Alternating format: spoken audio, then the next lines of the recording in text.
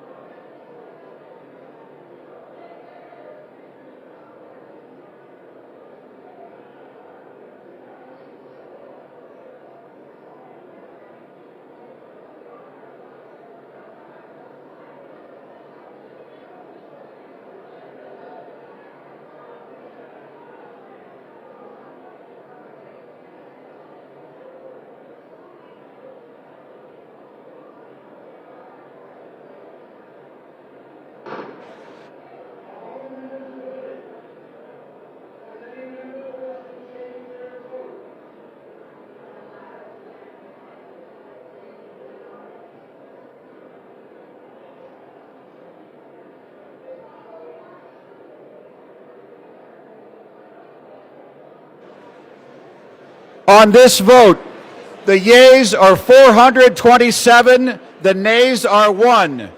2/3 being in the affirmative, the rules are suspended, the bill is passed, and without objection, the motion to reconsider is laid on the table.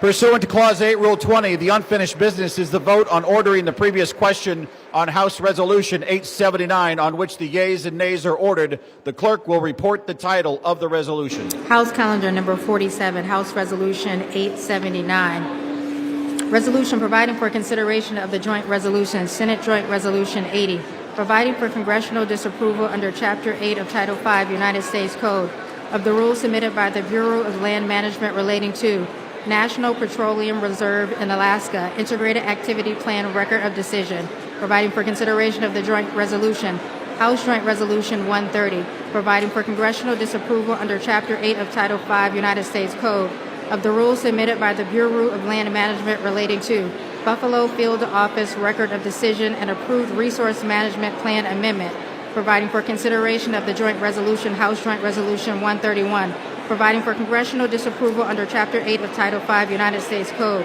of the rules submitted by the Bureau of Land Management relating to Coastal Plain Oil and Gas Leasing Program Record of Decision, providing for consideration of the concurrent resolution, House Concurrent Resolution 58, denouncing the horrors of socialism, providing for consideration of the bill, H.R. 1949, to repeal restrictions on the export of import of natural gas, providing for consideration of the bill, H.R. 3109, to require the Secretary of Energy to direct the National Petroleum Council to issue a report with respect to the petrochemical refineries in the United States and for other purposes, providing for consideration of the bill, H.R. 5107, to repeal the Comprehensive Policing and Justice Reform Amendment Act of 2022, enacted by the District of Columbia Council, providing for consideration of the bill, H.R. 5214, to require mandatory pretrial and post-conviction detention for crimes of violence and dangerous crimes and require mandatory cash bail for certain offenses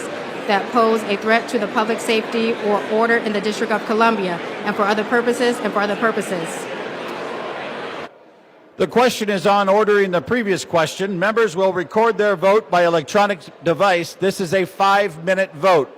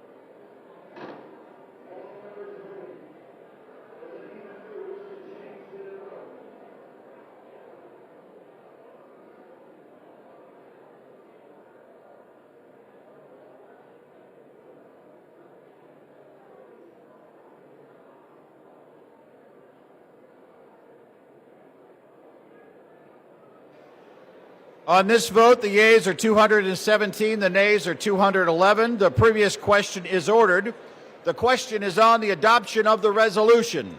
Those in favor say aye. Those opposed say no. No! In the opinion of the chair, the ayes have it. Speaker, For what purpose does the gentleman from Massachusetts rise? I ask for a recorded vote. A recorded vote is requested. Those favoring a recorded vote will rise. A sufficient number having risen, a recorded vote is ordered. Pursuant to Clause 8 of Rule 20, further proceedings on this question will be postponed.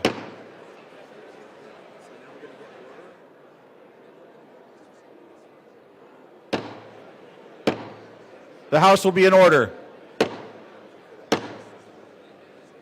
The House will come to order.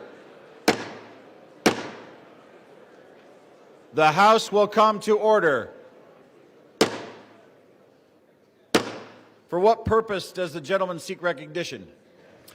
To speak out of order for 1 minute, Mr. Speaker. Without objection, the gentleman is recognized. Thank you, Mr. Speaker. Today I rise to recognize a man whose dedication, steadiness, and wisdom have shaped not only my work in this chamber, but the work of this institution itself. I'm talking about my Chief of Staff, Brett Horton.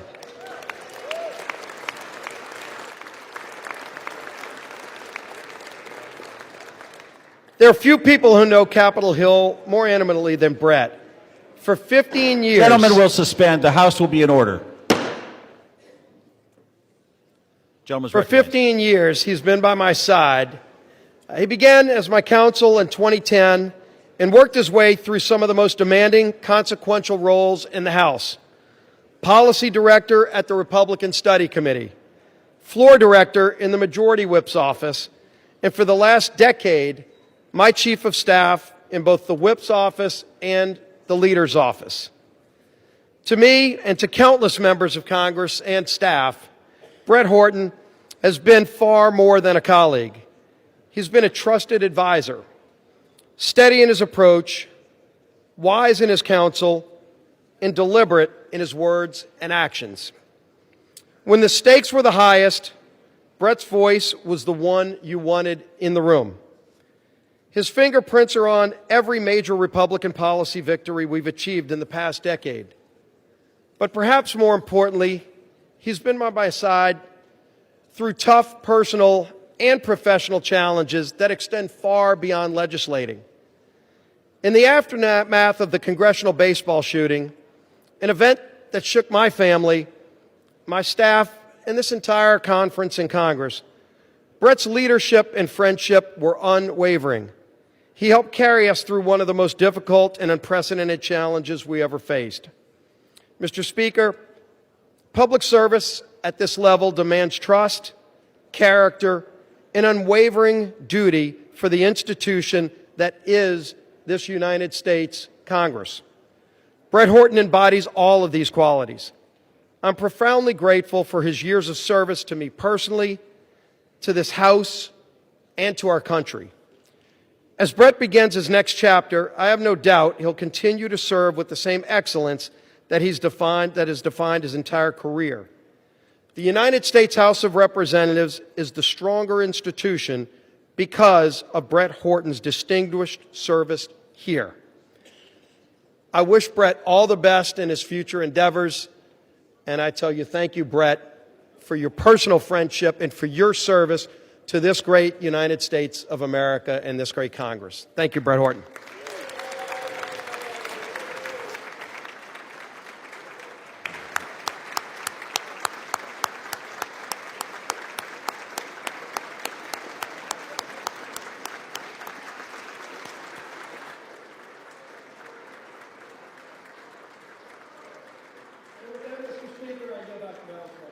Gentleman yields back. Pursuant to Clause 8 of Rule 20, the unfinished business is the vote on the adoption of House Resolution 879, on which a recorded vote is ordered. The clerk will report the title of the resolution. Calendar number 47, House Resolution 879. Resolution providing for consideration of the joint resolution, Senate Joint Resolution 80, providing for congressional disapproval under Chapter 8 of Title 5 United States Code of the rules submitted by the Bureau of Land Management relating to National Petroleum Reserve in Alaska Integrated Activity Plan Record of Decision, providing for consideration of the joint resolution, House Joint Resolution 130, providing for congressional disapproval under Chapter 8 of Title 5 United States Code of the rules submitted by the Bureau of Land Management relating to Buffalo Field Office Record of Decision and approved Resource Management Plan Amendment, providing for consideration of the joint resolution, House Joint Resolution 131, providing for congressional disapproval under Chapter 8 of Title 5 United States Code of the rules submitted by the Bureau of Land Management relating to Coastal Plain Oil and Gas Leasing Program Record of Decision, providing for consideration of the concurrent resolution, House Concurrent Resolution 58, denouncing the horrors of socialism, providing for consideration of the bill, H.R. 1949, to repeal restrictions on the export and import of natural gas, providing for consideration of the bill, H.R. 3109, to require the Secretary of Energy to direct the National Petroleum Council to issue a report with respect to the petrochemical refineries in the United States and for other purposes, providing for consideration of the bill, H.R. 5107, to repeal the Comprehensive Policing and Justice Reform Amendment Act of 2022, enacted by the District of Columbia Council, providing for consideration of the bill, H.R. 5214, to require mandatory pre-trial and post-conviction detention for crimes of violence and dangerous crimes and require mandatory cash bail for certain offenses that pose a threat to the public safety or order in the District of Columbia and for other purposes and for other purposes. The question is on the adoption of the resolution. Members will record their votes by electronic device. This is a 5-minute vote.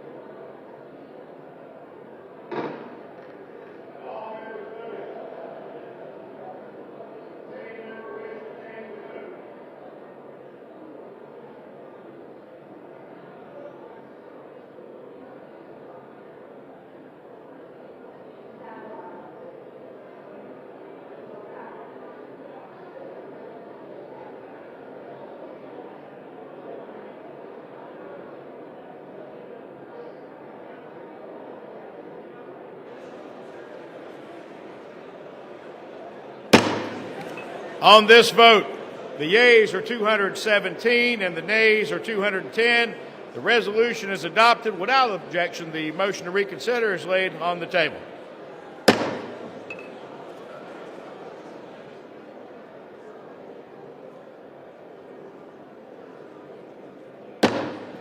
Pursuant to Clause 8 of Rule 20, the unfinished business is the vote on adoption of House Resolution 878, on which the yeas and nays are ordered. The clerk will report the title of the resolution. House Resolution 878, resolution disapproving the behavior of Representative Jesus G. Chuy Garcia of Illinois. The question is on adoption of the resolution. Members will record their votes by electronic device. This is a 5-minute vote.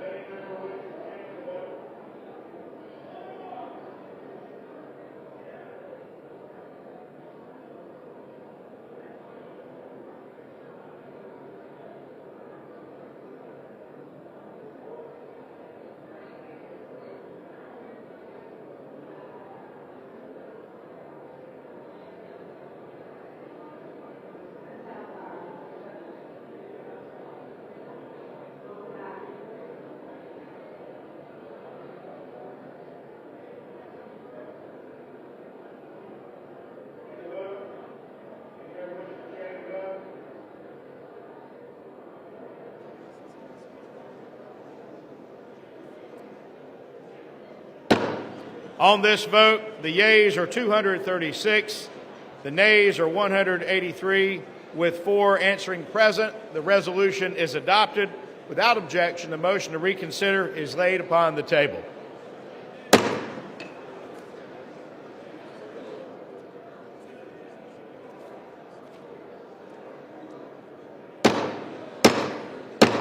The House will come to order. The House will come to order. For what purpose does the gentleman from South Carolina seek recognition? Mr. Speaker, pursuant to Clause 2A1 of Rule 9, I rise to give notice of my intent to raise a question of the privilege of the House. The gentleman is recognized. Just a moment. Members of the House will come to order. Chair would ask members to please take conversations off the floor. The gentleman is recognized. Mr. Speaker, my House Resolution 888, censoring and condemning Delegate Stacey Plaskett and removing her from the House Permanent Select Committee on Intelligence for conduct that reflects the discredibility on the House of Representatives for colluding with convicted felon and offender Jeffrey Epstein during a congressional hearing.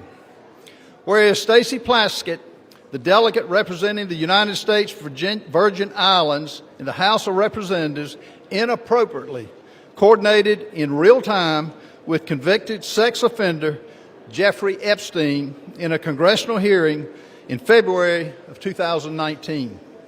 Whereas Delegate Plaskett was actively coached by Epstein during the hearing, receiving instructions on specific lines of questioning, and was congratulated after the message by Mr. Epstein, good work. Whereas Jeffrey Epstein, the Speaker of the House is not in order. The gentleman has the floor. The chair would again ask the body to please observe decorum and keep conversations to a minimum. The gentleman has the floor. Whereas Jeffrey Epstein was a known convicted felony sex offender, having pled guilty and been convicted for procuring a child for prostitution and solicitation, a proselyte in a plea deal in 2008, and served a 13-month prison sentence. Whereas in the course of that investigation, the FBI compiled reports on dozens of confirmed minors who credibly alleged sexual abuse by Mr. Epstein. Whereas Epstein was under further federal investigation beginning in November of 2018, 2 months before Delegate Plaskett's recently revealed text exchange during a congressional hearing, following investigative reporting by the Miami Herald detailing Epstein's controversial 2008 plea deal and highlighting accounts of his victims. Whereas Epstein was arrested in July of 2019 and charged with 1 count of sex trafficking of minors and 1 count of conspiracy to commit sex trafficking of minors, he was later found dead in the New York Metropolitan Correctional Center. Whereas according to documents released from Epstein's estate during a House Committee on Oversight and Reform hearing featuring testimony from Michael Cohen, the disgraced former attorney for President Donald J. Trump, Delegate Plaskett coordinated her line of questioning with Jeffrey Epstein in real time over text messages while the hearing was underway. Whereas Delegate Plaskett, who previously served as an Assistant Attorney General in the United States Department of Justice Civil Division, is known to have had extensive political, personal, and professional connections with Epstein after his conviction as a sex offender up to the time of his arrest and then his death in 2019. Whereas Delegate Plaskett's relationship with Epstein stands in stark contrast to the public image that she has curated for herself as a defender of justice and accountability, and while secretly collaborating with an individual whose crimes against vulnerable women and children shocked the entire nation. Whereas Delegate Plaskett's willingness to receive instructions on official congressional proceedings from Epstein, a convicted felony sex offender with deep concerning international associations, is especially alarming and inappropriate given her own past service in the United States Department of Justice and her current role on the House Permanent Select Committee on Intelligence, and raises serious questions about Delegate Plaskett's judgment, her integrity, and her fitness to serve. Whereas such associations erode public trust in Congress, particularly when they involve using input from a sex offender to advance partisan attacks during official proceedings.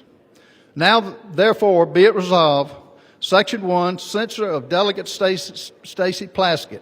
Resolved that the House of Representatives censors and condemns Delegate Stacey Plaskett for inappropriate coordination with convicted sex offender Jeffrey Epstein during a congressional hearing which reflects discreditably on the House of Representatives, and directs the Committee on Ethics to conduct a full investigation into the extent of Plaskett's ties to Epstein and any further improprieties. Section 2, removed from House Permanent Select Committee on Intelligence. The following named member be and is hereby removed from the following committee on the House of Representatives. Permanent Select Committee on Intelligence, Ms. Plaskett.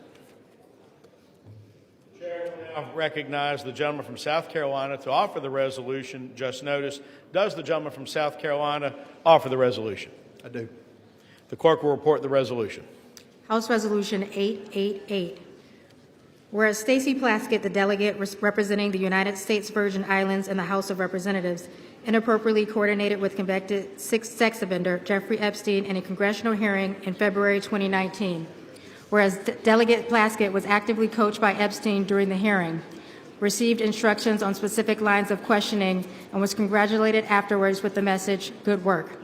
Whereas Jeffrey Epstein was a known convicted felony sex offender, having pled guilty and been convicted for procuring a child for prostitution and for soliciting a prostitute in a plea deal in 2008 and served a 13-month sentence. Whereas in the course of that investigation, the FBI compiled reports on dozens of confirmed minors who credibly alleged sexual abuse by Epstein. Whereas Epstein was under further federal investigation beginning November 2018, 2 months before Delegate Plaskett's recently revealed text exchange during a congressional hearing, following investigative reporting by the Miami Herald detailing Epstein's controversial 2008 plea deal and highlighting accounts of his victims. Whereas Epstein was arrested in July 2019 and charged with 1 count of sex trafficking of minors and 1 count of conspiracy to commit sex trafficking of minors, and he was later found dead in the New York Metropolitan Correctional Center. Whereas according to documents released from Epstein's estate, during a House Committee on Oversight and Reform hearing featuring testimony from Michael Cohen, disgraced former attorney to President Donald J. Trump, Delegate Plaskett coordinated her line of questioning with Jeffrey Epstein in real time over text message while the hearing was underway. Whereas Delegate Plaskett, who previously served as an Assistant Attorney General in the U.S. Department of Justice Civil Division, is known to have had extensive political, personal, and professional connections with Epstein after his conviction as a sex offender up to the time of his arrest and then death in 2019. Whereas Delegate Plaskett's relationship with Epstein stands in stark contrast to the public image she has curated for herself as a defender of justice and accountability, while secretly collaborating with an individual whose crimes against vulnerable women and children shocked the nation. Whereas Delegate Plaskett's willingness to receive instructions on official congressional proceedings from Epstein, a convicted felony sex offender with deeply concerning international associations, is especially alarming and inappropriate given her own past service in the U.S. Department of Justice and her current role on the House Permanent Select Committee on Intelligence, and raises serious questions about Delegate Plaskett's judgment, integrity, and fitness to serve. And whereas such associations erode public trust in Congress, particularly when this involves using input from a sex offender to advance partisan attacks during official proceedings, now therefore be it resolved. Section 1, censure of Delegate Stacey Plaskett. The House of Representatives, 1, censures and condemns Delegate Stacey Plaskett for inappropriate coordination with convicted sex offender Jeffrey Epstein during a congressional hearing, which reflects discreditably on the House of Representatives, and 2, directs the Committee on Ethics to conduct a full investigation into the extent of Plaskett's ties to Epstein and any potential further improprieties. Section 2, removal from House Permanent Select Committee on Intelligence. The following named member be and is hereby removed from the following committee of the House of Representatives. Permanent Select Committee on Intelligence, Ms. Plaskett. The resolution qualifies. For what purpose does the gentlelady from Massachusetts rise? Mr. Speaker, I have a motion at the desk. The clerk will report the motion. Ms. Clark of Massachusetts moves to refer the resolution to the Committee on Ethics. The gentlelady from Massachusetts is recognized for 1 hour. Mr. Speaker, today we have finally taken a vote that recognizes the need for the survivors and victims of Jeffrey Epstein to have justice and transparency. And not minutes later, the gentleman from South Carolina is filing yet another partisan resolution. I ask all of my colleagues to support this motion to refer this to the Ethics Committee, and I yield back my time. Without objection, the previous question is ordered. The question is on the motion to refer. All those in favor say aye. Aye. All those opposed say no. No. In the opinion of the chair, the noes have it. Mr. Speaker, and the motion is not up. What Mr. purpose? Speaker, I request to call the yeas and nays. The yeas and nays are requested. Those favoring a vote by the yeas and nays will rise. A sufficient number having risen, the yeas and nays are ordered. Members will record their votes by electronic device. 5 minutes will be allowed for this vote.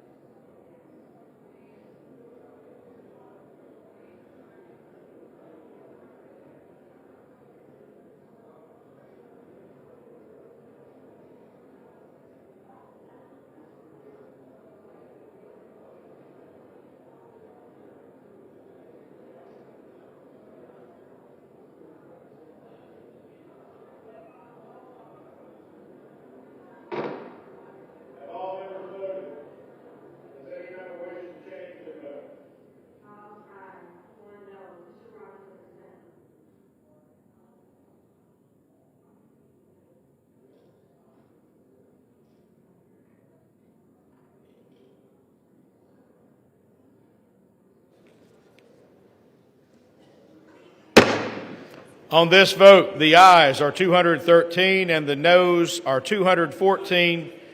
The motion is not adopted.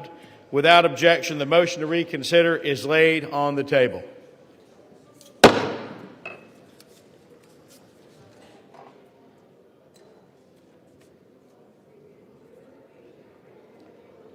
Pursuant to Clause 2 of Rule 9, the gentleman from South Carolina, Mr. Norman, and the gentleman from Maryland, Mr. Raskin, each will control 30 minutes.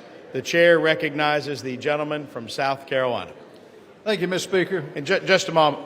The chair would ask the House to come to order again, ask members to take conversations off the floor so that the members can be given due accord and respect during the period of debate. The gentleman has the floor. Thank you, Mr. Speaker. I rise today because the House of Representatives has a responsibility and a duty to protect the integrity of this institution. And what we learned from the documents released by Jeffrey Epstein's estate is nothing short of alarming.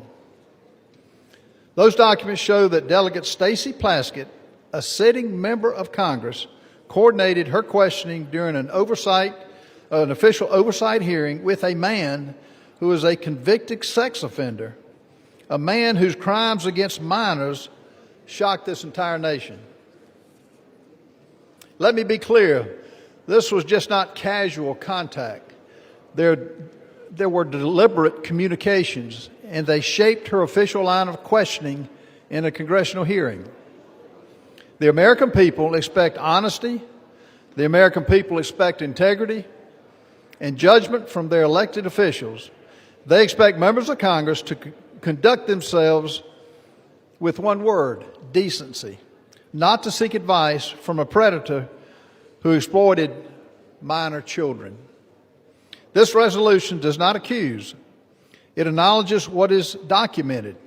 It censures Delegate Plaskett for her conduct, removes her from the Intelligence Committee, where her judgment is paramount, and directs a full investigation into the extent of her relationship with Mr. Epstein. Some will try to spin this as politics, but protecting the honor of this body is not partisan. It's not Democrat. It's not Republican.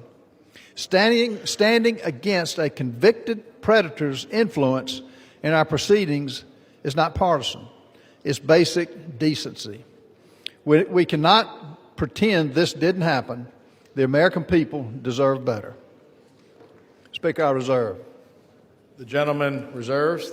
The gentleman from Maryland is recognized. Thank you kindly, Mr. Speaker. I yield myself such time as I may consume. The gentleman is recognized. And I rise in opposition to this resolution. We're here today on the floor to support the complete disclosure of information related to Jeffrey Epstein and his billion-dollar international child sex trafficking ring. And our side of the aisle, at least, supports the release of information relating to anybody who had anything to do with it, whether they're a Republican, a Democrat, an independent, or what have you, period. We insist on complete, full disclosure.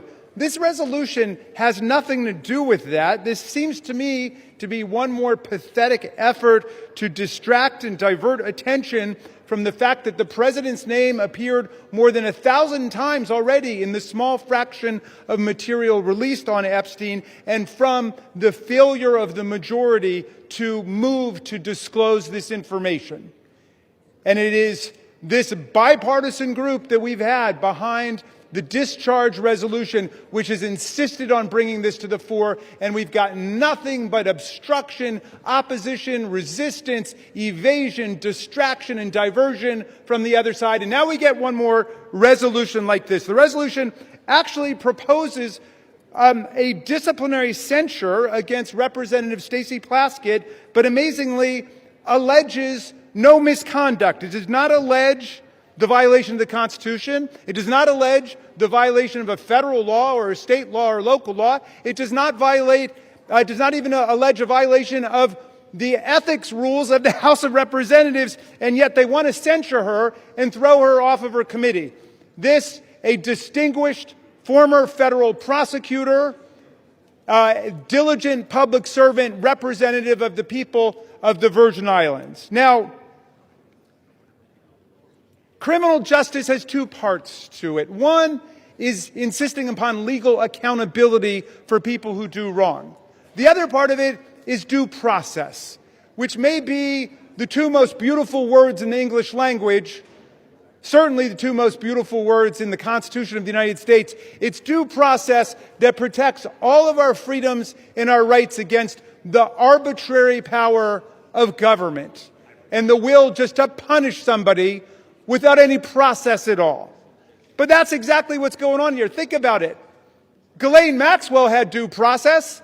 She had a right to counsel. She had a right to hearing. She had a right to hear the evidence against her. She had a right to put on her case. She had a right to cross-examine. She had a right to a neutral, impartial tribunal. She had a right to unanimous verdict of a jury. And all of that she had, and she was found guilty. And that's why she was sentenced to jail for 20 years, even though Donald Trump has transferred her from a real prison to a prison camp where she's gotten very special pampered treatment, like she's in a Trump hotel. She gets room service to her cell. She gets gym privileges other inmates don't get. She gets to use the warden as a go-between with people outside of the institution and so on. But in any event, she had due process. Donald Trump had due process. He was convicted on 34 felonies, but he had the right to counsel. He had the presumption of innocence. He had a unanimous jury trial right. They had a right to cross-examine everybody, put their own witnesses on. Now, they want to take a former United States prosecutor, the representative of the people of the Virgin Islands, and without even going to the ethics committee, much less a court, they want to arraign her on some charges based on a newspaper article that she did something lawful. However ill-advised it may have been, she took a phone call from one of her constituents. Now, I don't think it is the position of the very distinguished gentleman that if we find Jeffrey Epstein on the phone with Donald Trump, he should be impeached for it, or is that his position? Is his position that any time Jeffrey Epstein got somebody on the phone, and he got a lot of people on the phone, that person is suddenly guilty? That sounds like guilt by association. That sounds like collective guilt. Our minority whip introduced a perfectly reasonable amendment to say, let's refer this to an ethics committee. Let's have a real hearing. They didn't want to have a real hearing. They want to rush to judgment. Why? So there can be some headline that will please Donald Trump tomorrow instead of a unanimous statement, or forgive me, I think the distinguished gentleman from Louisiana may have dissented, but an otherwise unanimous verdict of the House of Representatives that the American people want all the files open. We've had enough of the cover-up. We want all of the truth. We want the survivors and the victims to have the possibility of accountability. Well, they want to give them another headline, which is that they've arraigned a Democratic member for taking a phone call from her constituent, Jeffrey Epstein, in the middle of a hearing. And of course, I don't think there's any rule here against taking phone calls in a hearing. Now, if you want to actually give her the chance to explain what happened, then we would take it to the ethics committee. I still don't see what the charge is. Where is the ethical transgression? Where is the legal transgression? Are you saying anybody on your side of the aisle who had a phone call with Jeffrey Epstein should be censured? Be careful your answer there, because there's a lot more that's about to come out, right? So you should think about what is the principle behind this rush to judgment. I want to close just with this thought, because I know there were a lot of people in the chamber who were here when this happened, and a lot who weren't. There was a move to expel George Santos, who was a Republican member of the House from New York. And it was the same kind of rush to judgment, absolute political frenzy. And I looked at it for about 60 seconds. And, I was a professor of constitutional law, so call me a legal nerd. But I said, wait, this guy's not been convicted of anything. Well, he's a Republican. Yeah, I know he's a Republican. He was not convicted in criminal court. To my knowledge, he had not been arraigned yet or convicted of anything in the ethics disciplinary process. They just said, well, there's bad press. We want to get rid of him. Beware of what you wish for. Is that the rule that you want here in the House of Representatives? That you can just draw up a member of Congress in 24 hours or 48 hours because there's a bad newspaper article without asking any questions, without giving that person any due process at all? Is that what it's come to at this point? I mean, all we're asking for in the Epstein files is release the materials so we can check it out. They want to go ahead and censure and remove from a committee a distinguished member of the House of Representatives with no due process at all. I reject this. I hope the whole body will reject this, just like I voted and spoke against removing George Santos, a Republican on the other side of the aisle, because he had gotten no due process. I hope all of our colleagues will reject this absurd rush to judgment and attempt to change the subject here. I reserve the balance of my time. The gentleman reserves. The gentleman from South Carolina is recognized. Mr. Speaker, before I yield time to my good friend Louisiana, Representative Raskin, I will be careful in my remarks. You need to be careful with your facts. You have an 11-year veteran of this body who should know better. You have an 11-year member of this body who took money. It wasn't a newspaper article. It was a fact. She took money from Jeffrey Epstein. It's ironic that you're taken up by defending Ms. Plaskett, which is going to the Ethics Committee, but she's lost her willingness or lost her ability to serve because she got irrational judgment by taking money from a convicted pedophile of young children. And it's unfathomable that you're taking the position that you are. These are facts. You mentioned Ghislaine Maxwell. She's not a sitting member of Congress. She, as a sitting member of Congress, she has relinquished any sense of duty to serve on these committees. With that, I want to yield as much time as needed for my good friend Louisiana, Mr. Clay Higgins. And the chair would remind all members to please avoid engaging in personalities to direct all comments to the chair. The gentleman from Louisiana is recognized. I thank my colleague, Mr. Norman from South Carolina, and I thank my colleague, Mr. Raskin, for the salient points that he has brought to this debate. I also defended George Santos on this floor and opposed the means by which he was expelled. I think it was beyond the pale, and this is a responsibility that we bear in this body, is to determine the means by which our colleagues shall be reprimanded or disciplined. And the Constitution is clear on this. My friend Mr. Raskin knows full well that this body controls the means by which and the rules by which the members of Congress shall be disciplined. So we've had variances of opinions regarding, the exact disciplinary actions that should be embraced or rejected, member by member. But let me say that in this case, Ms. Plaskett's receiving text messages, this was so alarming to me. When I saw this and read it, I didn't believe it. I say to my friend, I thought perhaps it was media from a satirical site. It couldn't possibly be true, because we all know that a text message, a text exchange is rather intimate in the realm of communications. And to pierce into an actual congressional hearing for a member of Congress to receive and respond to a text message during a hearing, that is quite familiar, is it not? And this was shocking to me, that a member of Congress would be exchanging text messages directly with Jeffrey Epstein in 2019, at which time he was being prosecuted federally by the first Trump administration. He had received some nature of a sweetheart deal back in 2007 and avoided federal prosecution by pleading no contest to some level of state prosecution, where he was sentenced, Mr. Speaker, to 13 months. My understanding, he did 11 months, and at the easiest time that could be done. He walked every day during the day on a work release program. So that sweetheart deal, let me say, should be looked at. And now, to my horror, who has come to light that should be looked at? What was her involvement? Was there some involvement then?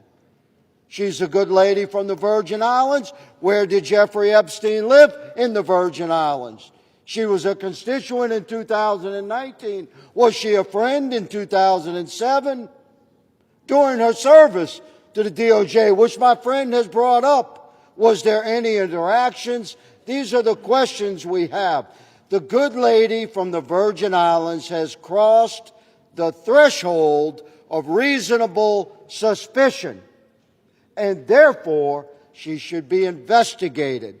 During said investigation by ethics, and I would recommend by DOJ, and I would recommend by oversight and judiciary committees. Meanwhile, she should absolutely be removed from the House Select Committee on Intel. This, Mr. Speaker, is my position. I presented without note for the betterment of the debate of this body, and I yield my time back to the gentleman from South Carolina. I reserve. From South Carolina, the gentleman from South Carolina reserves. The gentleman from Maryland is recognized. Thank you, Mr. Speaker. It's always a pleasure to hear my friend from Louisiana. Both of the Republican speakers have said this demands an ethics investigation. I think Mr. Higgins just said it should be investigated by oversight and by judiciary, as well as by ethics, as well as by others. This resolution censures her and punishes her before there's been 1 day of investigation. There's been no investigation at all. That was the whole burden of the minority whip's amendment. It was to say, let's have an investigation, refer it to the Ethics Committee. That's why the distinguished gentleman from Louisiana and I both voted against, and we got a majority to vote against censuring or expelling even George Santos without any ruling by our ethics disciplinary body. Isn't that putting the cart before the horse? I don't get it. I wish one of you could explain that to us, why we should censure her before there's been 1 day of actual investigation.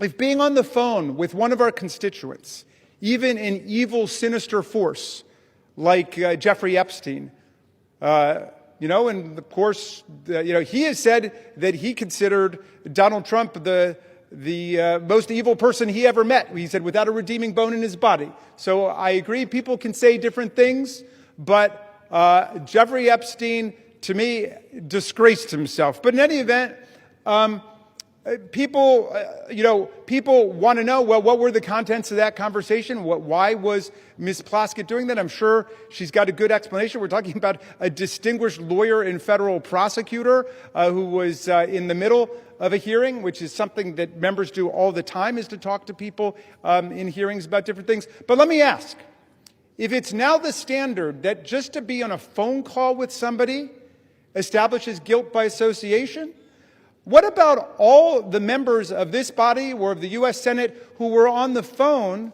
with January 6th insurrectionists and President Trump and his associates who were trying to block the certification of the election as people were chanting, "Hang Mike Pence"? A lot of phone calls, a lot of traffic going on. In fact, that's why our Republican colleagues dealt themselves $1 million cash payoff bonanza provision in the most recent Republican spending bill. They put that in there because their phone records had been subpoenaed lawfully by a grand jury. They were treated like every other American citizen because their names came up as potentially being involved in that conspiracy to somehow shut down proceedings in the House and the Senate.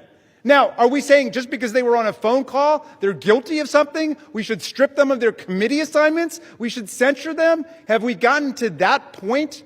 I mean, come on. This is the House of Representatives of the United States of America. Let's stick by the Constitution. Let's stick by due process. Let's go through the rules. I yield 5 minutes to my distinguished colleague from Connecticut, Representative Himes. The gentleman from Connecticut is recognized. Thank you, Mr. Speaker, and I thank the gentleman from Maryland. I'm not going to speak today about Jeffrey Epstein or January 6th. I'm going to confine my remarks to two things that I know about. And I'm going to take a deep breath right now Because to stand here and to have to listen to the gentleman from Louisiana in the guise of just asking questions besmirch one of the finest members I have had the honor of serving with, I would think would offend the sensibility of anybody in this chamber. But I'm going to limit my remarks to two things I know very well. Number one, the House Permanent Select Committee on Intelligence and what we need to do to preserve that very special environment. And number two, the character of Delegate Stacey Plaskett. On HPSI, I've served for 10 years. And with Chairman Turner and now with Chairman Crawford, we have fought for that decade to keep the Select Committee on Intelligence immunized from the sewage that flows through this chamber, the partisan attacks, the hideousness. And by and large, we've been pretty successful, with one exception, when that committee got involved in the political investigation around Ukraine in the first Trump administration. Every single day, the leaders of that committee work hard, establish friendships, and do the work we need to do to make sure that the toxicity and the sewage that we're hearing right now don't impinge the critical work of making sure that our intelligence communities are keeping Americans safe and not violating civil liberties and not doing things inconsistent with the desires and character of the American people. This effort, put forward by a bunch of people who haven't served on that committee and who have no idea the comity and the grace with which that committee serves. You, sirs, will hurt this committee badly. And I expect every Republican on the Intelligence Committee, and I'll say it again, I expect every Republican on the Intelligence Committee who know Ms. Plaskett and who know the committee to vote no on the idea that without evidence and without due process, Ms. Plaskett should be removed from that very special committee.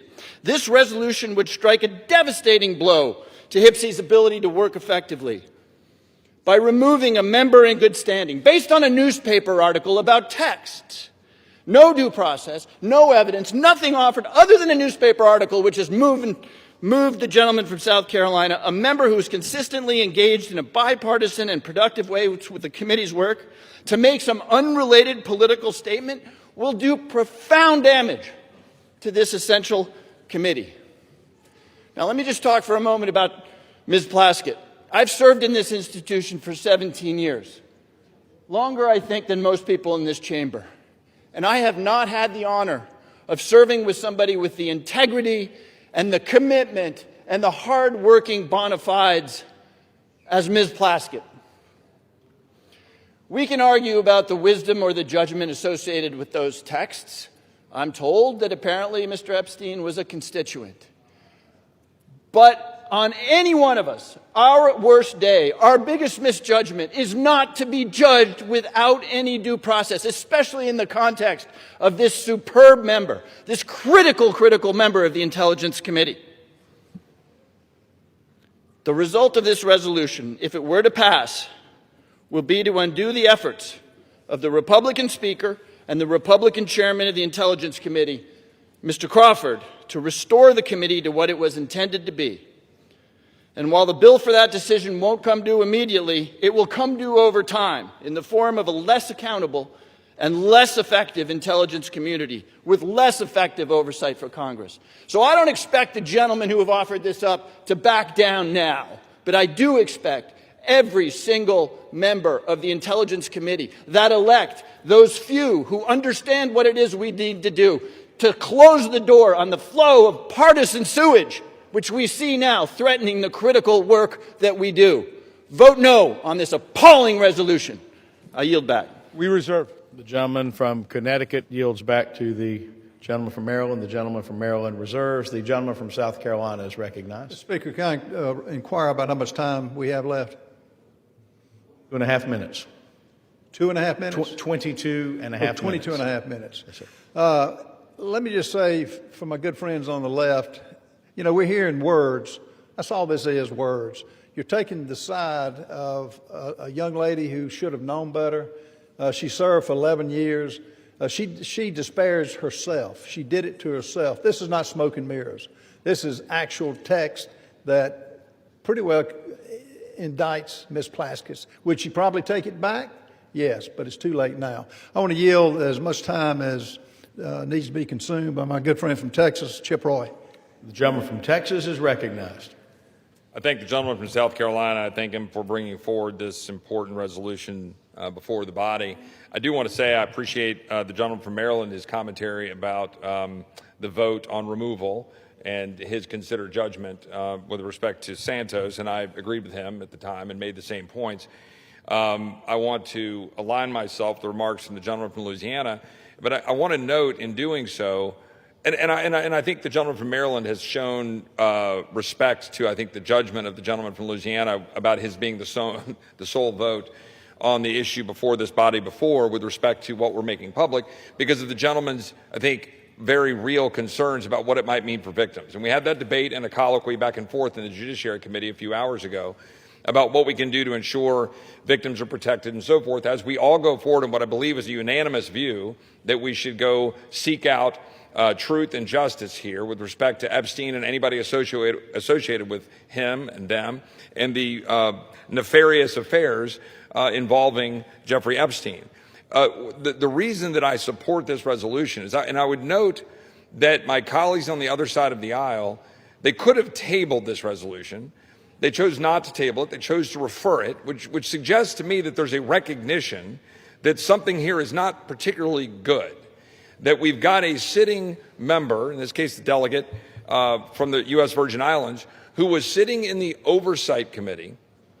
And I'm actually a particular interest here because I was the one doing the questioning. Apparently my questioning was so riveting that she was engaging in text messages back and forth at that moment. While I was questioning Mr. Cohen, the gentlelady was engaging in this back and forth on text messages with Jeffrey Epstein.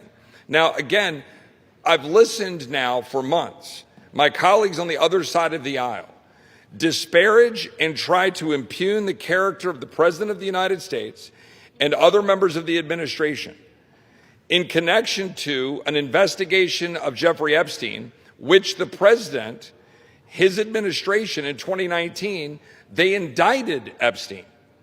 They actually moved forward and federally indicted him in 2019. Ghislaine Maxwell was arrested by the Trump administration. And I know the gentleman from Maryland will go on to say that the Biden administration then carry forward that arrest and indictment into prosecution. True. But it was, in fact, the Trump administration that did what had not been done for a long period of time by taking forward that indictment. So I've been listening to all of the preaching by my friends on the other side of the aisle about how any association, anything to do with Jeffrey Epstein is somehow the dispositive moment here in terms of determining the character of this administration or what they're doing or not doing when they're leaning in to try to seek the truth. Where tens of thousands of pages have been released by Jamie Comer and 13 subpoenas has all been put out. So now the House just voted to have greater transparency. Time will tell what that means in terms of what the court does and how they deal with grand jury secrecy and what they do to continue to redact and protect victims' names under existing laws and how the courts treat that. That's going to be a process, as the gentleman likely knows, right? This is going to be determined as to what gets released and how. But here we have the gentlelady sitting in the Oversight Committee texting with a known convicted felon, a convicted pedophile that was very public and known, had served jail time, and is engaging not just in texts that were trivial, but texts involving advice about her questioning of Michael Cohen, all designed to figure out how to get Michael Cohen to be able to somehow go after Trump or Trump's advisors or people around the president. That, to me, is what we talk about with censure, which is contemplated, of course, in our rules and in the structure. The gentleman talked about the Constitution. We're not removing her. We're simply saying censure. And we're saying that it is a censurable conduct to say that this individual sitting on a committee taking advice from a known convicted pedophile, convicted felon, that is conduct unbecoming of a member of the United States Congress and engaging in real time, taking advice from someone that we've been listening to being lectured to, is someone deserving of all of the scorn of the entire world, and he is. That's why we're here. If my colleagues didn't think this was a concern, they would have simply made a motion to table.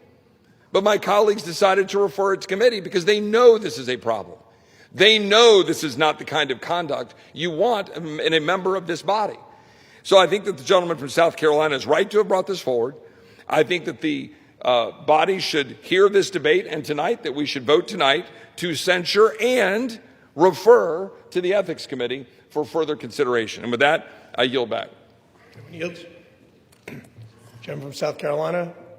I reserve. Gentleman reserves. Gentleman from Maryland is recognized.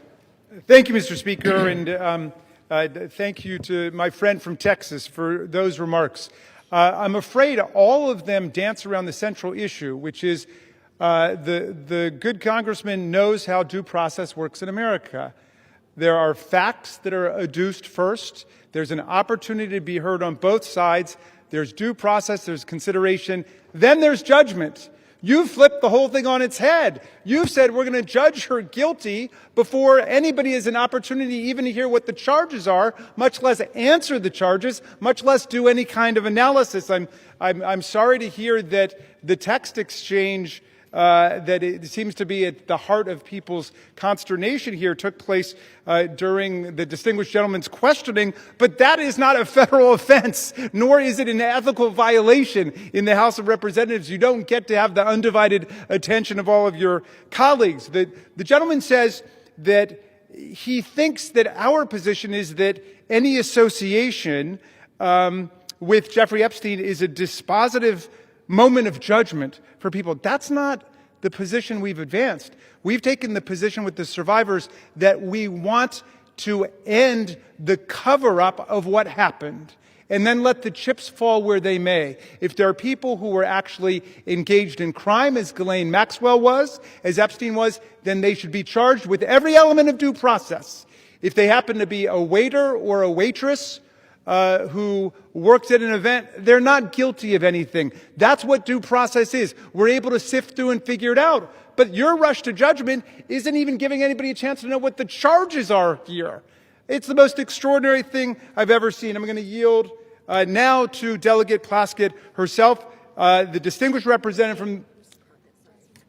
Oh, I'm sorry. First, we've got Representative Crockett from Texas for 2 minutes.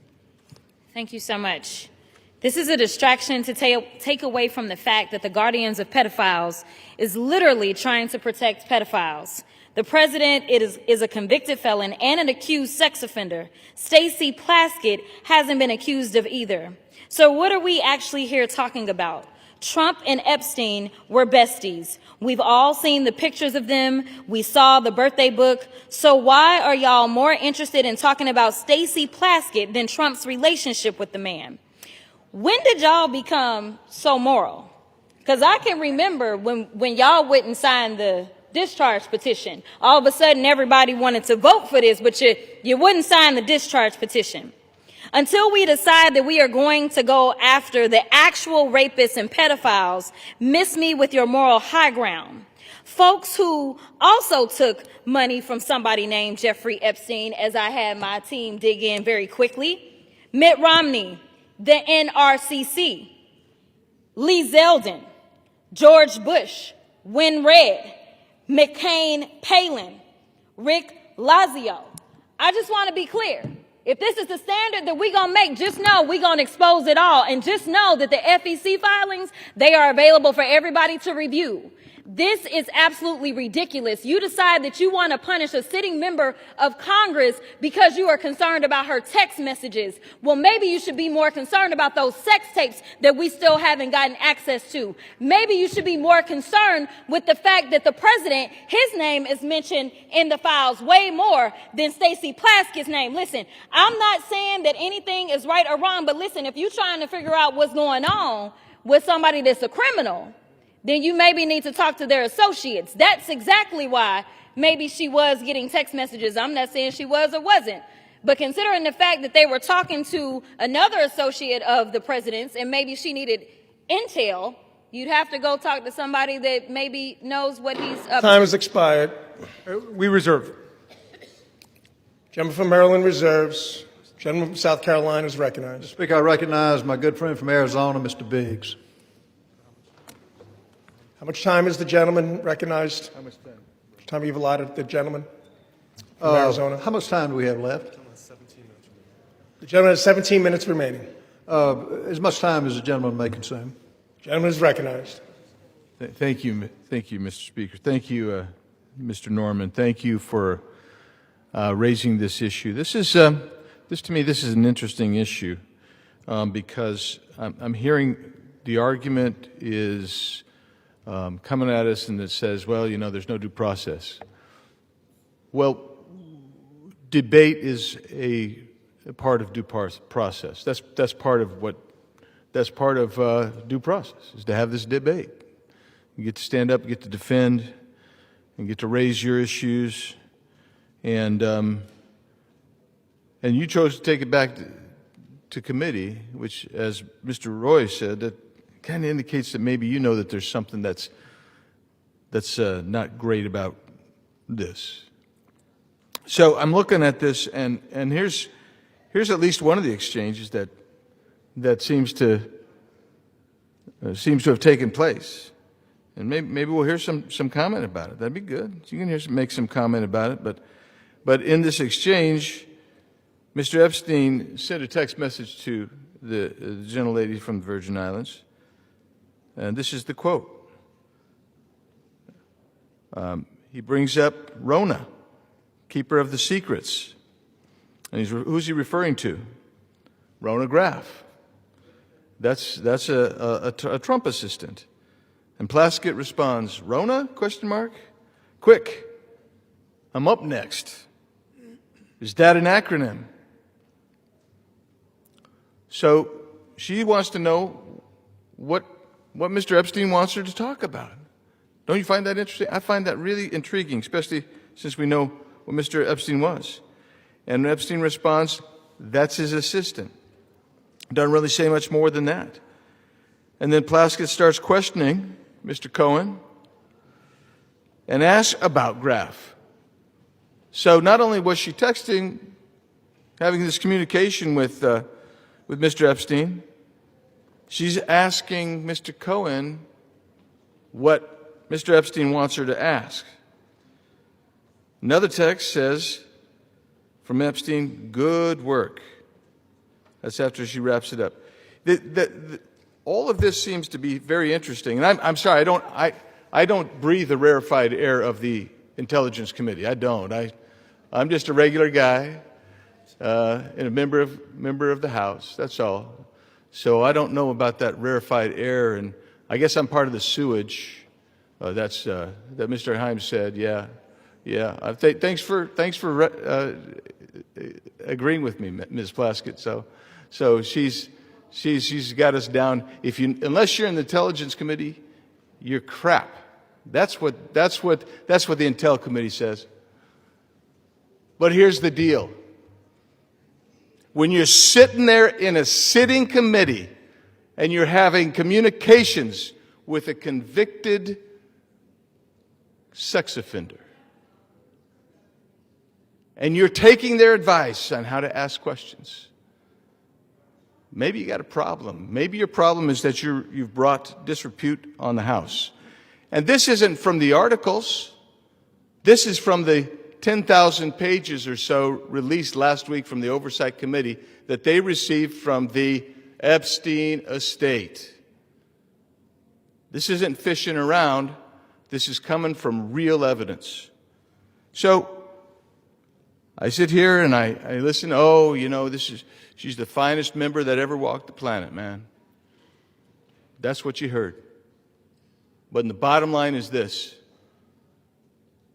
She's sitting there seeking advice and counsel on how to ask questions from Jeffrey Epstein, who this entire body, save one, just condemned.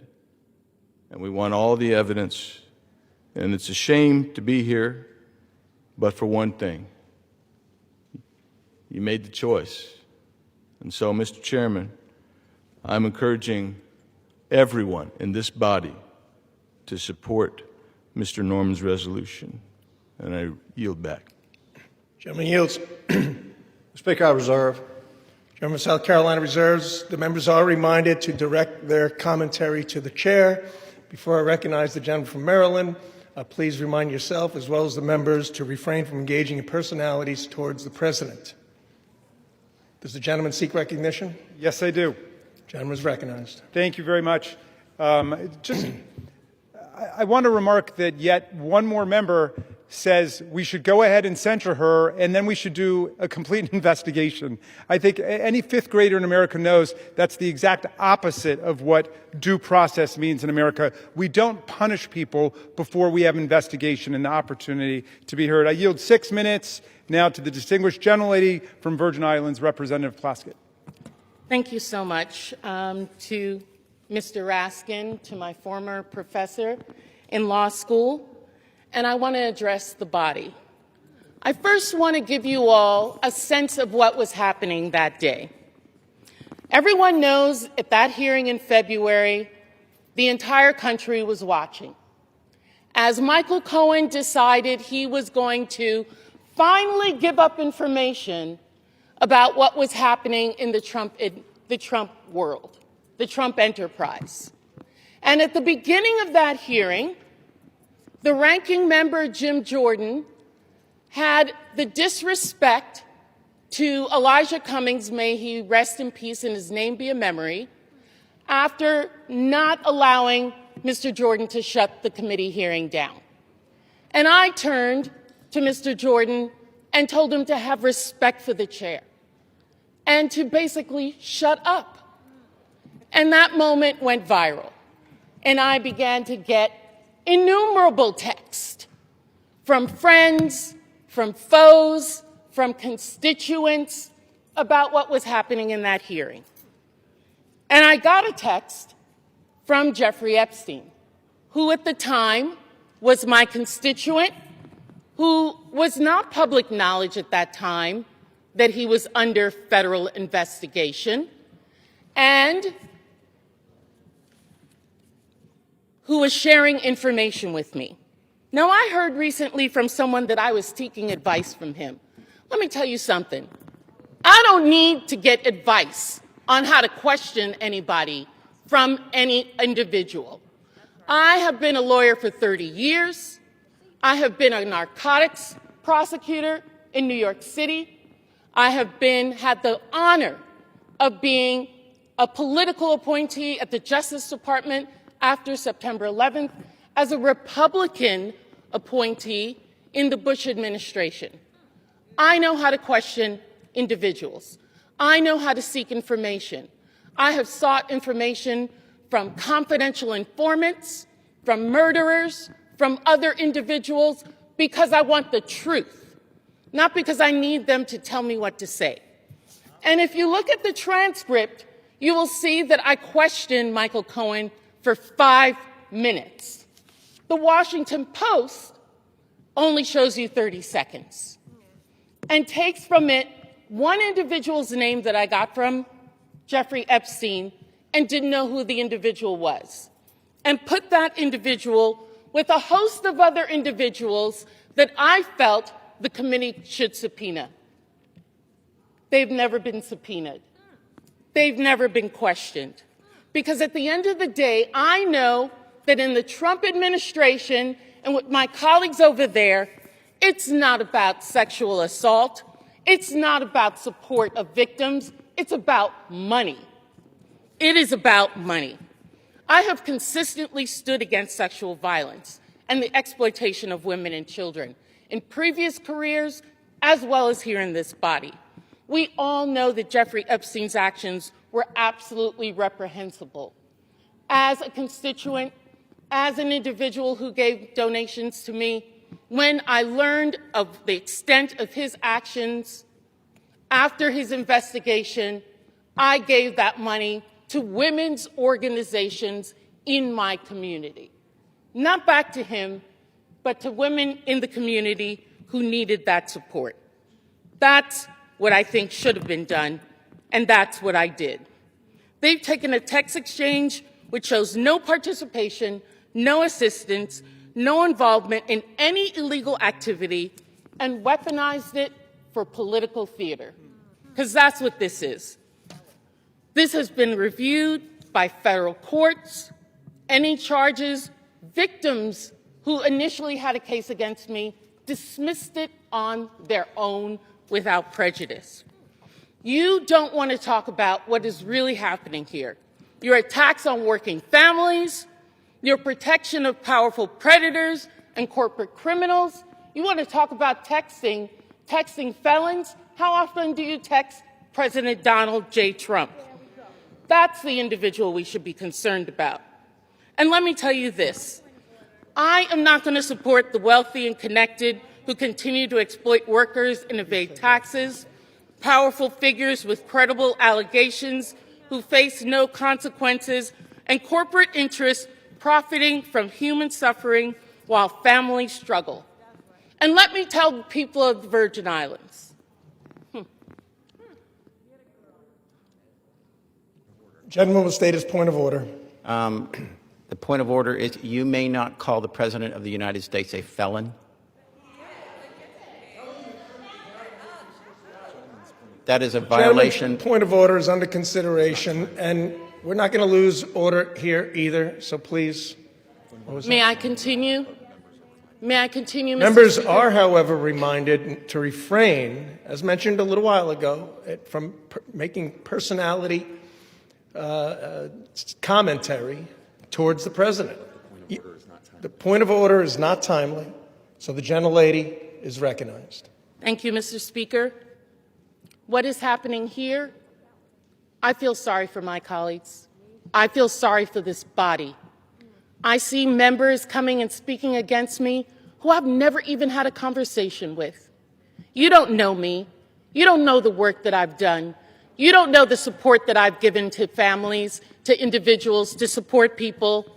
I worked a full-time job with children under the age of 5, going to school, law school at night. Do you think I would risk my law degree for any individual? Never mind a reprehensible individual by Jeffrey Epstein, I would not. But what I'm about is the truth. And let me tell the people of the Virgin Islands, this attempt at intimidation will pass. We in the Virgin Islands do not back down from a fight. That is how we won our freedom, and that is how we will continue to grow our equality.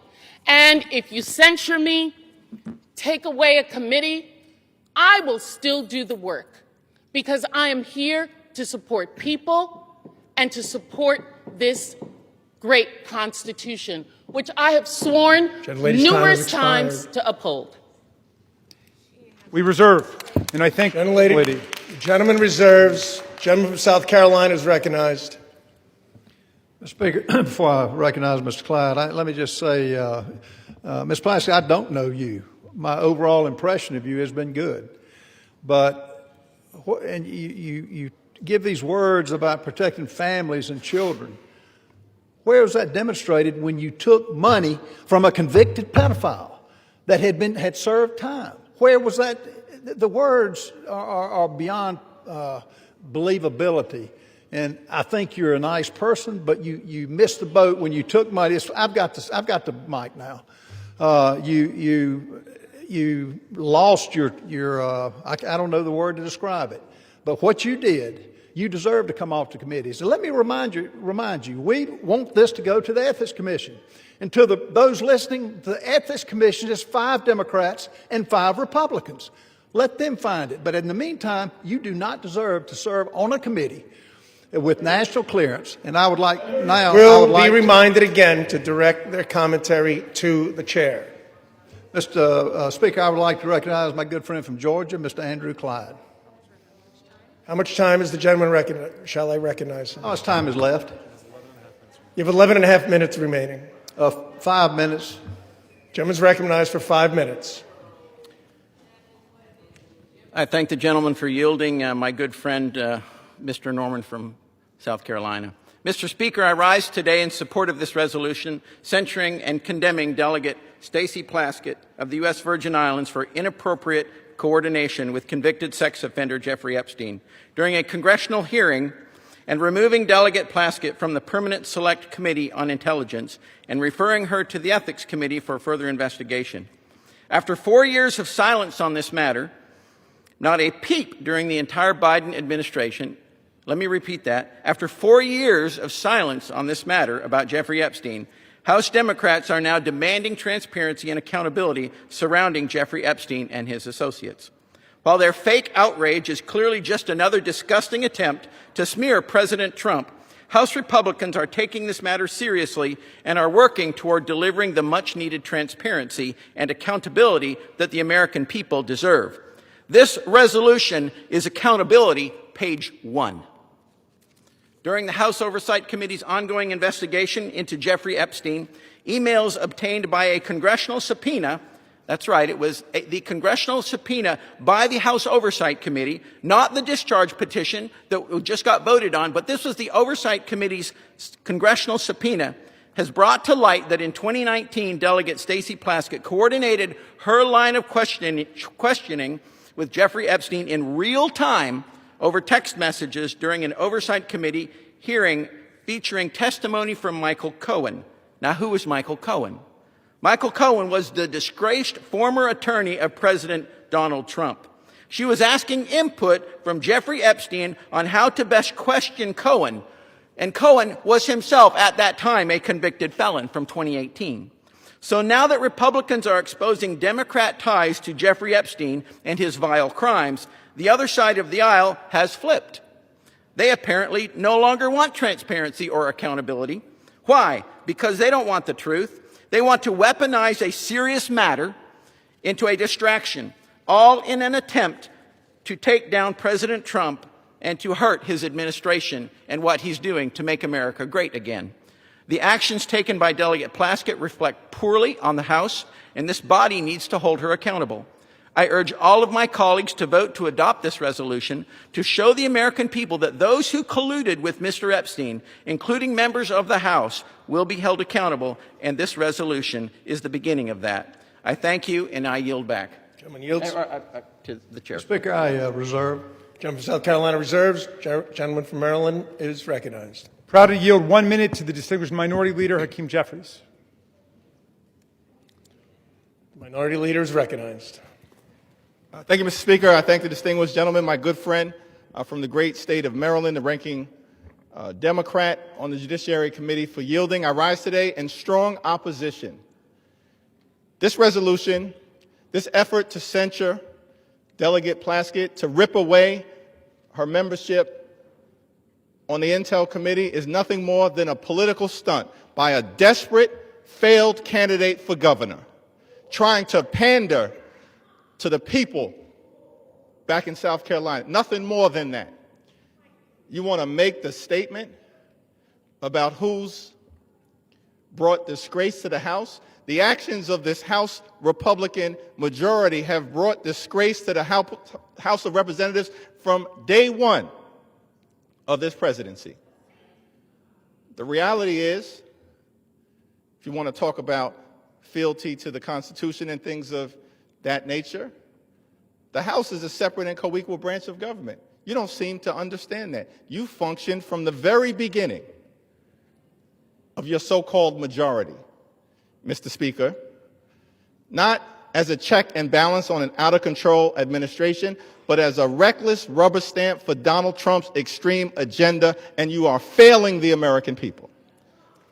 You failed to keep your core promise. Your core promise to the American people was that you were going to lower costs on day one. Costs haven't gone down here in the United States of America. Costs have gone up. The Trump economy is a complete and total failure. It's a disaster. The American people are hurting. And so every week, you come to the House floor now that you've returned from your 7-week taxpayer-funded vacation and come up with another stunt to try to distract the American people. Or perhaps you were ordered by your puppet master, Donald Trump, who wants to distract the American people today, because his effort to suppress the Jeffrey Epstein files has failed spectacularly. We believe in transparency. We believe in accountability. We believe in due process. That's the opposite of what is happening on the floor today. And let me be very clear about Stacey Plaskett. She's a woman of great intelligence and a woman of great integrity. And she deserves better than what she's receiving from House Republican extremists. She deserves the opportunity to be heard. She deserves due process. She deserves the ability to make her case, not to be prosecuted by pettifoggers playing lawyer on the floor of the House of Representatives. Google that if you don't know what it means. The so-called Freedom Caucus want to lecture us about proceeding at this moment. The actions that you continue to engage in will have consequences. Consequences today, consequences tomorrow, consequences next week, consequences next year, and certainly consequences when the American people throw this House Republican majority out in the aftermath of the election next November. Be very careful about the extreme actions that you continue to engage in. Now, it's extraordinary to me, week after week, censure after censure, and I wonder, is it just coincidence that the last 3 censures we've had on the House floor happen to involve, first, you tried to censure LaMonica MacGyver. And then, Mr. Speaker, Republicans tried to censure Ilhan Omar. And now we're on the floor and you're trying to censure Stacey Plaskett. What is it exactly that those 3 individuals have in common? House Republicans are going to have to answer for the things, the extreme things that you continue to do. And the American people know. This is a phony majority. It's a fake majority. It's not a real majority.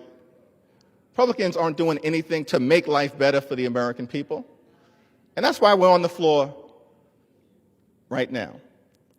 There's nothing that House Republicans can do to disgrace Stacey Plaskett because House Republicans continue to disgrace themselves. And so whatever happens later on this evening, the American people will hear from Delegate Plaskett beyond this, making her case. The people of the Virgin Islands, I'm confident, will continue to stand behind her. And we will never be lectured on issues related to accountability and transparency and principle and ethics from this group of extreme House Republicans who continue to visit a national nightmare on the American people, bending the knee to a wannabe king, doing real harm in real time, and at the end of the day, your time is coming as well. I yield back. Chairman yields. Hey, how much time do we have, Mr. Speaker? Gentleman has 4.5 minutes. 3.5 minutes. All members are again reminded, including Minority Leader, to direct your comments to the chair. All members are again instructed, including Minority Leader, to refrain from engaging in personalities towards the President. The gentleman from Maryland seeks recognition. No, we'll reserve. Gentleman from Maryland reserves. Gentleman from South Carolina.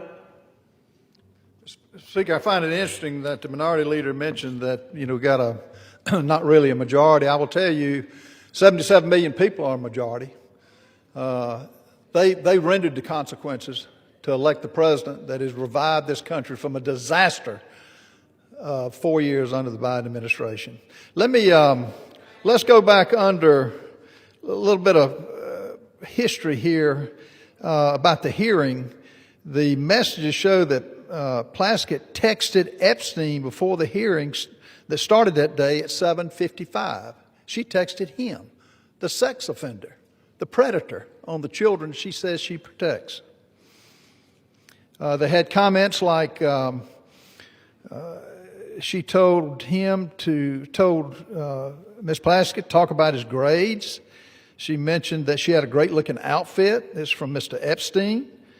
In 10:40, she broadcast a feed cut to Ms. Plaskett showing her moving her mouth as if she was chewing something.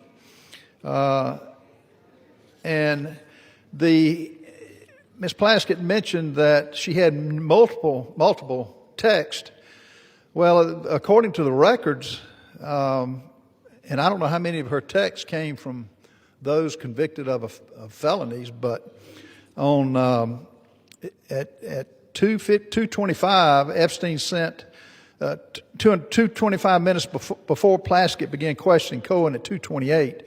Epstein messaged back, "Good work," at 2:34, 1 minute after Plaskett finished her question to Cohen. So the whole 5 minutes was pretty much conducted under the direction of a convicted pedophile.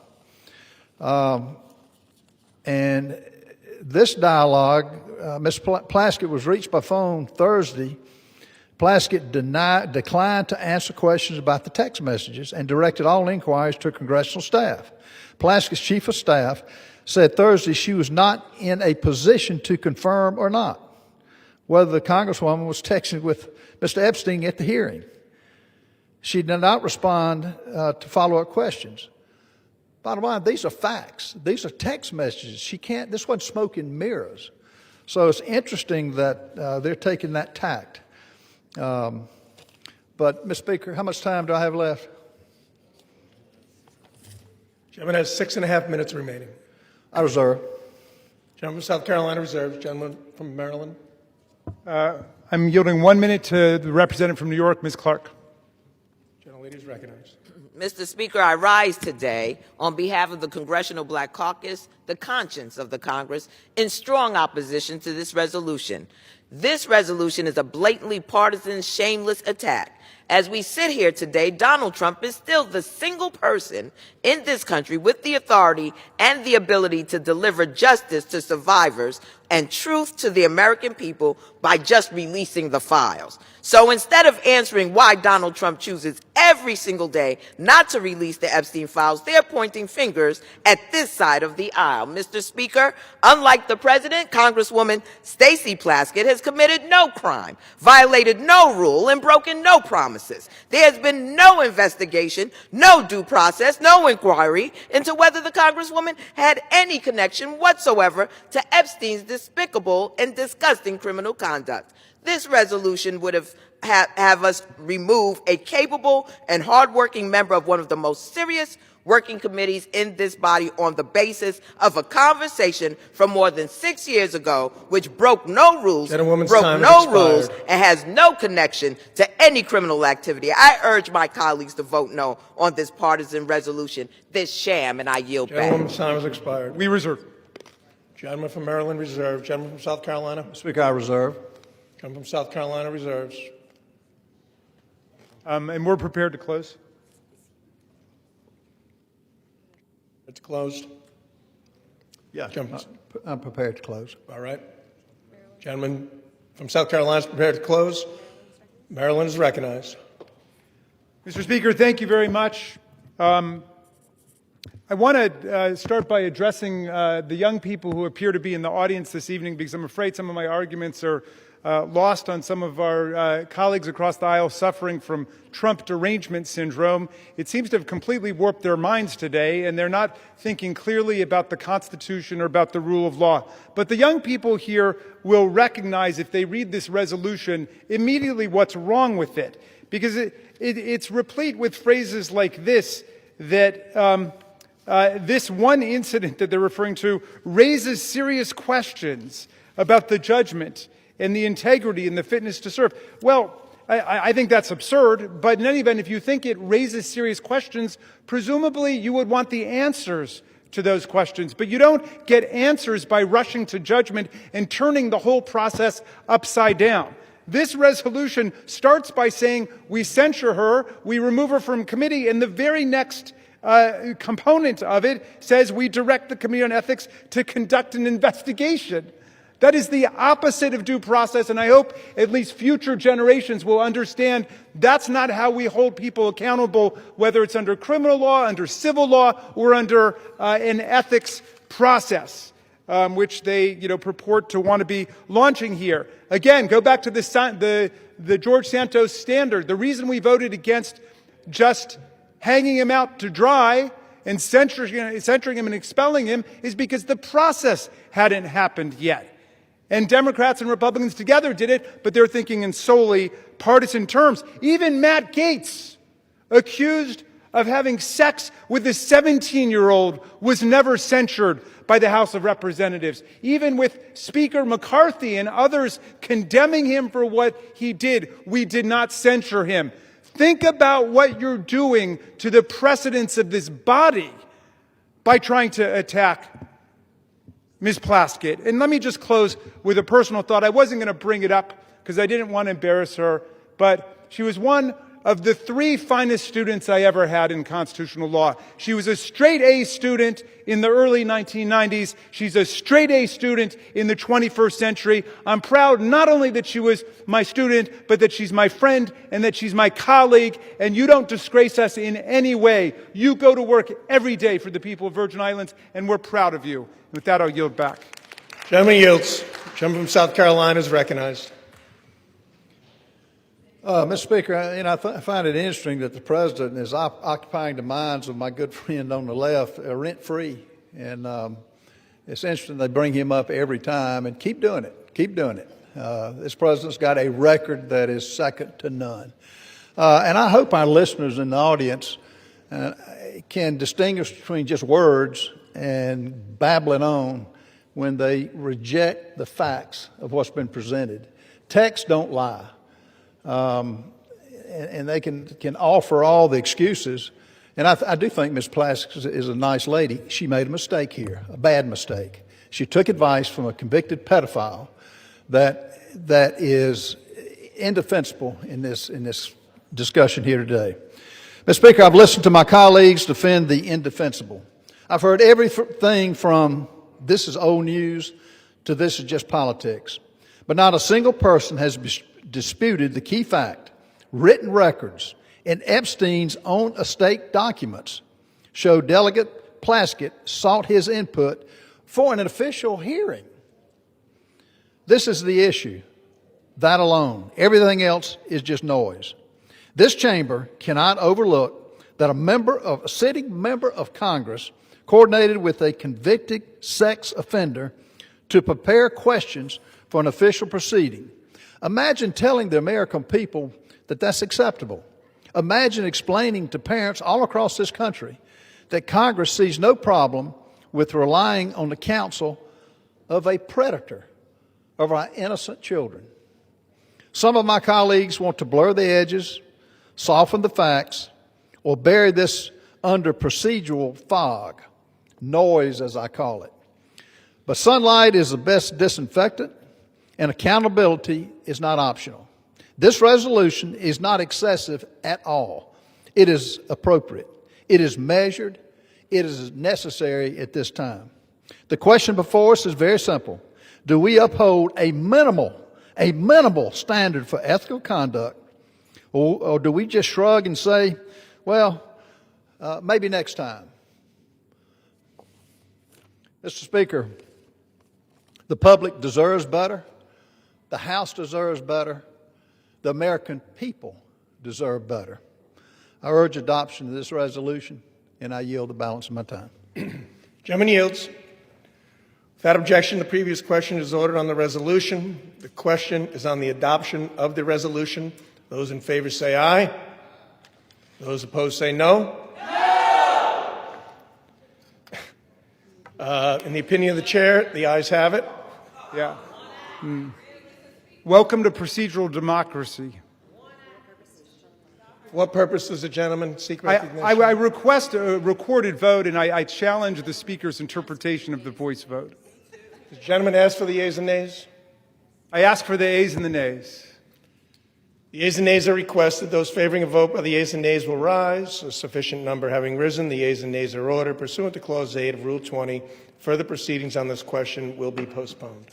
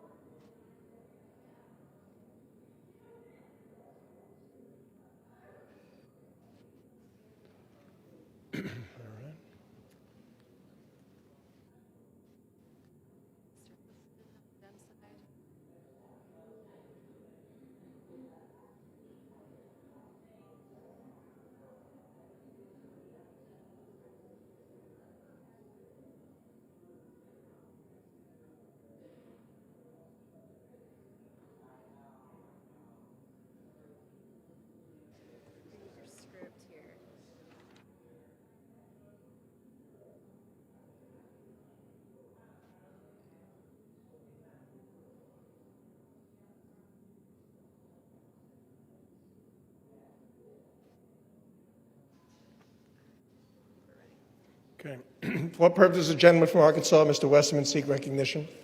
Mr. Speaker, pursuant to House Resolution 879, I call up H.J. Res. 130 and ask for its immediate consideration in the House. The clerk will report the title of the joint resolution. House Joint Resolution 130, Joint Resolution providing for congressional disapproval under Chapter 8 of Title 5 United States Code of the rules submitted by the Bureau of Land Management relating to Buffalo Field Office Record of Decision and Approved Resource Management Plan Amendment. Pursuant to House Resolution 879, the joint resolution is considered read. The joint resolution shall be debatable for 1 hour, equally divided and controlled by the chair and ranking minority member of the Committee on Natural Resources or their respective designees. The gentleman from Arkansas, Mr. Westman, and the gentleman from California, Mr. Huffman, each will control 30 minutes. The chair recognizes the gentleman from Arkansas, Mr. Westerman. Mr. Speaker, I ask unanimous consent that all members have 5 legislative days to revise and extend their remarks and to include extraneous material on H.J. Res. 130. Without objection. Mr. Speaker, I yield myself such time as I may consume. The gentleman is recognized. I rise in strong support of H.J. Res. 130, which would repeal the Bureau of Land Management's Misguided Resource Management Plan, or RMP, amendment for the Buffalo Field Office in Wyoming, which was finalized in the twilight hours of the Biden-Harris administration. Wyoming's Powder River Basin currently supplies 40% of the nation's coal. The RMP amendment in question effectively halted future federal coal leasing across a region in Wyoming larger than New Jersey and located in the heart of America's coal country. Without repeal, the RMP amendment will end coal production in the region entirely by 2041 and close 12 active mines. The RMP amendment is a death blow to America's energy security, Wyoming's workers, and the economic backbone of the state itself. It is projected that U.S. electricity demand will grow by as much as 128 gigawatts through 2029, and global energy demand is expected to double by 2050. Coal is reliable, affordable, and essential to meet the increasing power demands of the AI revolution and advanced manufacturing. The RMP amendment locked up an astonishing 48 billion short tons of coal. That's enough to meet U.S. coal demand for the next 116 years.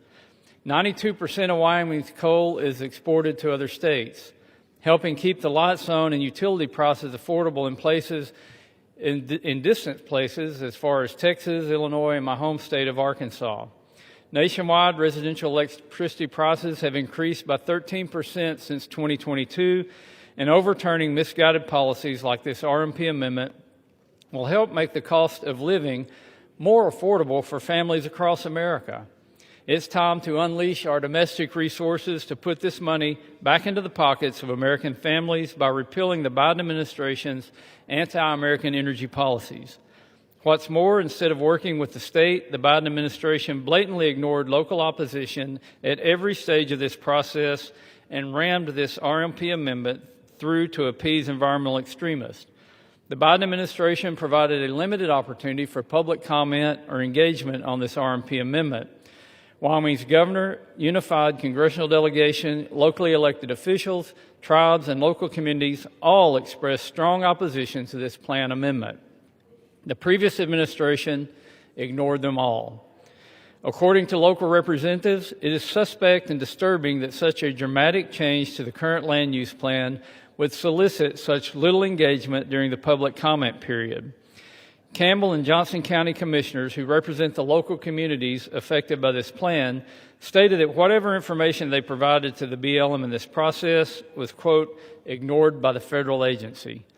Overturning the RMP amendment takes power from bureaucrats in Washington, D.C. and returns it to the people of Wyoming. The BLM also ignored tribal input in developing this RMP amendment.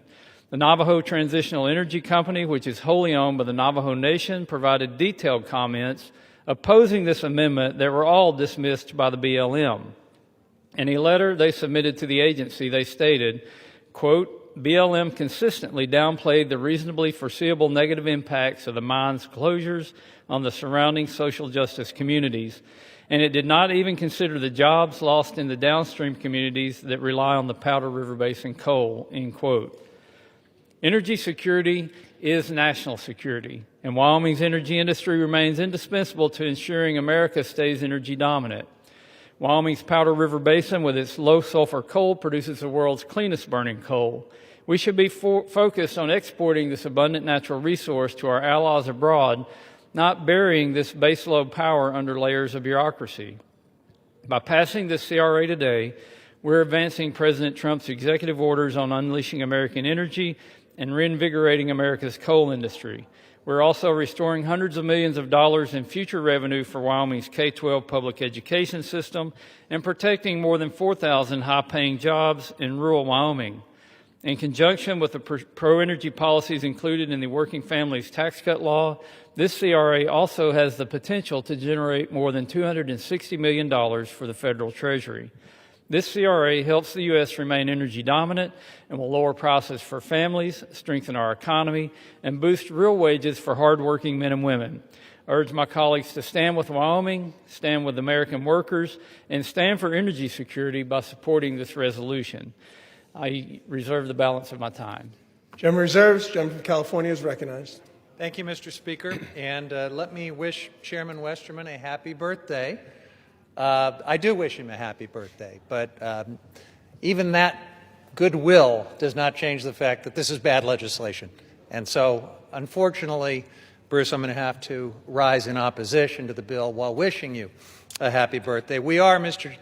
Speaker, all grateful that the Republican shutdown is finally over, but millions of Americans are still on the cusp of losing health care. They are struggling to put food on the table.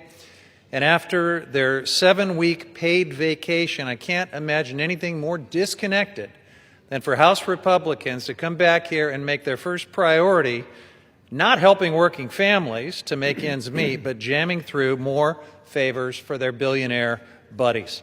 These 3 Congressional Review Act, or CRA, resolutions treat America's public lands like they are just lines on a balance sheet.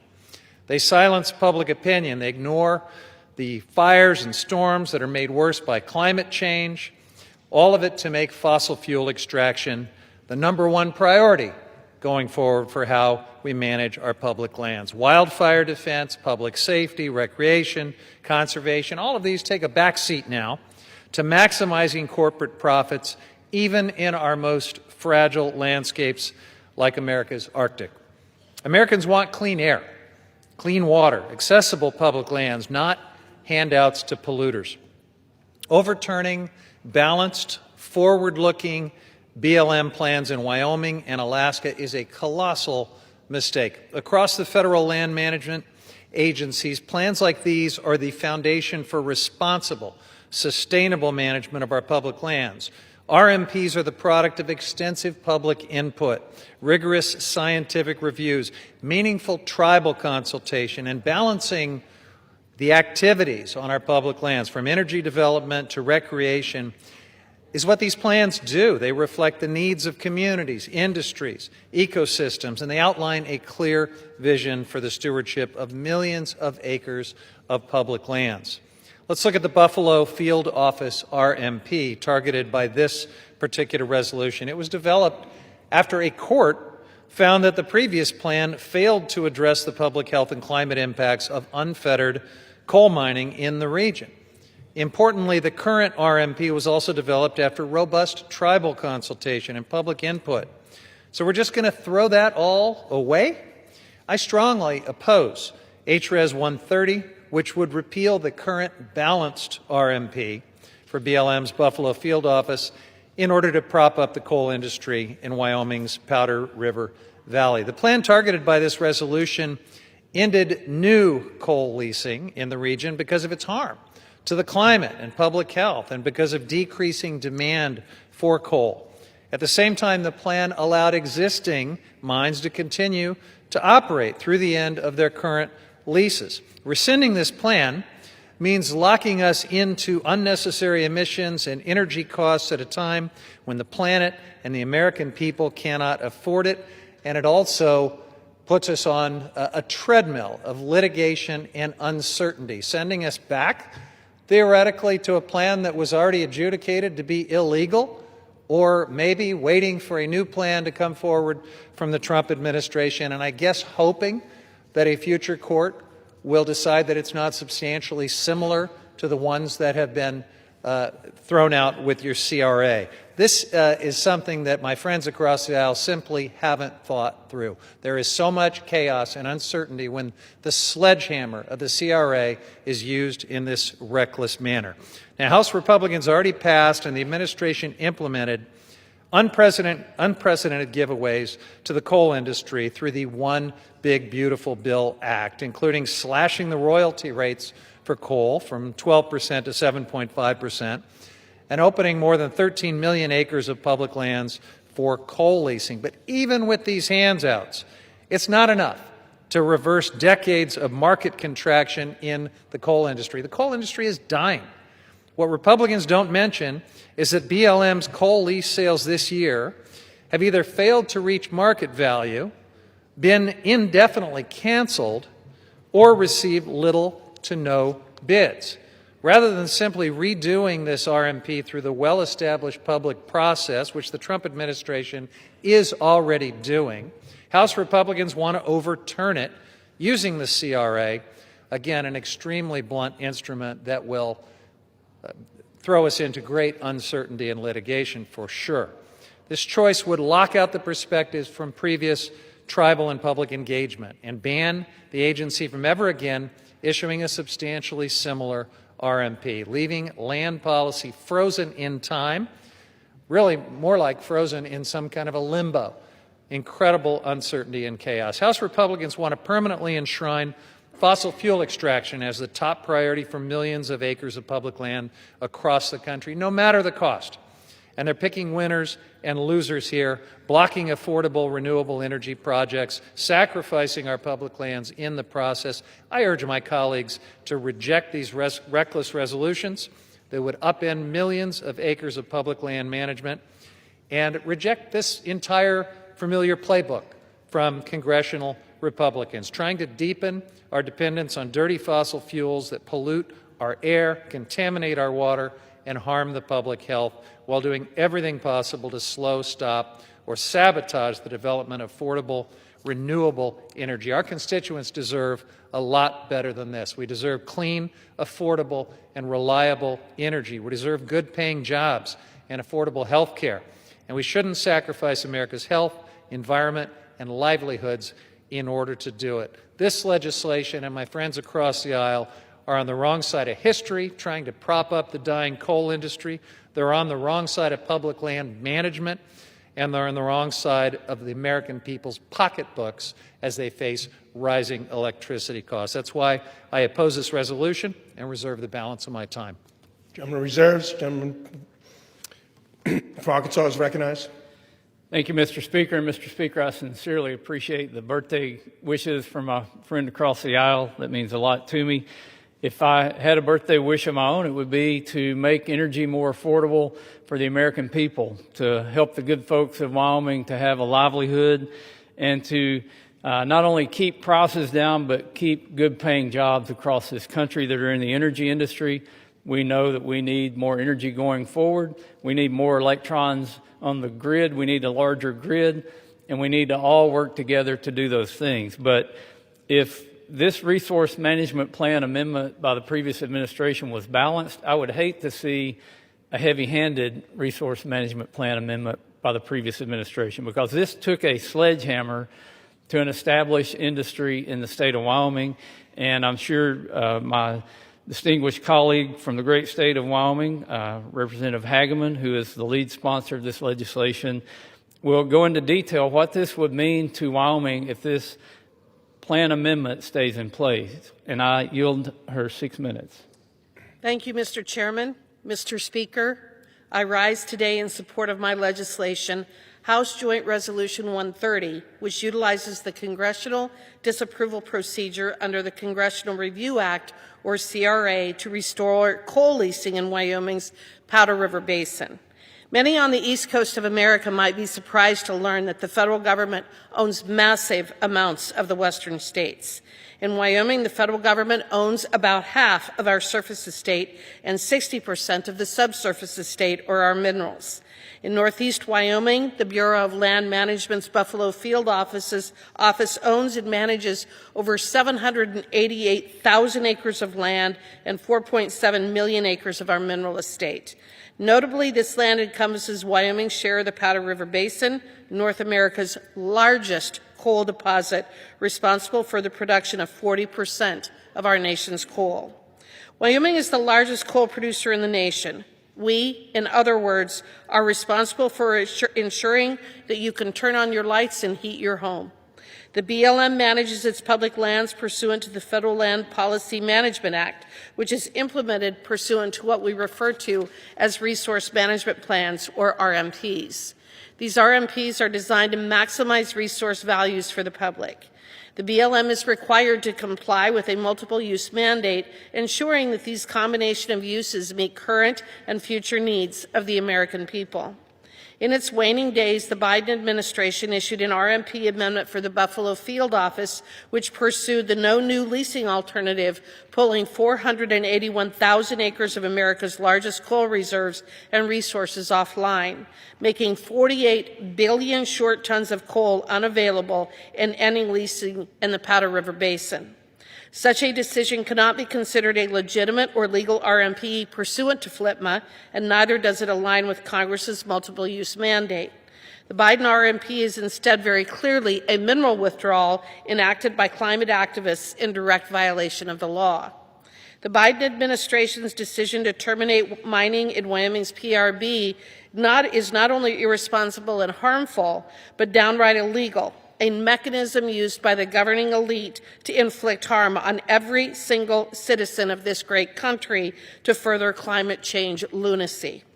If this RMPA is allowed to continue, it would risk 4,122 jobs in rural Wyoming, $1.9 billion in labor output through 2048, and millions of dollars in state revenue used to fund public K-12 education. This seemingly localized decision has national repercussions as well. In 2024, Wyoming produced 191 million tons of coal, 171 million tons of which was shipped to 26 different states for producing electricity. At these rates, Wyoming produces about 40% of the nation's coal and about 80% of all federal coal production. With coal generating as much as 23% of America's electricity at any given time, Wyoming coal supplies as much as 9.2% of the electricity produced in this country. Watching the arguments in the Rules Committee last night and on the floor today, it is clear that affordability is the word of the day for my colleagues across the aisle. If utility bills for Americans is something they genuinely care about, then I encourage them to vote for HJ Res 130 and to not turn off the Powder River Basin coal, which accounts for so much of American energy and could generate even more if Washington, D.C. had not waged a war on coal for the last 3 decades. In short, it is policies such as no new coal leasing contained in this Buffalo RMP that reduces affordability, which my colleagues on the other side of the aisle will be supporting if they continue to oppose HJ Res 130. This vote today is a vote to shore up the grid, which will have positive impacts on the utility bills of Americans. When combined with what this majority did for energy development in the One Big Beautiful Bill, we are shoring up centuries of energy production. We cannot survive in this country without Wyoming coal, the majority of which is produced in the Powder River Basin. Demand for Wyoming coal is only increasing, both here and abroad. If you turn out the lights on one of Wyoming's most important industries, you will also be turning out the lights on America. The Biden administration knew this and pursued this harmful policy anyway, and they did so in violation of the law. On September 18, 2025, the Government Accountability Office determined that the Buffalo RMP was a rule subject to the CRA on the grounds that it is an agency statement, is of future effect, and it implements, interprets, or prescribes law and policy. This decision is in line with previous GAO decisions on similar land management plans and RMPs, several of which this body has passed in the 119th Congress. A vote today for HJ Res 130 has many positive implications. First, it would overturn this harmful plan and revert to the 2015 RMP, thereby protecting access to 481,000 acres for coal leasing. Second, it would provide certainty to countless Wyomingites who rely on our good, clean coal for jobs and for revenue that funds the schools that our children attend. Third, it is a vote for the millions of Americans who continue to rely on Wyoming coal and who always will. Fourth, it's a win for Congress, reminding the agencies that we are the primary policymaking branch of government and that we will hold the agencies responsible for bad, unlawful regulations. I urge all of my colleagues to vote in favor of HJ Res 130, and I yield back. The gentleman from Arkansas reserves. The gentleman from California, you are recognized. Thank you, Mr. Speaker. It occurs to me that as we're having this debate, pretty much the rest of the world is in Brazil right now for the climate conference. Of course, the Trump administration has disgracefully pulled the United States out of the Paris Agreement once again, so we have no federal delegation at all. But as the rest of the world convenes to accept the reality of the climate crisis and to accept the related reality of coal being the biggest contributor to carbon pollution, and the entire world is talking about how to phase down our dependence on coal pollution and fossil fuel pollution, we are here in this alternate reality of the Republican majority, where my colleague from Wyoming calls it climate lunacy.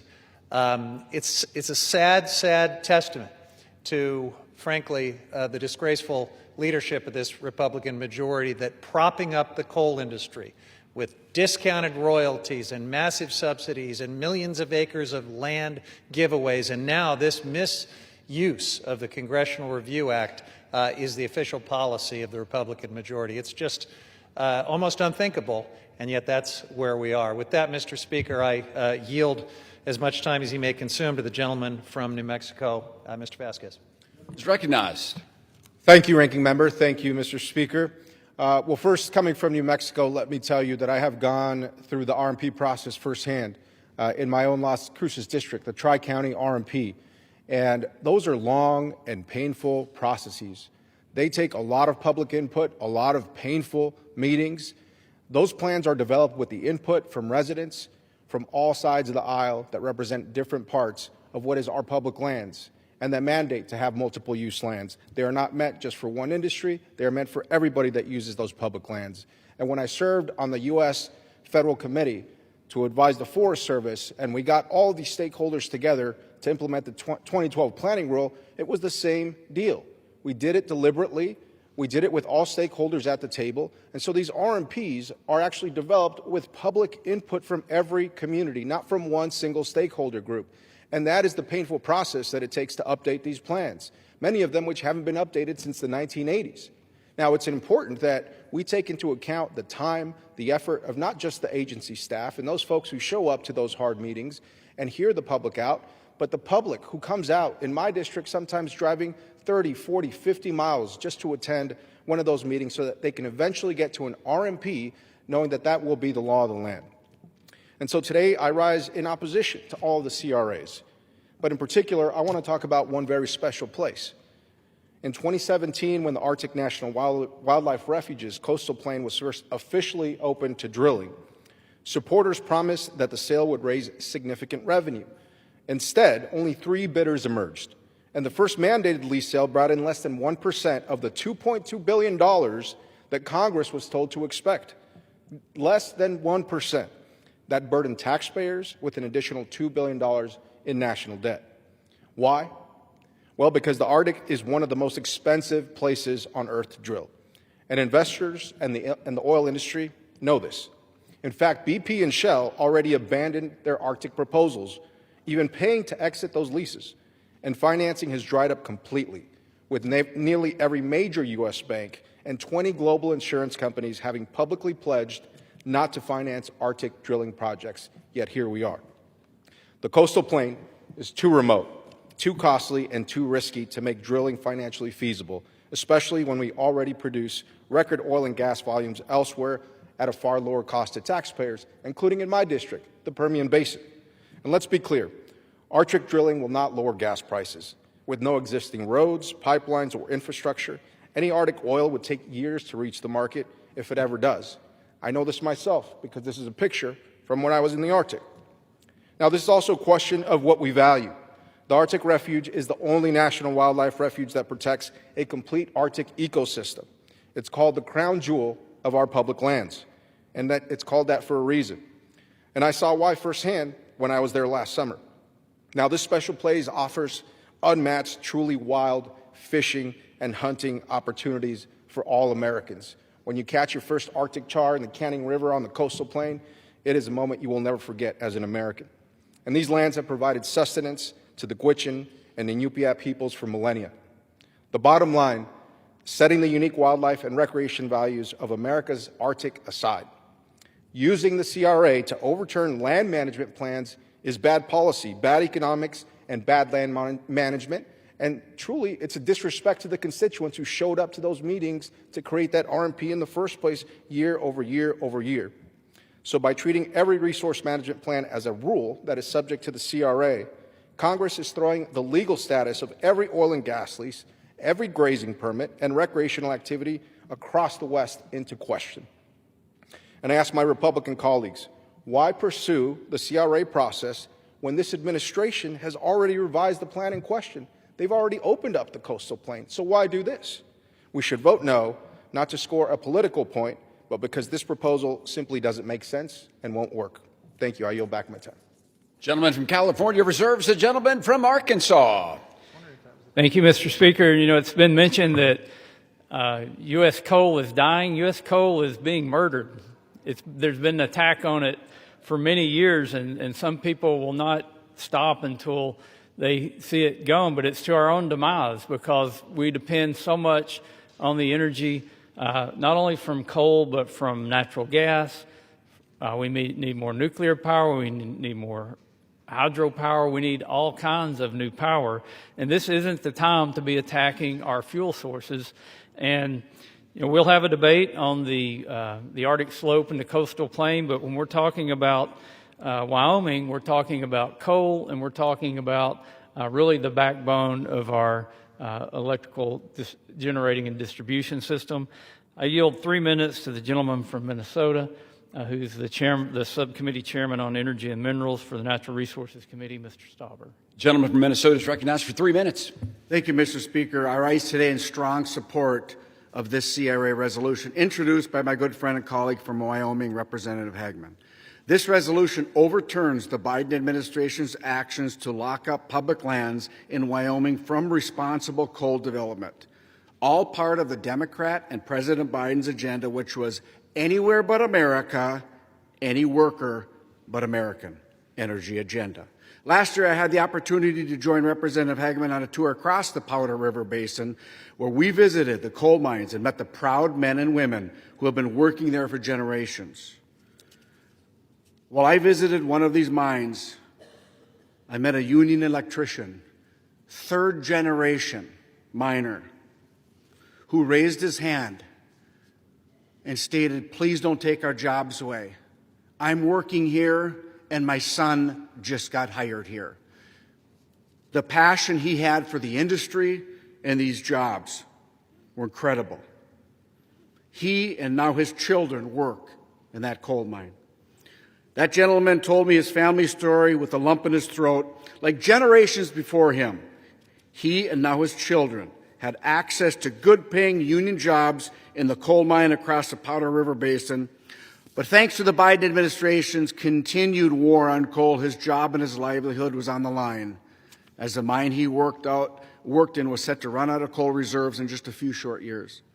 Thanks to the Biden administration's resource management plan that blocked new coal leasing, The mine wouldn't be able to access additional reserves and would have to close. In doing so, the mine would have to lay off hundreds of workers and devastate the surrounding communities that depend on the coal mining industry to drive their local economies. With tears in their eyes, this electrician asked me to save his job and save his livelihood so he could continue to provide for his family and energy for America. Mr. Speaker, we have the opportunity today to do just that. By voting in favor of this CRA, we will be able to roll back the disastrous Biden administration's anti-American energy policies and keep the Powder River Basin alive. And through the CRA, we will stop future anti-American energy administrations from taking similar steps to shut down the Powder River Basin. I want to thank my colleague from Wyoming for introducing this important CRA resolution on behalf of the hardworking men and women that make up Wyoming's coal industry. I urge my colleagues to join me in voting for this resolution, and I yield back. Mr. Speaker, I have no further requests for time. I'm prepared to close and reserve the balance of my time. Gentleman from Arkansas is prepared to close and reserves the balance of his time. The gentleman from California is recognized. Thank you, Mr. Speaker. You know, it's a little bit rich to hear all of this concern about jobs and the poor electrician who's going to lose a job, and to hear all of this concern about the energy that we desperately need to meet projected demand increase. What we're really hearing across the aisle is a very selective concern about some jobs and about some types of energy, because as we're having this debate about a desperate scheme to try to prop up the dying coal industry, not just with this CRA, but with the discounted royalties, with the massive public land giveaways, with all of the other favors that have been doled out to this industry.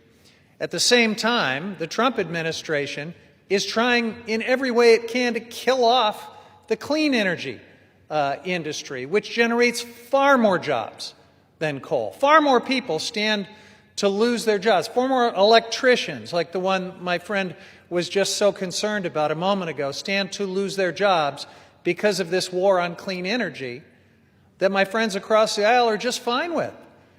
Now, Chairman Westerman said we need all types of new energy. Well, you know, I guess we'll have a chance this week to find out if that, too, is just more happy talk, more hollow words, because there'll be a markup on his legislation on permitting, and Democrats have been asking for meaningful changes to this war on clean energy as the first item to have a serious negotiation and discussion about that. We'll find out, and I hope that Mr. Westerman delivers on his promise to work in good faith with Democrats and to do something about the war on clean energy. But unless and until he does, and unless and until my colleagues across the aisle stop pretending that an entire industry with far more jobs than coal and far more energy that can be brought to bear to meet rising demand at far less cost, until they stop pretending that that war on clean energy is not happening, all of this, frankly, is just political theater.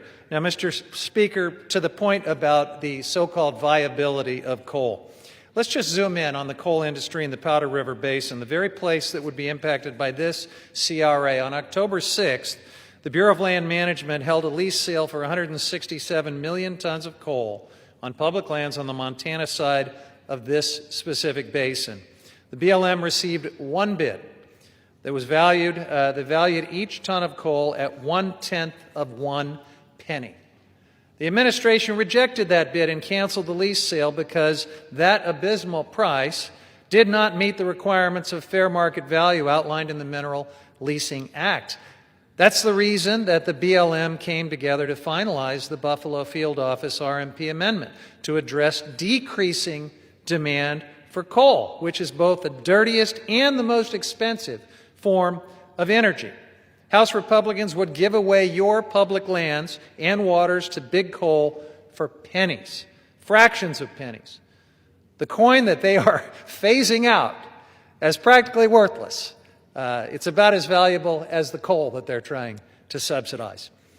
This resolution will do nothing to address skyrocketing energy bills in Wyoming or anywhere else. A conservative former Wyoming state representative recently penned an op-ed that really speaks to what's happening on the ground, and I quote, "We need responsible legislators who do not rely on wishful thinking to make long-term policy decisions. It's time to take off the aluminum foil hats filled with wishful thinking and make some real decisions based on responsible prediction."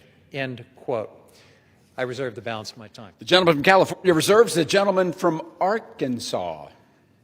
Mr. Speaker, I'm prepared to close and continue to reserve. The gentleman continues to reserve. The gentleman from California. Thank you, Mr. Speaker. In closing, I strongly oppose this resolution. Using the CRA to overturn this RMP and the others that we're debating this week will throw our public lands into chaos. It completely sidelines the input and perspectives of local communities who spent years working with BLM on this plan.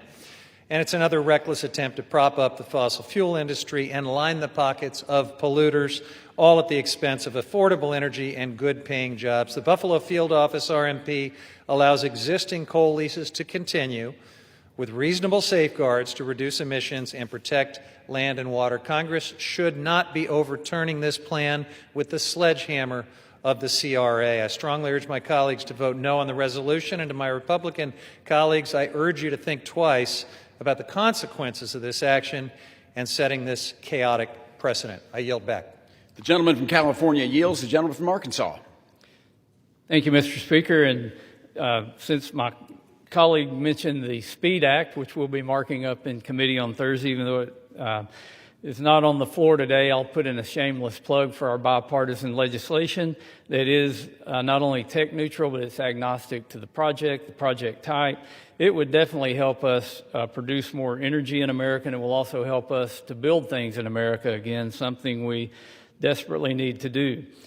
And we'll debate that Thursday, and hopefully someday we'll be out here debating it on the floor. But as we look at this particular RMPA that is on the floor today because the Biden administration, on their way out, pushed something through by rule that they could never get passed into law.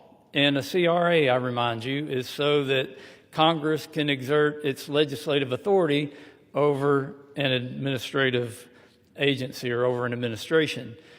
And I would remind future administrations not to make dumb rules when you're going out the door, or somebody in Congress will be standing here, maybe on the other side of the aisle, doing a CRA to turn back the rulemaking ability that is not lawmaking as we're instructed to do in the Constitution as the legislative branch.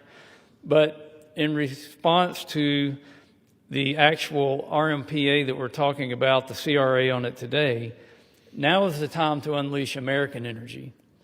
The Buffalo Field Office Resource Management Plan would not only devastate Wyoming's energy workforce, it would raise prices nationwide. We are in a competition. We're in a competition with China that certainly hasn't backed off on building coal-fired plants. Matter of fact, they're building at a rate of about one every 2 or 3 days coming online because they know they need reliable energy, they need affordable energy, and they need that to establish their manufacturing dominance and to beat us in the race for AI. We can't allow that to happen. Even though China produces twice as much electricity as we do today, we shouldn't be discriminating against any energy source. We should be trying to produce as much energy as we can so that we can win in that competition. By passing this CRA, we're restoring the BLM's multiple use and sustained yield mandate and preventing future administrations from locking up America's natural resources. The era of curtailing multiple uses of our federal lands hopefully is over, and it's time to usher in a golden age of unleashing our energy and mineral resources. I urge adoption of this bill, and I yield back the balance of my time. The gentleman from Arkansas yield. All time for debate has expired. Pursuant to House Resolution 879, the previous question is ordered on the joint resolution. The question is on engrossment and third reading of the joint resolution. Those in favor say aye. Those opposed say no. The ayes have it. Third reading. Joint resolution providing for congressional disapproval under Chapter 8 of Title 5 United States Code of the rules submitted by the Bureau of Land Management relating to Buffalo Field Office Record of Decision and approved Resource Management Plan Amendment. The question is on passage of the joint resolution. Those in favor say aye. Those opposed say no. The ayes have it. The joint resolution is passed. For what purpose does the gentleman from California seek recognition? You'll never guess why. I'm going to request the yeas and nays. The yeas and nays are requested. Those in favor by vote of the yeas and nays will rise. A sufficient number having risen, the yeas and nays are ordered. Pursuant to Clause 8 of Rule 20, further proceedings of this question will be postponed. For what purpose does the gentleman from Arkansas, Mr. Westerman, seek recognition? Mr. Speaker, pursuant to House Resolution 879, I call up H.J. Res. 131 and ask for its immediate consideration in the House. Clerk will report the title of the joint resolution. House Joint Resolution 131, Joint Resolution providing for congressional disapproval under Chapter 8 of Title 5 United States Code of the rules submitted by the Bureau of Land Management relating to Coastal Plain Oil and Gas Leasing Program, Record of Decision. Pursuant to House Resolution 879, the joint resolution is considered read. The joint resolution shall be debatable for 1 hour, equally divided and controlled by the chair and ranking minority member of the Committee on Natural Resources or their respective designees. The gentleman from Arkansas, Mr. Westerman, and the gentleman from California, Mr. Huffman, will each control 30 minutes. The chair recognizes the gentleman from Arkansas. Mr. Westerman, you are recognized. Mr. Speaker, I ask unanimous consent that all members be given 5 legislative days to revise and extend their remarks and to include extraneous material on H.J. Res. 131. Without objection. Mr. Speaker, I yield myself such time as I may consume. The gentleman is recognized. I rise today in support of H.J. Res. 131, which would repeal a Biden-era record of decision, or a ROD, restricting oil and gas production on 1.16 million acres within the 1002 area of the Arctic National Wildlife Refuge, also known as ANWR. The 1002 area of ANWR was specifically set aside by Congress for its oil and gas potential and estimated to hold anywhere between 4.25 and 11.8 billion barrels of recoverable oil. Prior to the passage of the Working Families Tax Cut Law, which requires 4 lease sales to be held over a 10-year period, Congress had previously mandated energy leasing in the area, an action that had the support of local North Slope communities and native villages. In fact, last Congress, we held a bipartisan legislative hearing on H.R. 6285, Alaska's Right to Produce Act, where we heard from tribal representatives, including Inupiat leadership from the native village of Kaktovik, the only indigenous tribal community within ANWR. In that hearing, Doreen Levitt, Director of Natural Resources for the Inupiat community of the Arctic Slope, said, and I quote, "The North Slope Inupiat live in one of the most remote areas of the country, with none of their communities connected by a permanent road system to each other or to municipalities in the state, making private and public investment very costly, so it is up to their people to seek out opportunities and partners to strengthen their regional economy," end quote. Instead of working with Arctic Slope communities to create economic opportunities, the Biden-era ROD further limited the economic prospects available to those in the region, reducing investment and cutting off essential new infrastructure that would support resource development. During President Trump's first administration, consistent with federal law and local voices, the Department of Interior finalized plans to make all 1.56 million acres of the coastal plain available to oil and gas leasing. Lamentably, in 2024, the Biden administration disregarded local tribal voices and reversed course, implementing a new record of decision that chose the most restrictive alternative, making available the minimal amount of acreage for energy leasing. The Biden administration also included energy prohibitive stipulations in the ROD designed to undermine energy lease sales in the 1002 area. These provisions were horrifically successful, as the last lease sale held received no bids. The Biden administration's anti-energy decisions limit economic opportunities for local Alaskans and Alaska Natives living within ANWR. Congress must move to repeal the Biden-era ROD that runs counter to congressional intent and unfairly reduces economic opportunities in the region. I want to thank Representative Begich for his work on H.J. Res. 131 so we can restore common sense to the management of ANWR's vast resources and again unleash American energy.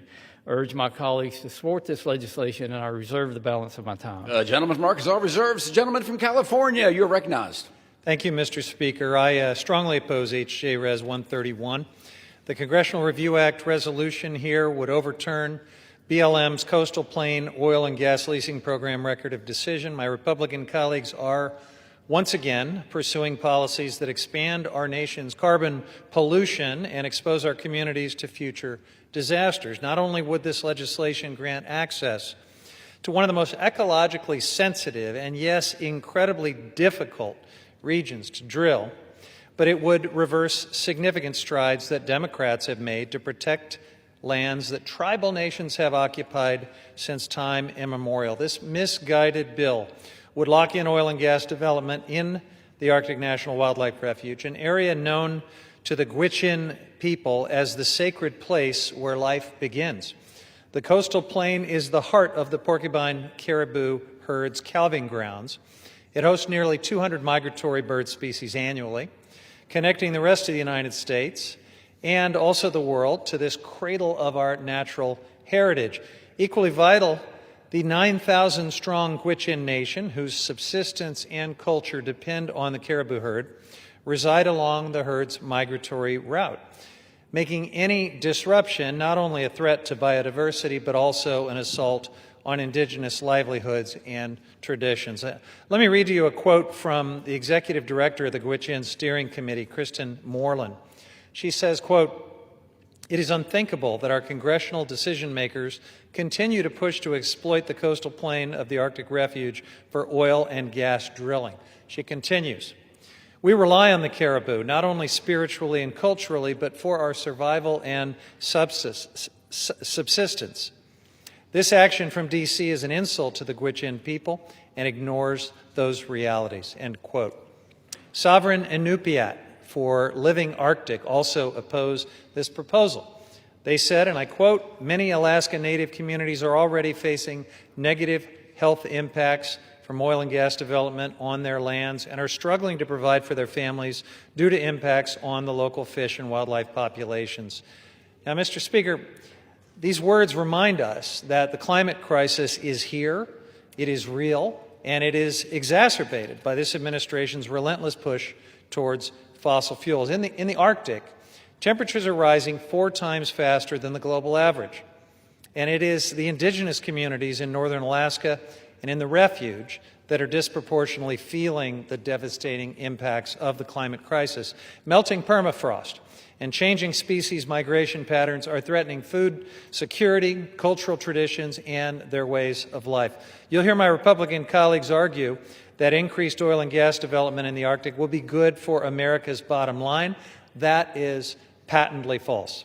Let me take you back to 2017, when Republicans cut a backroom deal to help pay for Trump's billionaire tax cuts the first time around by drilling in the Arctic Refuge. 2 refuge lease sales were included, in part to offset the cost of those tax giveaways to the wealthy. Republicans in Congress and the Trump administration promised that these lease sales would bring in $1.8 billion in revenue for the federal government and the state of Alaska. Well, when the first lease sale finally took place in 2021, guess what happened? It generated less than $15 million. That is around 2% of what the CBO had estimated. In 2022, 2 of the lessees actually asked BLM to cancel and refund their leases. Separately, in 2021, 2 development companies actually paid $10 million to walk away from their legacy leases in the Arctic Refuge. That's about the only revenue we've been able to generate in this spectacularly difficult place to drill. Taxpayers for Common Sense, a nonpartisan group focused on deficit reduction, recently said that drilling in the refuge has never been a credible revenue offset, and it isn't now. They even found that new leasing in the area would only raise at most $30 million. A drop in the bucket when you consider my Republican colleagues' big, ugly bill, which will cost American taxpayers $3.4 trillion. This resolution is the latest attack from my Republican colleagues to undercut our public lands, to prop up fossil fuel polluters and the expensive energy sources that they peddle, and to leave people out of the decision-making process, all while driving up energy prices for the American people. I urge my colleagues to join me in the longstanding bipartisan support for protecting the Arctic refuge by opposing H.J. Res. 131, and I reserve the balance of my time. The gentleman from California reserves. The gentleman from Arkansas is recognized. Mr. Speaker, I yield 4 minutes to the gentleman from Alaska, the lead sponsor of this legislation, Mr. Begich. The gentleman from Alaska is recognized for 4 minutes. Mr. Speaker, as the sole representative of Alaska in the United States House, I rise today in strong support of House Joint Resolution 131, a resolution to overturn the Biden administration's 2024 record of decision and action that severely restricted energy development on the coastal plain of Alaska's North Slope. For Alaskans, this issue is foundational economically, strategically, and culturally. The 1002 area of ANWR, the coastal plain, is the most studied piece of land in Alaska and one of the most resource-rich energy basins in North America. Congress set this area aside specifically because of its oil and gas potential, and Congress has twice mandated that it be leased for energy development. Yet, in December 2024, in the final days of the outgoing administration, the Interior Department issued a new record of decision that made only 400,000 acres available, a mere 25% of the legally designated coastal plain, effectively shutting down 1.16 million acres that Congress expressly told the department to lease. That record of decision ignored Congress. It ignored the statutory mandate in the Tax Cuts and Jobs Act, and it ignored the voices of the people who actually live on Alaska's North Slope. Thanks to a request from Alaska's delegation, the Government Accountability Office issued a legal opinion on August 25th, confirming that this 2024 record of decision is a rule under the Congressional Review Act. That opinion, printed in the congressional record in September, triggered the CRA window that allows Congress to act today, and Congress must act, because Alaskans have spoken clearly and they've spoken loudly. The North Slope and Inupiat leadership, including the Arctic Slope Regional Corporation, the North Slope Borough, and the Inupiat community of the Arctic Slope, have consistently supported responsible development in the 1002 area of our North Slope. For decades, they have supported balanced development because they know how vital it is to sustain their communities, maintain their way of life, and fund essential public services. Oil and gas development on the North Slope provides 95% of local tax revenue, which pays for schools, clinics, utilities, public safety, and infrastructure in some of the most remote and high-cost communities in America. Without development, those services disappear. Mr. Speaker, the law is clear, the science is clear, and the economic reality is undeniable. The U.S. Geological Survey estimates the coastal plain contains 10.4 billion barrels of recoverable oil, a resource that can strengthen America's energy security at a time when geopolitical instability is rising and global energy demand is surging.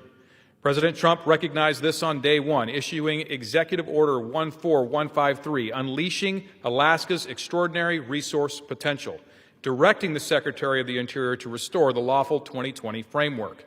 And the Bureau of Land Management is already implementing that directive, working to reinstate the 2020 record of decision and moving forward with the 4 statutorily required lease sales mandated by the American Working Families Tax Cut. But unless we disapprove of the 2024 ROD today, regulatory whiplash will continue. Investment will remain frozen, and local communities will shoulder the burden of federal indecision. House Joint Resolution 131 ends that uncertainty. It restores the legally compliant 2020 record of decision. It restores the full acreage Congress authorized for leasing, and it restores, importantly, the voice of North Slope residents in Alaska. Mr. Speaker, Alaska has the energy the world needs. America has the workforce to develop that energy responsibly. And Alaska's communities from Utqiagvik to Kaktovik have been asking for consistency, partnership, and respect from their federal government. Today, we can answer that call, and I urge my colleagues to vote yes, support Alaska, support American energy security. I yield back. Gentleman, time has expired. Gentleman from Arkansas reserves. The gentleman from California is recognized. I reserve. The gentleman from California reserves. The gentleman from Arkansas, you are recognized. Mr. Speaker, I yield 4 minutes to the gentleman from Minnesota, Mr. Stauber. The gentleman from Minnesota is recognized for 4 minutes. Mr. Speaker, I rise today in strong support of this CRA resolution introduced by my good friend and colleague, Representative Begich. This resolution overturns the Biden administration's actions to prevent the great people of Alaska from accessing and responsibly developing their abundant oil and gas resources on the North Slope. Yet again, these actions were just another part of the Democrat and President Biden's agenda. Anywhere but America, any worker but American. This was put out by the Biden administration, Mr. Speaker, on December 8th, mere weeks before the transition to the Trump administration. Last Congress, I was proud to introduce the Alaska's Right to Produce Act, which reversed many of these same anti-American energy policies of the Biden administration and passed the House with bipartisan support. Alaska is blessed with a tremendous wealth of natural resources. In fact, when Alaska was admitted to the Union, there was a specific condition laid out that the new state would develop these abundant natural resources for the benefit of all Alaskans and all Americans. The Biden administration took step after step to block the Alaskan people from developing these resources, levying more sanctions. The Biden administration levied more sanctions on the state of Alaska than they did Iran.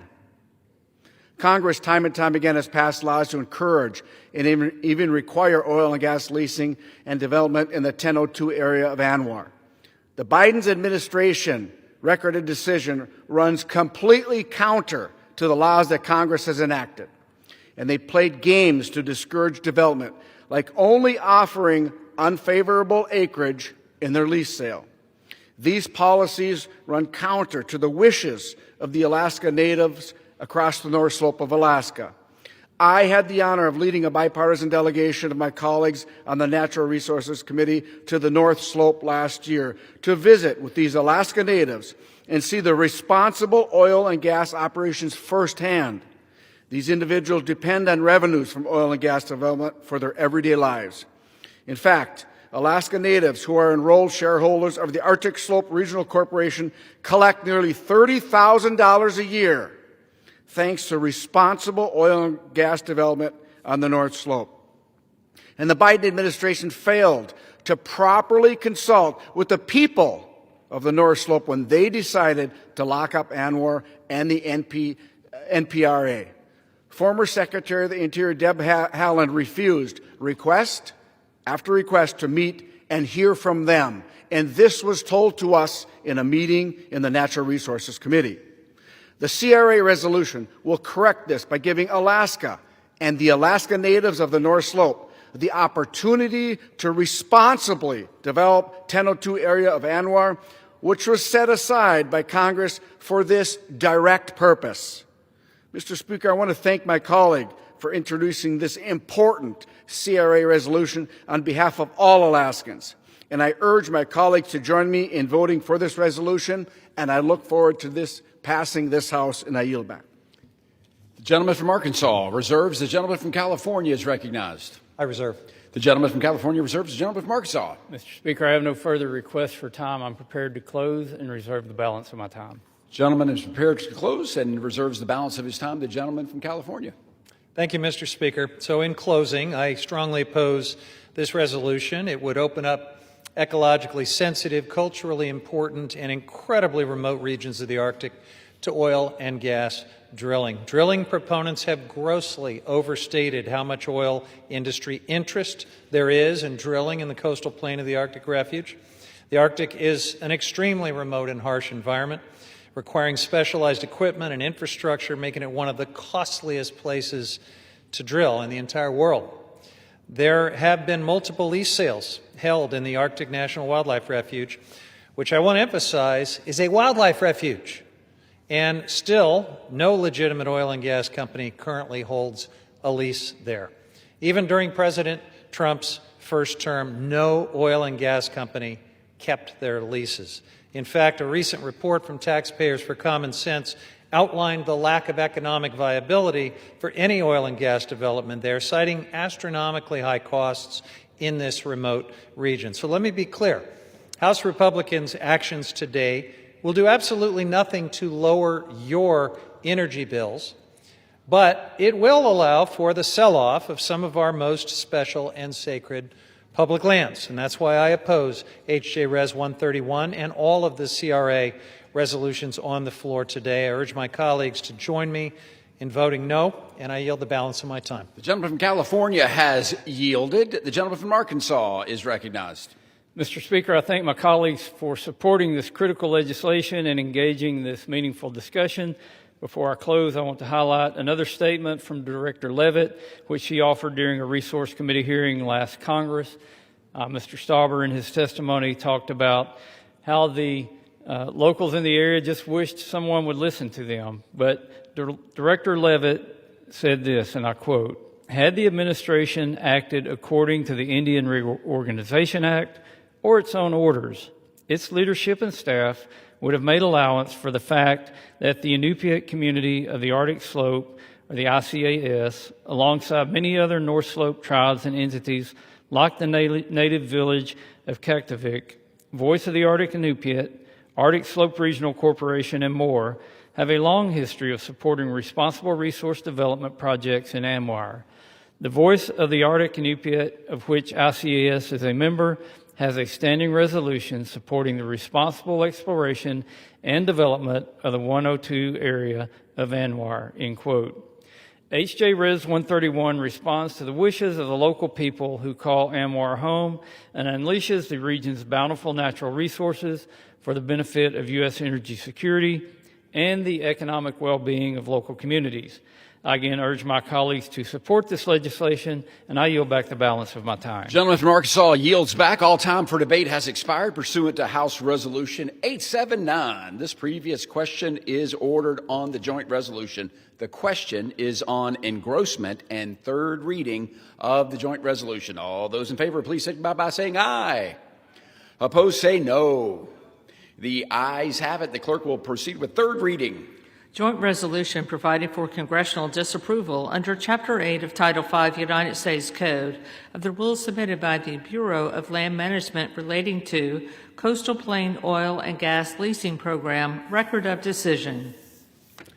The question is on passage of the joint resolution. Those in favor, please signify by saying aye. Opposed, say no.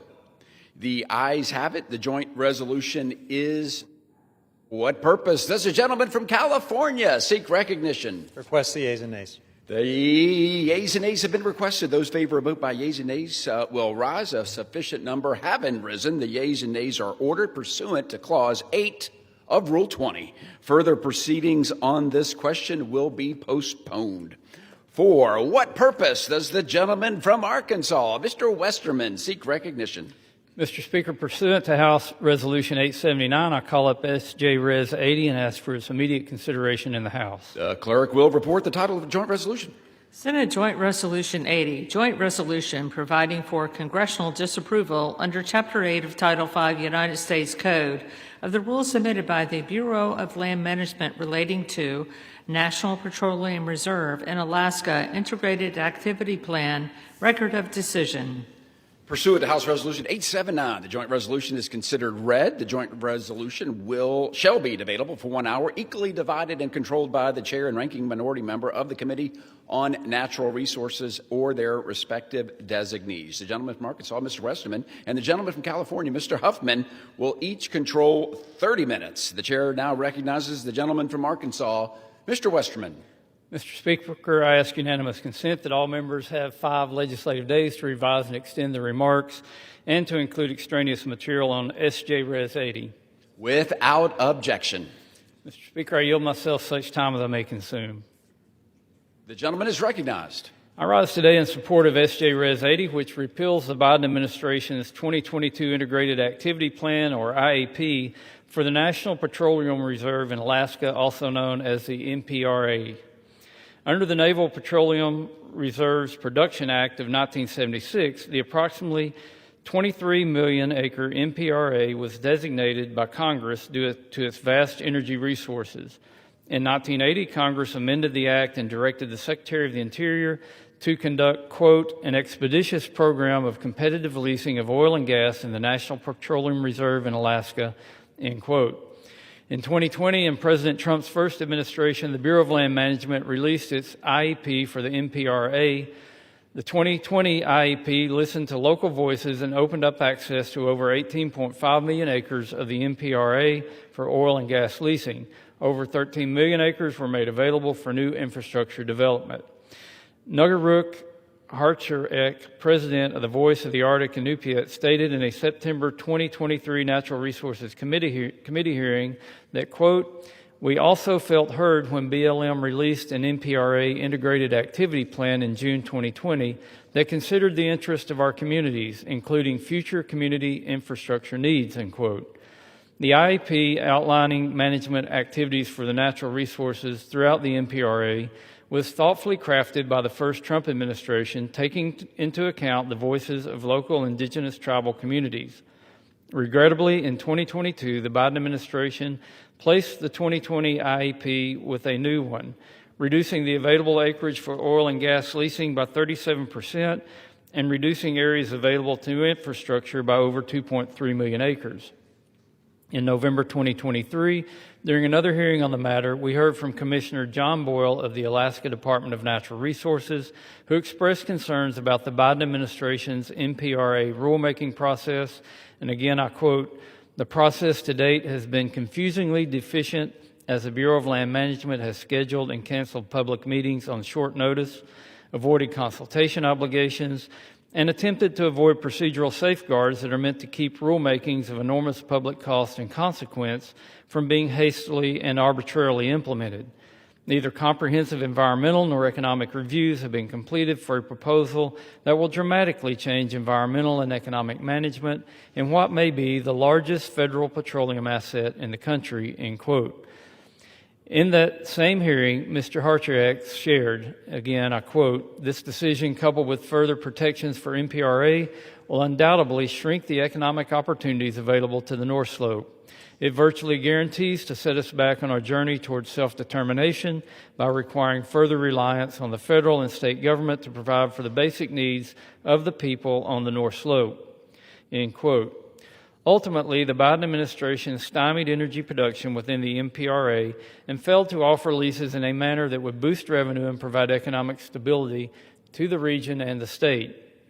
The most recent lease sale in the MPRA took place in 2019 when the BLM leased over 1 million acres, generating more than $11 million, including roughly $5.6 million for the state of Alaska. Revenue from developing these resources is essential to livelihoods of all Alaskans.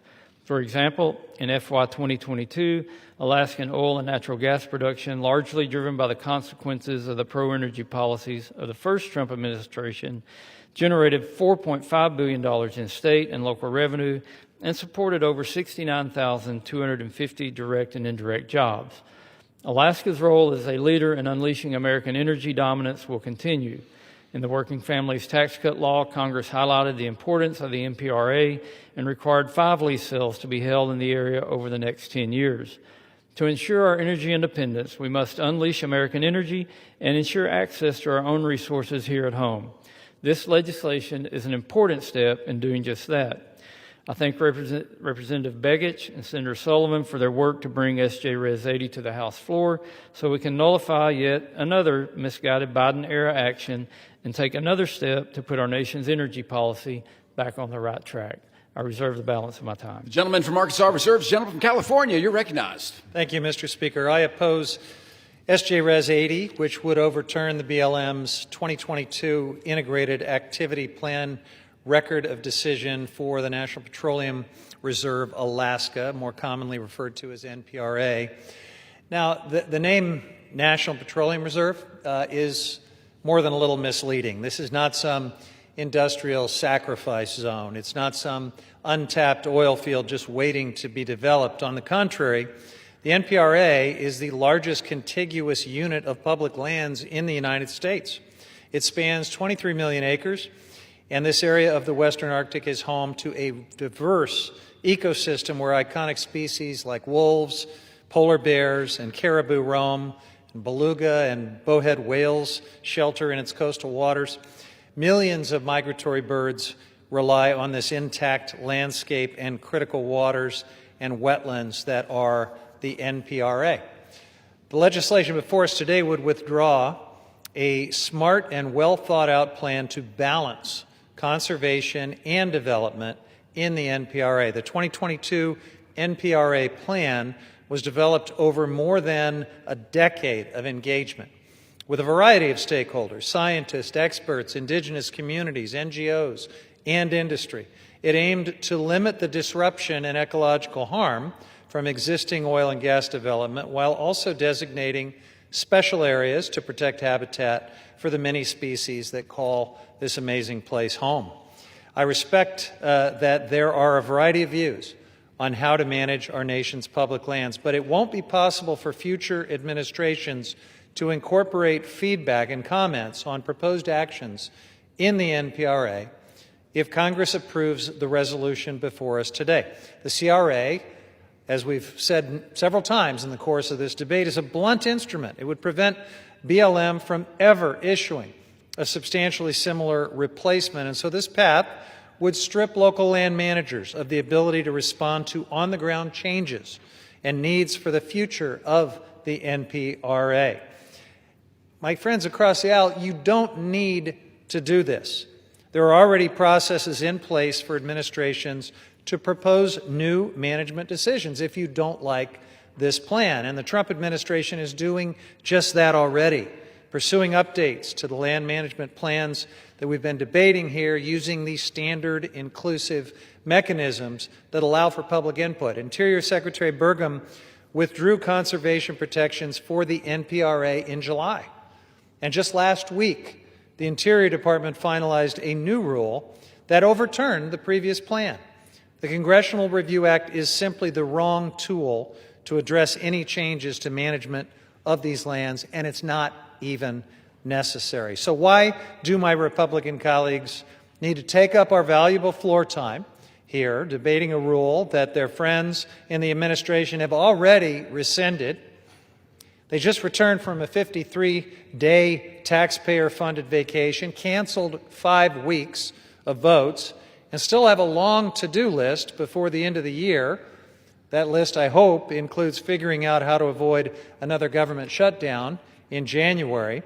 But you may wonder if my colleagues are spending time on polluter giveaways to maybe distract from something.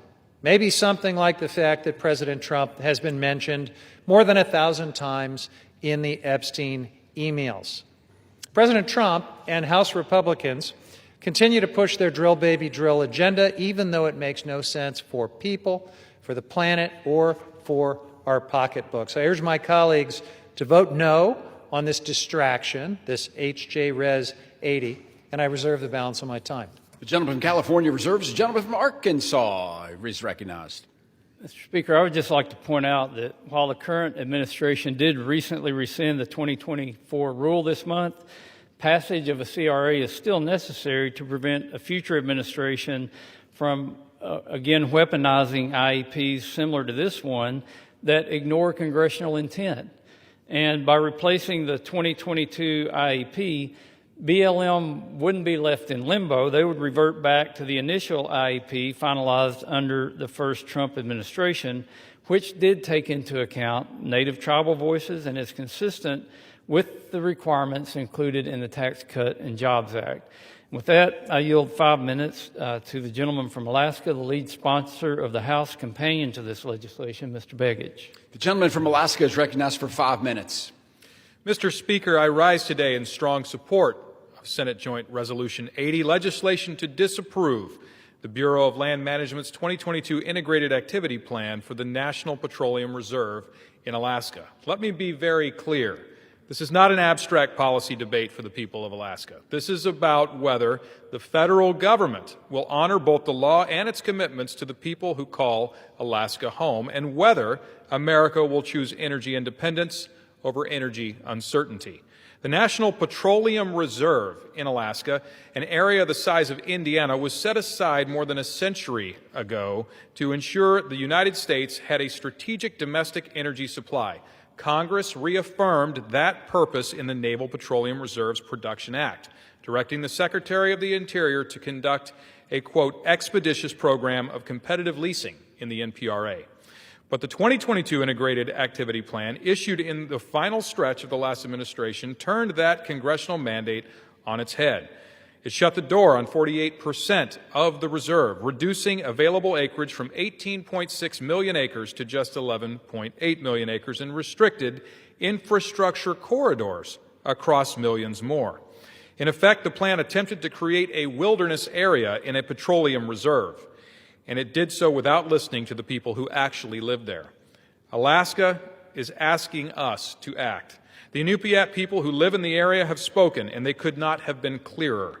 Through the North Slope Regional Trilateral, the Inupiat Community of the Arctic Slope, the North Slope Borough, and the Arctic Slope Regional Corporation, we have heard that the Biden administration's 2022 plan imposed, quote, sweeping restrictions that curtail responsible development, undermine congressional intent, and disregard the well-being of the people who depend on these lands for both subsistence and livelihoods, end quote.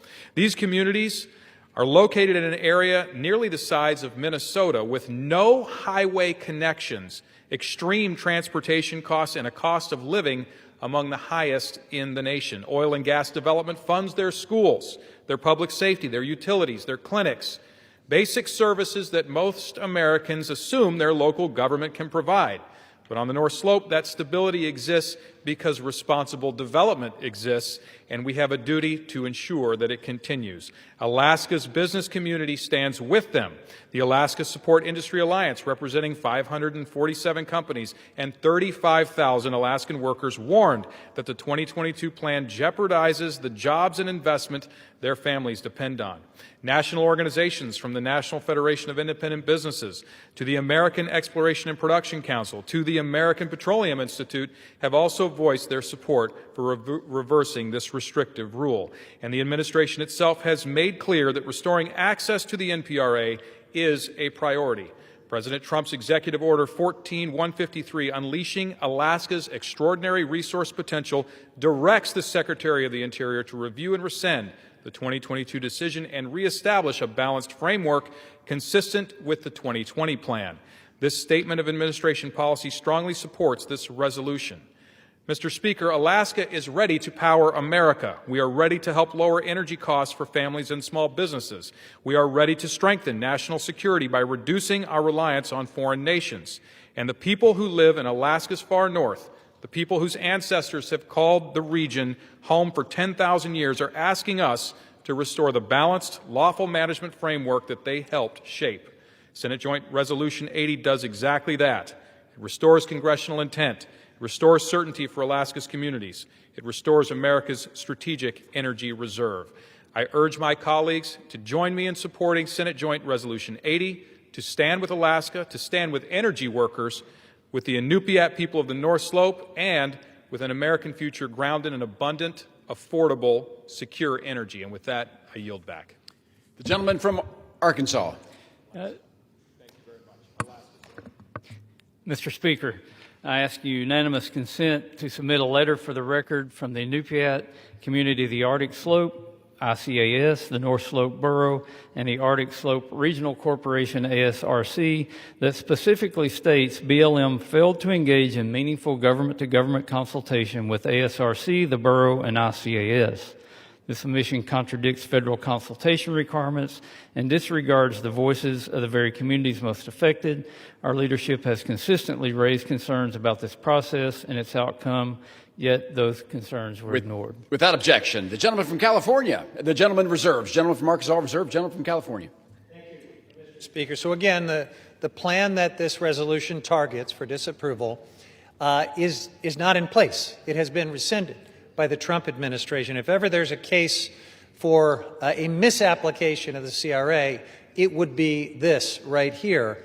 But I think, Mr. Speaker, it's an important time for us to step back and consider why using a CRA for any, frankly, public land management plan, but certainly for one that's already been rescinded, is just a recipe for uncertainty and conflict and litigation. Nearly a third of our nation's landmass, 640 million acres, is managed by the federal government. The Forest Service manages 193 million acres. BLM manages 244 million, and in addition to 713 million acres of federal minerals. For nearly 50 years, BLM and the Forest Service have managed these lands under management plans required by the Federal Land Policy and Management Act and the National Forest Management Act. And these plans, known as resource management plans, we've been calling them RMPs, establish safeguards for watersheds and recreation areas. They facilitate energy development and grazing and logging and other commercial activities, and provide a mechanism for harmonizing the needs of local communities with our national goals and perspectives. Now, just a few months ago, we debated some other CRA resolutions targeting management plans, and we explained at that time how unprecedented that was. We still don't know the extent of chaos that is going to result from these actions that have already been taken, but we do know this. Under the CRA, rules, and rules is a technical term of art here, normally cannot go into effect unless they are submitted for congressional review. Now here's the problem. BLM and the Forest Service have never considered RMPs to be rules that they would submit to Congress. They've just never done that, and that's long been the case under both Democratic and Republican precedents being set by those presidents. Now that Congress has decided, apparently, to disapprove of individual RMPs, what does that mean for every other plan that is in place that wasn't submitted to Congress? What does that mean for the small businesses, the local communities, and other public land stakeholders who depend on a stable and predictable land use planning process? If the validity of these land use plans is challenged, then leases, permits, and other authorizations that depend on those plans could be called into question. This is already creating uncertainty and delays, making it nearly impossible for new projects to proceed on time. And here are a couple of examples for consideration. What would happen to the White River Oil and Gas Resource Management Plan Amendment in Colorado, which authorizes 15,000 oil and gas wells? What about the Rosemont Copper Plan Amendment for Forest Service lands in Arizona, approving a 5,000-acre open pit mine in the Coronado National Forest? Or the Gateway West, Trans-West Express, and Gateway South RMP amendments for 3 transmission lines through Wyoming, Idaho, Nevada, and Utah. Does Interior now need to go back and submit all of those RMP amendments to Congress for approval under this new Republican interpretation of the CRA? Is Congress prepared to take on day-to-day management of public lands and minerals thousands of miles from Washington, D.C.? I don't think so. But I am not the only one who has concerns about this treadmill of litigation and conflict and uncertainty that is being created here. Let me read a quote from Kathleen Sagama, President Trump's first nominee for director of BLM. And she said, quote, "There are some additional legal risks that can arise from the CRA. It's uncharted ground. And if not used wisely, there could be some legal risks introduced and some bad legal precedents." Just a few months ago, the House passed several other CRA resolutions overturning land management plans. As we said at the time, that it was unprecedented. These resolutions before us continue to chart unprecedented ground, and I don't think anyone, including my colleagues across the aisle, have thought a heck of a lot about where it leads. I reserve the balance of my time. Gentleman reserves. The gentleman from Arkansas is recognized. Mr. Speaker, I would submit that a recipe for disaster is when an administration goes out on their own, goes around the laws that Congress passed, and implement bad rules on their way out the door and expect no repercussions from that. I'd say a recipe for good governance is when Congress acts within their power to disapprove of these rules, and that's exactly what we're doing with the CRA to make sure that these rules are followed. Mr. Speaker, I have no further requests for time. I'm prepared to close, and I reserve the balance of my time. Gentleman reserves. The gentleman from California is recognized. I thank you, Mr. Speaker. I just want to point out that, we've heard a number of times now that more drilling is necessary in the name of energy independence. And I want to remind my colleagues that the United States is already the #1 producer of oil in the world and the #1 producer and exporter of gas in the world. But you would sure never know it when you look at the energy bills that are facing families all over this country. It is abundantly clear that the drill, baby, drill agenda is not working for everyday Americans. As long as we are dependent on the fossil fuel roller coaster, American consumers will be at the whim of the global oil and gas market. But if we want energy independence, and if we want lower utility bills, we need to get back on track with the transition to clean energy. It is cheaper, it is safer, and it is generated entirely here at home instead of being at the mercy of global price shocks like oil and gas just inherently are. Instead, this legislation would make us more reliant on fossil fuels and more entangled with the price effects of this fossil fuel roller coaster. Plus, oil from America's Arctic will not come online for many, many years. The Willow project, for example, won't start until around 2029. Meanwhile, the Arctic is warming 4 times faster than the rest of the world. Even at the Willow project, developer ConocoPhillips will use artificial chillers to freeze melting permafrost before drilling for oil. That's the kind of complexity and additional cost that is inherent in drilling in these remote, pristine parts of the Arctic. The project itself will release nearly 300 million metric tons of carbon pollution into the atmosphere over its lifetime, the equivalent of at least 66 coal-fired power plants. Again, Mr. Speaker, if we want true energy independence and security, we need to combat the climate crisis and transition to clean, renewable energy. And with that, I reserve. Gentleman reserves. The gentleman from Arkansas is recognized. Mr. Speaker, I'm prepared to close and reserve the balance of my time. Gentleman reserves. The gentleman from California is recognized.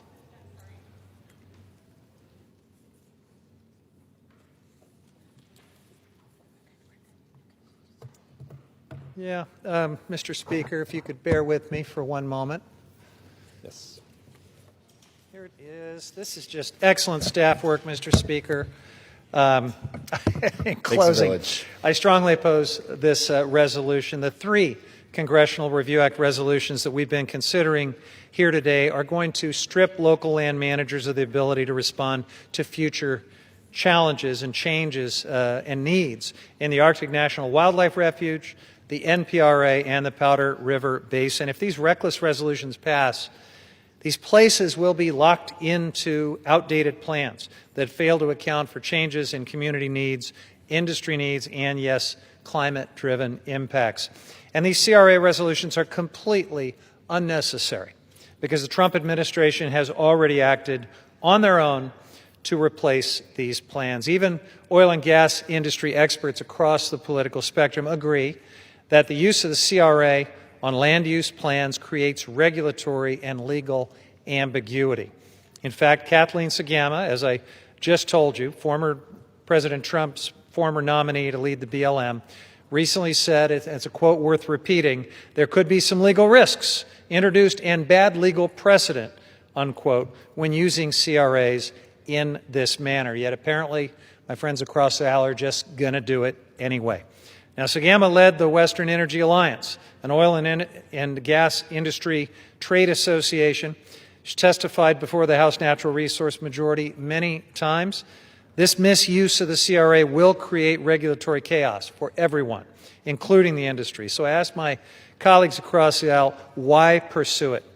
House Republicans are continuing to lock the American people into higher energy costs by pushing their fossil fuel playbook and sabotaging clean, renewable energy. Our constituents deserve better. They deserve a future with clean and affordable energy where utility bills aren't skyrocketing, where we know our lands and waters won't suffer as a result. That's why I oppose this resolution and urge all of my colleagues to join me in voting no, and I yield the balance of my time. The gentleman from California yields. The gentleman from Arkansas is recognized.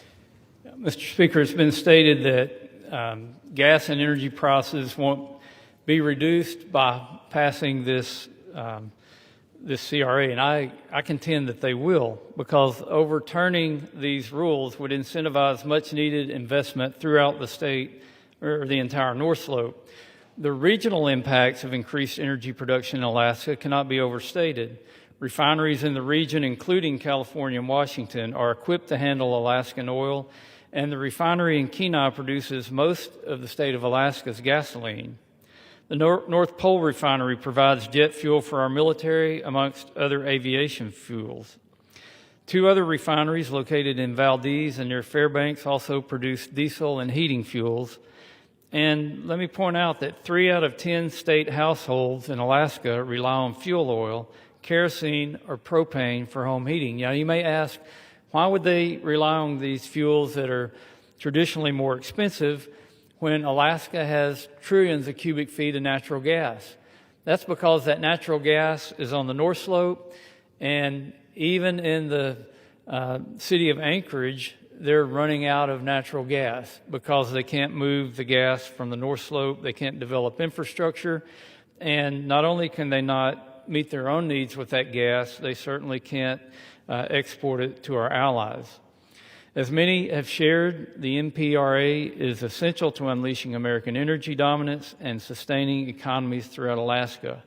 Congress must also act to undo the harm that the previous administration imposed, and we must work to unlock the estimated 8.7 billion barrels of oil and 25 trillion cubic feet of natural gas the MPRA holds. By repealing this decision, we can help uphold tribal voices and revert to the 2020 IAP that considered their meaningful input. Letting these plans shut down energy production in the MPRA linger would be devastating to Alaskans, especially the Native communities on the North Slope. Without jobs, people may leave these communities, jeopardizing the culture and social fabric of the region. We cannot afford to let this happen. We must pass SJ Res 80. I urge my colleagues to support passage of the important legislation. I yield back the balance of my time. The gentleman yields the balance of his time. All time for debate has expired. Pursuant to House Resolution 879, the previous question is ordered on the joint resolution. The question is on third reading of the joint resolution. Those in favor say aye. Those opposed, no. The ayes have it. Third reading. Joint resolution providing for congressional disapproval under Chapter 8 of Title 5 United States Code of the rules submitted by the Bureau of Land Management relating to National Petroleum Reserve in Alaska Integrated Activity Plan Record of Decision. The question is on passage of the joint resolution. Those in favor say aye. Those opposed say no. It's about 6-7. The ayes have it. For what purpose is the gentleman? Request the yeas and nays. California seek recognition. The yeas and nays are requested. Those favoring a vote by the yeas and nays will rise. A sufficient number having risen, the yeas and nays are ordered. Pursuant to Clause 8 of Rule 20, further proceedings on this question will be postponed. Purpose does the gentlewoman from New York seek recognition? Mr. Speaker, pursuant to Clause 2A1 of Rule 9, I rise to give notice of my intent to raise a question of the privileges of the House. The form of the resolution is as follows. H-Res 889. Censuring Representative Corey Mills. In the House of Representatives, resolution censuring Representative Corey Mills. Whereas Representative Corey Mills has on several occasions conducted himself in a manner that reflects discredit upon the House of Representatives. Whereas on February 19, 2025, Washington, D.C. Metropolitan Police Department officers were called to resolve a private matter at Representative Corey Mills' residence, where officers were called to the 1300 block of Maryland Avenue Southwest around 1:15 p.m. for the report of an assault. Whereas police reports obtained by NBC4 Washington confirmed that the Washington, D.C. Metropolitan Police Department was investigating Representative Corey Mills for an alleged assault of a 27-year-old woman that took place on February 19, 2025 at the residence of Representative Corey Mills. Whereas the first police report provided to NBC4 Washington by a source and confirmed by a second source familiar with the investigation said that the 27-year-old woman accused her significant other for over a year of having grabbed her, shoved her, and pushed her out of the door, and also said that the woman involved showed the officer bruises on her arm which appeared fresh. And whereas NBC4 Washington also reported that the Metropolitan Police Department identified Representative Corey Mills as the significant other of the alleged victim of assault, which alleged victim was a 27-year-old woman who was not the wife of Representative Corey Mills, and that the alleged victim let officers here, Subject 1, now identified by MPD as Mills, instruct her to lie about the origin of her bruises. Eventually, Subject 1 made contact with police and admitted that the situation escalated from verbal to physical, but it was severe enough to create bruising. Whereas on February 21st, 2025, the Washington Post also confirmed 2 D.C. police officers said that the alleged victim of assault initially told a 9/11 operator and police that she had been assaulted, and that officers said she also had what seemed to be visible injuries, and that while a supervisor initially classified the offense internally as a family disturbance, police commanders later learned of the incident, reviewed the reports and body camera footage from the responding officers, and reclassified the case as a domestic violence assault. Whereas on February 21st, 2025, NBC4 Washington also reported that the Metropolitan Police Department determined that probable cause to arrest Representative Corey Mills for misdemeanor assault existed and sent an arrest warrant for Representative Corey Mills to the United States Attorney's Office for the District of Columbia. However, then acting United States Attorney for the District of Columbia, Ed Martin, refused to sign the arrest warrant for Representative Corey Mills and instead returned the case to the Metropolitan Police Department for further investigation. Whereas on July 14th, 2025, a different former romantic partner of Representative Corey Mills, who was apparently in a relationship with Representative Mills from November 2021 to February 2025, reported to authorities in Florida that Representative Mills threatened to release nude images and other intimate videos of her and threatened to harm her future romantic partners in retaliation for her decision to end a relationship with Representative Mills after seeing the public reports described above concerning the alleged February 2025 physical assault.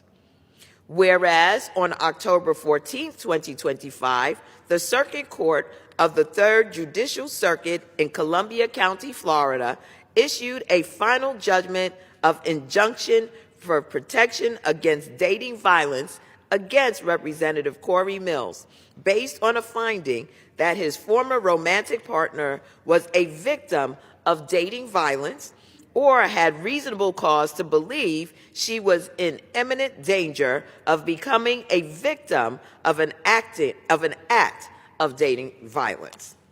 Whereas in August of 2024, the Office of Congressional Conduct adopted and transmitted to the Committee on Ethics of the House of Representatives a report indicating that there was substantial reason to believe that Representative Corey Mills may have omitted or misrepresented required information in his financial disclosure statements, accepting excessive contributions to his campaign committee in the form of personal loans and contributions that may not have derived from Representative Corey Mills' personal funds entered into, held, or enjoyed contracts with federal agencies while he was a member of Congress, and may have accepted through his campaign committee in-kind contributions or other contributions not lawfully made.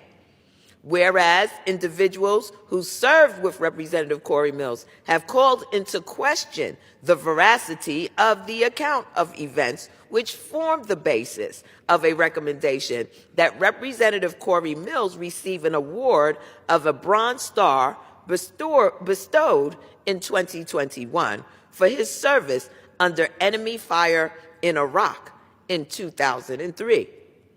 Whereas in August of 2024, Representative Corey Mills provided the Daytona Beach News with documents purporting to prove that he earned a Bronze Star with heroism, including a Department of the Army Form 638 recommending Representative Corey Mills for a Bronze Star, which includes a signature from then Army Brigadier Commander Arnold N.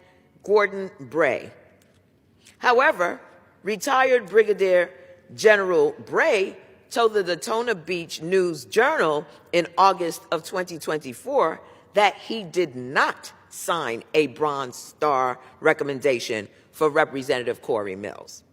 Whereas 5 people who served with Representative Corey Mills, including 2 men who were reported as having been personally saved by Representative Corey Mills at great risk to his own life as a basis for the recommendation for his Bronze Star in the Department of the Army Form 638, disputed that Representative Corey Mills was involved in their rescue or provided life-saving care.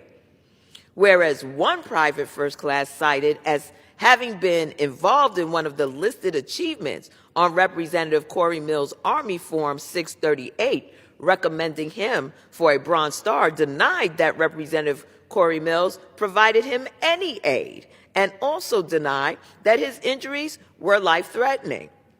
Whereas one sergeant cited as having been involved in one of the listed achievements on Representative Corey Mills' Army Form 638, recommending him for a Bronze Star, called the account a fabrication and claimed that he was not involved in any claims that Corey Mills makes about me.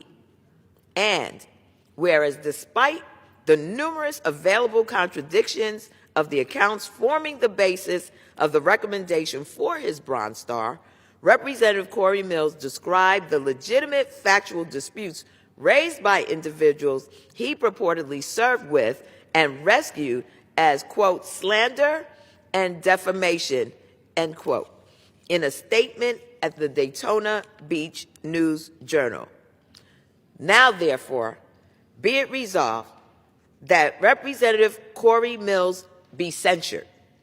Representative Corey Mills forthwith presents himself in the well of the House of Representatives for the pronouncement of censure, and Representative Corey Mills be censured with public reading of this resolution by the Speaker, and Representative Corey Mills is hereby removed from the following standing committee of the House of Representatives, the Committee on Armed Services.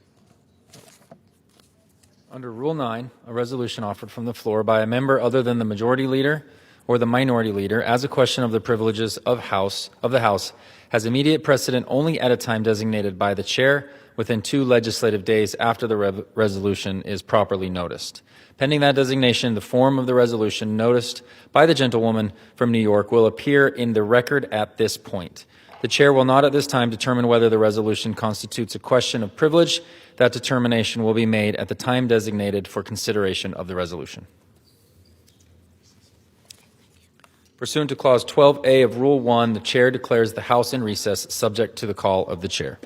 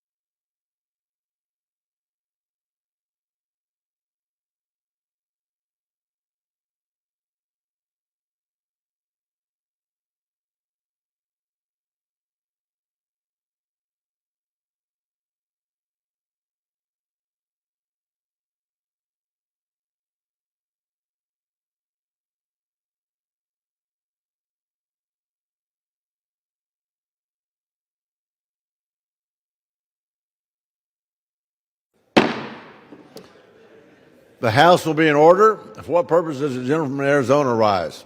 Mr. Speaker, I ask unanimous consent that the Committee on Natural Resources be discharged from further consideration of HJ 133 and ask for its immediate consideration in the House.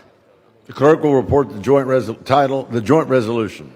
House Joint Resolution 133, joint resolution requesting the Secretary of the Interior to authorize unique and one-time arrangements for displays on the National Mall and the Washington Monument during the period beginning on December 31st, 2025 and ending on January 5th, 2026.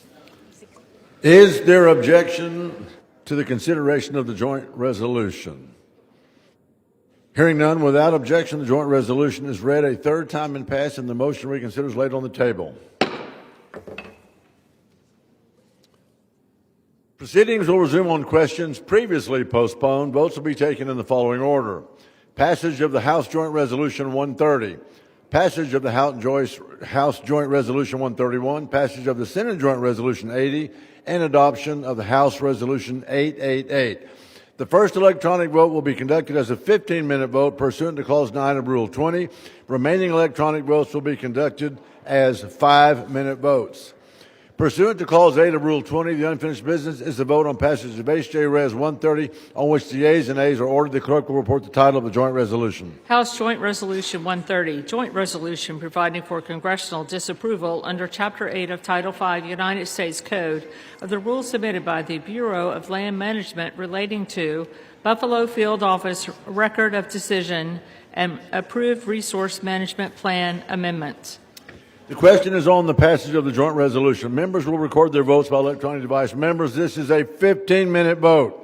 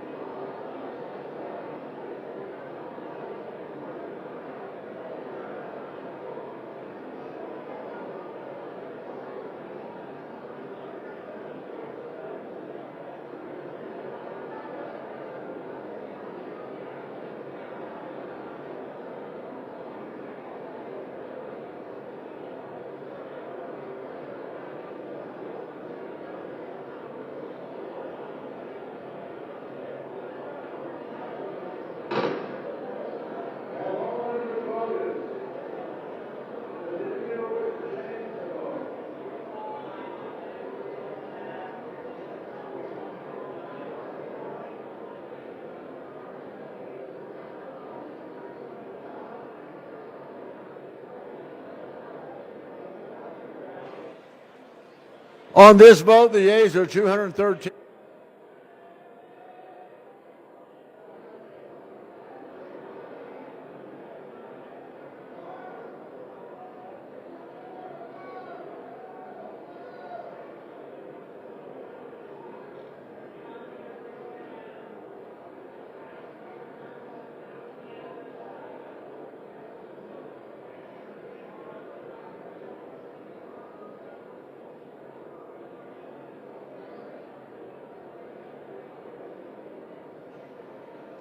So now have all members voted?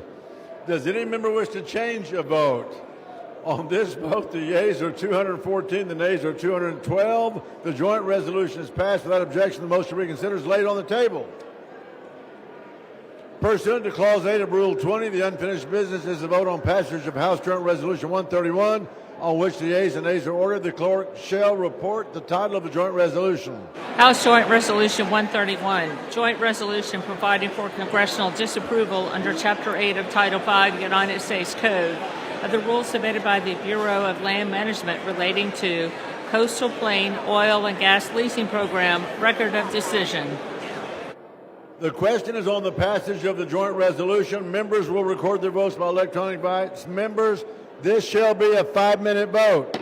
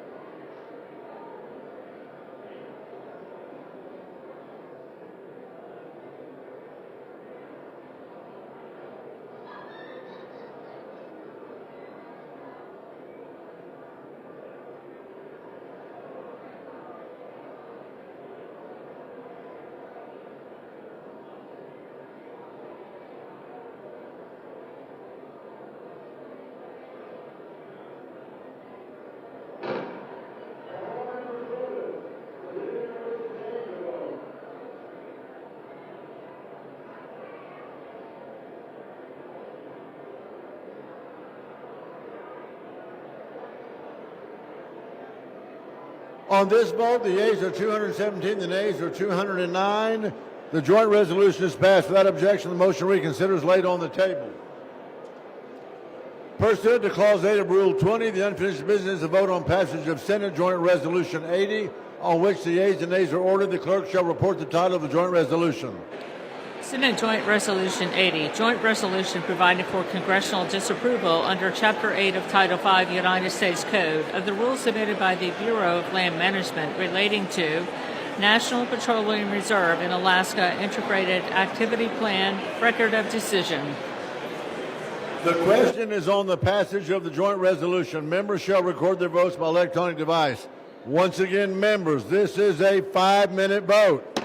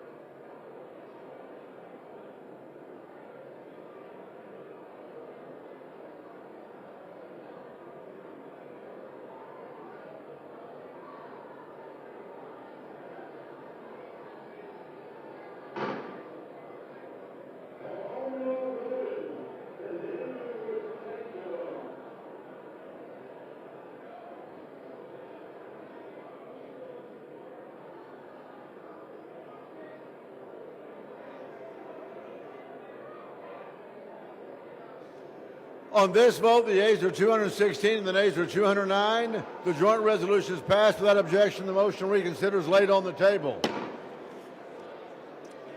Pursuant to Clause 8 of Rule 20, the unfinished business in the vote on adoption of House Resolution 888, on which the yeas and nays are ordered. The clerk shall report the title of the resolution.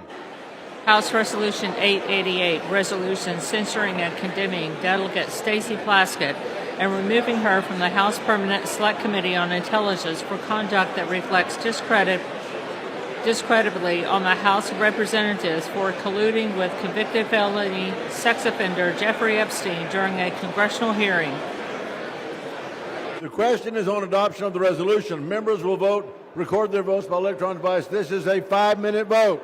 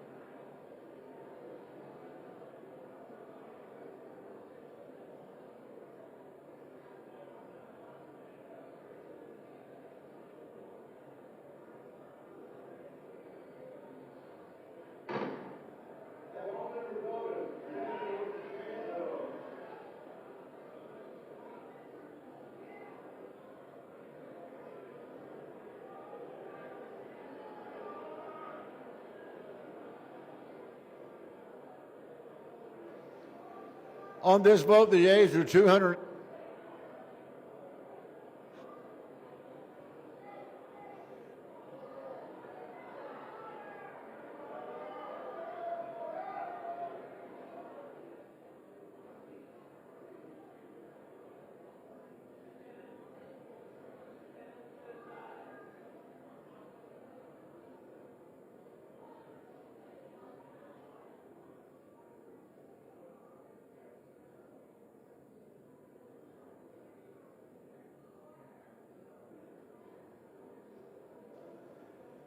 On this vote, the yeas are 209, the nays are 214.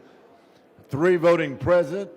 The resolution is not adopted. Without objection, a motion to reconsider is laid on the table.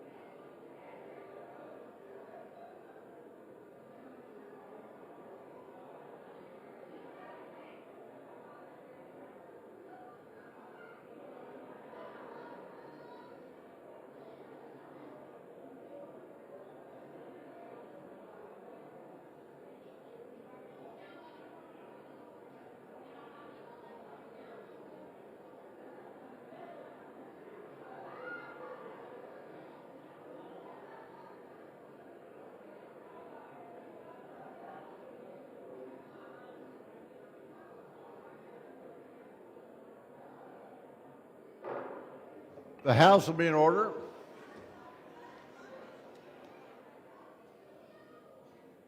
The House will be in order. For what purpose does the gentlelady from Florida seek recognition? I have a parliamentary inquiry. The gentlelady from Florida will state her inquiry.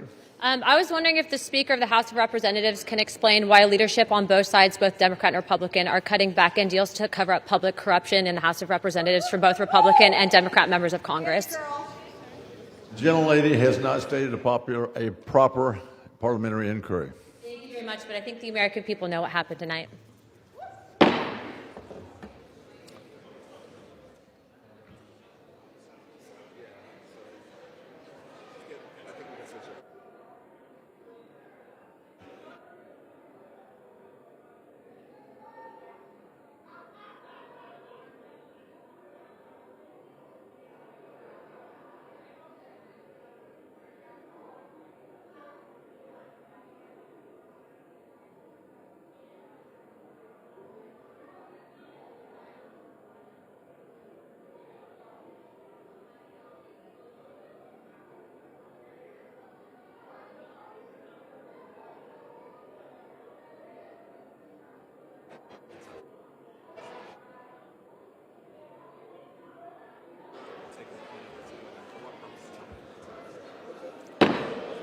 The House will be in order.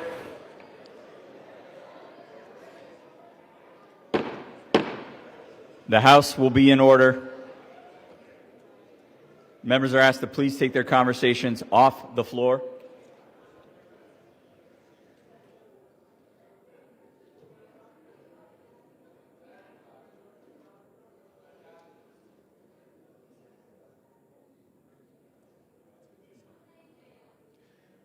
For what purpose does the gentleman from Kentucky seek recognition? Thank you, Mr. Speaker. I ask unanimous consent to speak out of order. Without objection. Thank you, Mr. Speaker. 2 weeks ago tonight, our community of Louisville, our state of Kentucky, was absolutely rocked when a cargo plane taking off from Louisville's Muhammad Ali International Airport bound for Hawaii crashed. 38,000 gallons of jet fuel exploded in our community in a scene that can only be described as apocalyptic. All 3 crew lost their lives, as well as 11 people on the ground. 14 of our neighbors, 14 of our community gone. The first responders were incredibly brave, rushing headfirst into the inferno to save everything they could. Our community, our state, our delegation, we did what Louisvillians and Kentuckians do, and lifted each other up as best as possible. But tonight we want to express our gratitude for those who went head first into that danger, for those who lifted each other up, and we want to offer a moment of silence for the 14 people who lost their lives.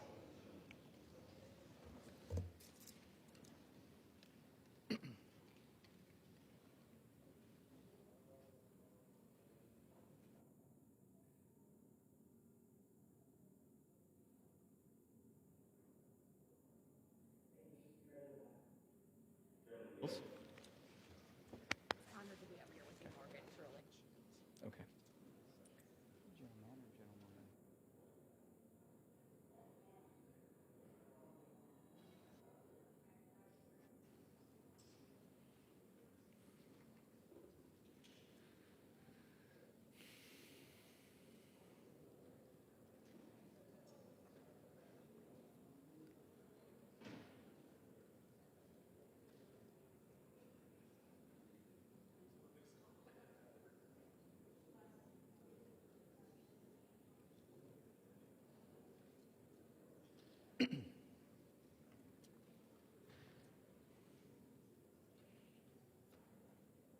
For what purpose does the gentlewoman from Michigan seek recognition? Mr. Speaker, I ask unanimous consent to address the House out of order. Without objection. Today, I am joined by my colleagues from Michigan as we honor the community of Grand Blanc and the victims and families of the shooting and fire at the Church of Jesus Christ of Latter-day Saints. On the morning of Sunday, September 28th, families, friends, and neighbors gathered to worship when a gunman crashed his car into the church, set the church on fire, and began shooting into the congregation. Ultimately, 4 members of our community were taken from us that morning. Today, and for many days to follow, we mourn for each of them, their families, every congregant of the church, and all those impacted by this senseless act of violence. This kind of violence, specifically in a place of worship where we go to pray and reflect in peace, is despicable, and no one should ever have to go through this. We also extend profound gratitude to the heroic first responders, the law enforcement officers who responded to the scene within seconds, the 911 dispatchers who coordinated an instantaneous response, the firefighters who got people to safety, and the local EMTs, nurses, and doctors who treated the injured. Their bravery and quick action saved lives. As the community heals from a moment of this incredible darkness, they unify and find light under the motto, Grand Blank, Better Together. Residents specifically asked me to bring this message to the floor of the U.S. House. Today, may the whole nation learn from their example, and may we always stand better together with Grand Blank. They remind us that it is our differences that make our country stronger, and it is the way we love one another that will define us. For them, may we all seek to bring peace, understanding, and love to this world, and let us never forget their loss. I ask my colleagues to join me in a moment of silence.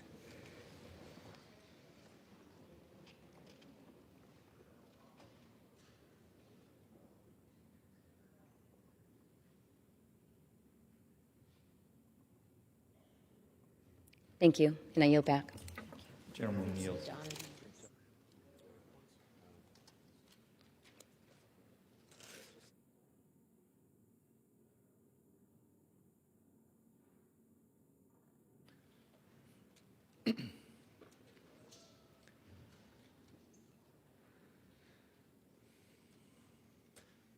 The chair will now entertain requests for 1-minute speeches. For what purpose does the gentleman from Pennsylvania seek recognition? Mr. Speaker, request unanimous consent to address the House for 1 minute and revise and extend my remarks. Without objection.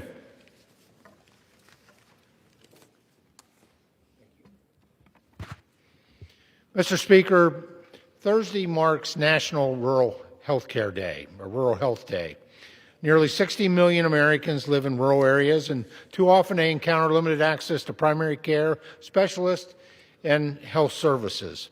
These gaps are worsened by transportation barriers, doctor shortages, and hospital closures. These challenges don't just affect individuals, they affect entire families and communities.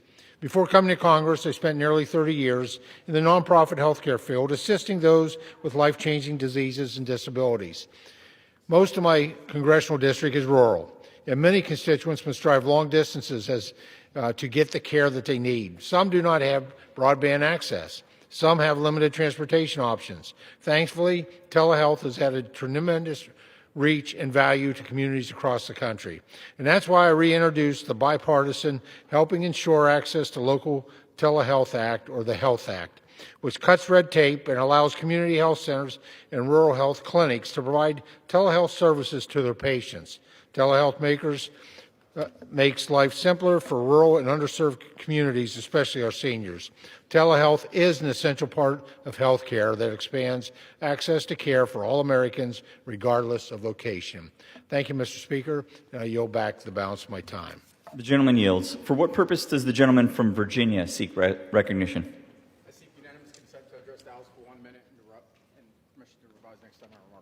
Without objection, the gentleman is recognized for 1 minute. Mr. Speaker, given the President's disturbing and counterfactual defense of Saudi Crown Prince Mohammed bin Salman today, I feel compelled to speak up on behalf of Mr. Khashoggi and his family and the American people. During my tenure on Trump's White House National Security Council staff, I reviewed many of Trump's calls with foreign leaders. Of all the calls I reviewed, 2 stood out as the most problematic. The first we all know. It was between President Trump and President Zelensky, which resulted in President Trump's first impeachment. The second was between President Trump and Mohammed bin Salman. After the murder of journalist Jamal Khashoggi, I reviewed a call between the president and the Saudi Crown Prince. The American people and the Khashoggi family deserve to know what was said on that call. If history is any guide, the receipts will be shocking. I call on the president to release that transcript.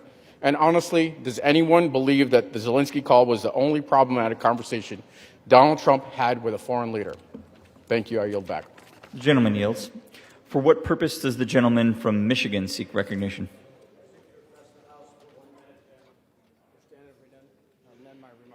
Without objection, the gentleman is recognized for 1 minute.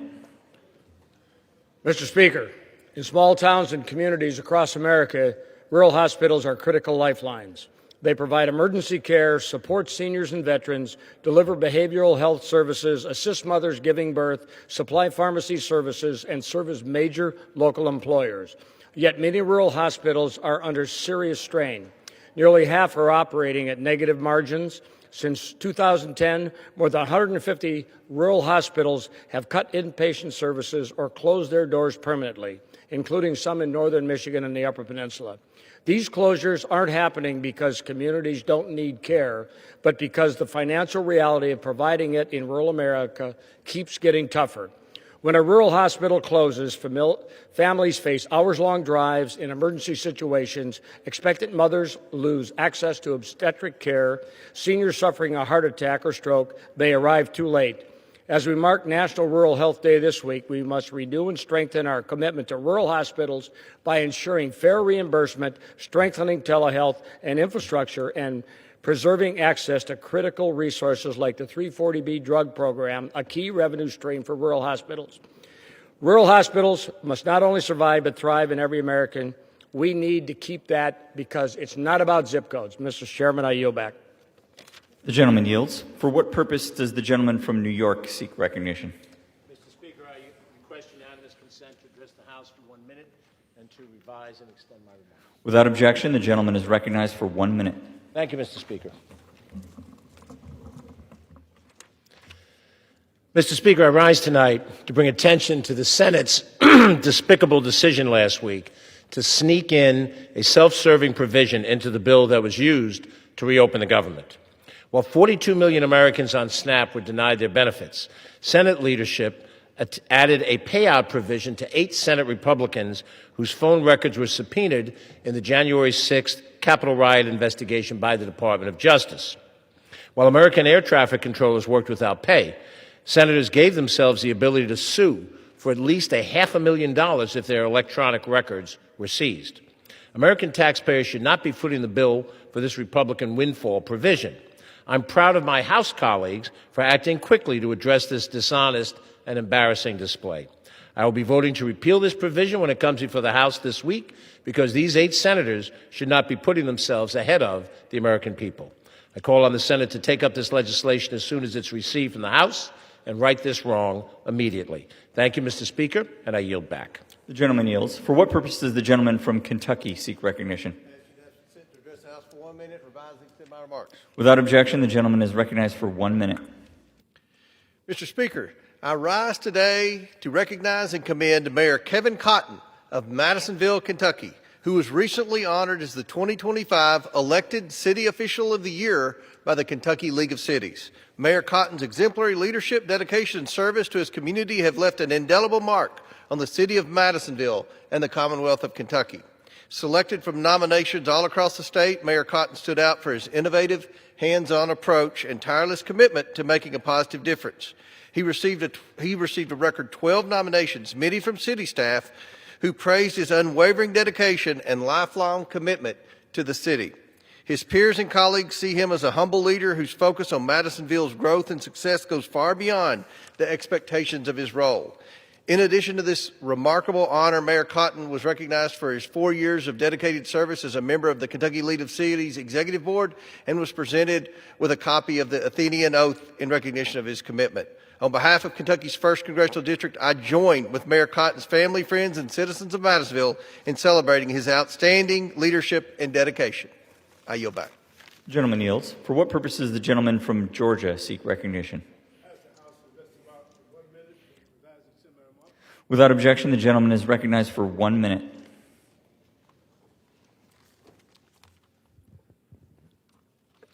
Mr. Speaker, rural Georgians and rural Americans are older, sicker, and less likely to have health insurance than those in our cities. In fact, compared to urban areas, rural Georgians are nearly 5 times more likely to die early from cancer.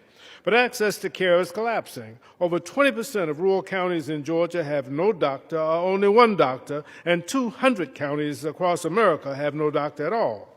When rural hospitals close, the community loses not only health care, but jobs, restaurants, banks, and hope. When Southwest Georgia Regional Hospital closed, the nearest ER became 40 miles away, a life or death distance. Rural health care is not just about hospitals and doctors. Clean drinking water, wastewater upgrades, and broadband are necessary for health and survival. Rural areas simply don't have the tax base to modernize these systems alone, so Congress must invest funding in rural development, energy, and health care to ensure they can thrive. Rural health is not partisan, so we must work together to make access to care a reality for rural Americans everywhere. I yield back. The gentleman yields. For what purpose does the gentleman from California seek recognition? I seek unanimous consent to address the House for 1 minute and to revise and extend my remarks. Without objection, the gentleman is recognized for 1 minute. Mr. Speaker, this is the moment to bring the senseless redistricting war to an end. Today, a federal district court tossed out the gerrymandered map in Texas with an appeal headed straight to the Supreme Court. California's gerrymandered map is facing a similar legal challenge. We don't know how these cases will turn out, so there is uncertainty at this moment whether the whole redistricting war is going to end as a wash or with a modest advantage for one party or the other. Now, it really shouldn't matter. I'm against gerrymandering wherever it occurs, no matter which party stands to benefit. But this present uncertainty has created a window of opportunity for a bipartisan agreement to bring this madness to an end. I've introduced H.R. 4889 to ban mid-decade redistricting in every state in the country. I am calling on House leadership to do the right thing and bring this bill to the floor for a vote. Not only is it supported widely by members in this body, but a poll showed that the American people support this proposal by a 3-to-1 margin. Let's pass this legislation and restore a dose of sanity to politics in this country. I yield back. The gentleman yields. For what purpose does the gentlewoman from Ohio seek recognition? And extend my remarks. Without objection, the gentlewoman is recognized for 1 minute. Thank you, Mr. Speaker. In recognition of National Health Month, let me put some quotes out there from individuals that I represent. Just in Ohio, we know health insurance will become unaffordable for tens of thousands of people across our Northwest Ohio district, over 500,000 Ohioans and 15 million Americans. Please let me share some examples. A constituent from Clyde, Ohio said it clearly. High insurance prices will allow people to die by making health care unaffordable. It was terrible before the ACA. We need affordable health insurance. Another citizen from Eden in Williams County shared how their medications have become so costly that they now have to seek out patient assistance programs, and their prescription insurance has increased $119 a month, which is unmanageable on a fixed income. A Toledo resident told me, everything's going up. Groceries cost more, child care, rent, and unless Congress acts, health insurance premiums for us will double. Our family cannot make it. We don't have an extra $100 per month. Mr. Speaker, I hope you're listening to these pleas, because unless we address the cost of health insurance in this country, too many people are going to die. Thank you, and I yield back. Gentlewoman yields. For what purpose does the gentleman from Guam seek recognition? Thank you, Mr. Speaker. I request unanimous consent to address the House for 1 minute and revise and extend my remarks. Without objection, the gentleman is recognized for 1 minute. Mr. Speaker, I rise today in recognition of National Rural Health Day to honor the millions of Americans who rely on rural healthcare systems and to shine a light on the unique challenges faced by our rural and territory communities. In places like Guam, distance is not measured in miles but in oceans. When a family needs specialty care, when a child requires emergency service, and when one of our mononcles seeks follow-up treatment, the nearest option may be thousands of miles away. Hospitals and healthcare facilities across our nation, including Guam Memorial Hospital, bear tremendous responsibility with limited resources. And it is the doctors, the nurses, and allied health professionals of Guam who meet the responsibility every day. They provide life-saving care despite higher costs, workforce shortages, and outdated reimbursement formulas. Financial sustainability for these institutions is not just about healthcare, it's about equality, economic stability, and national security.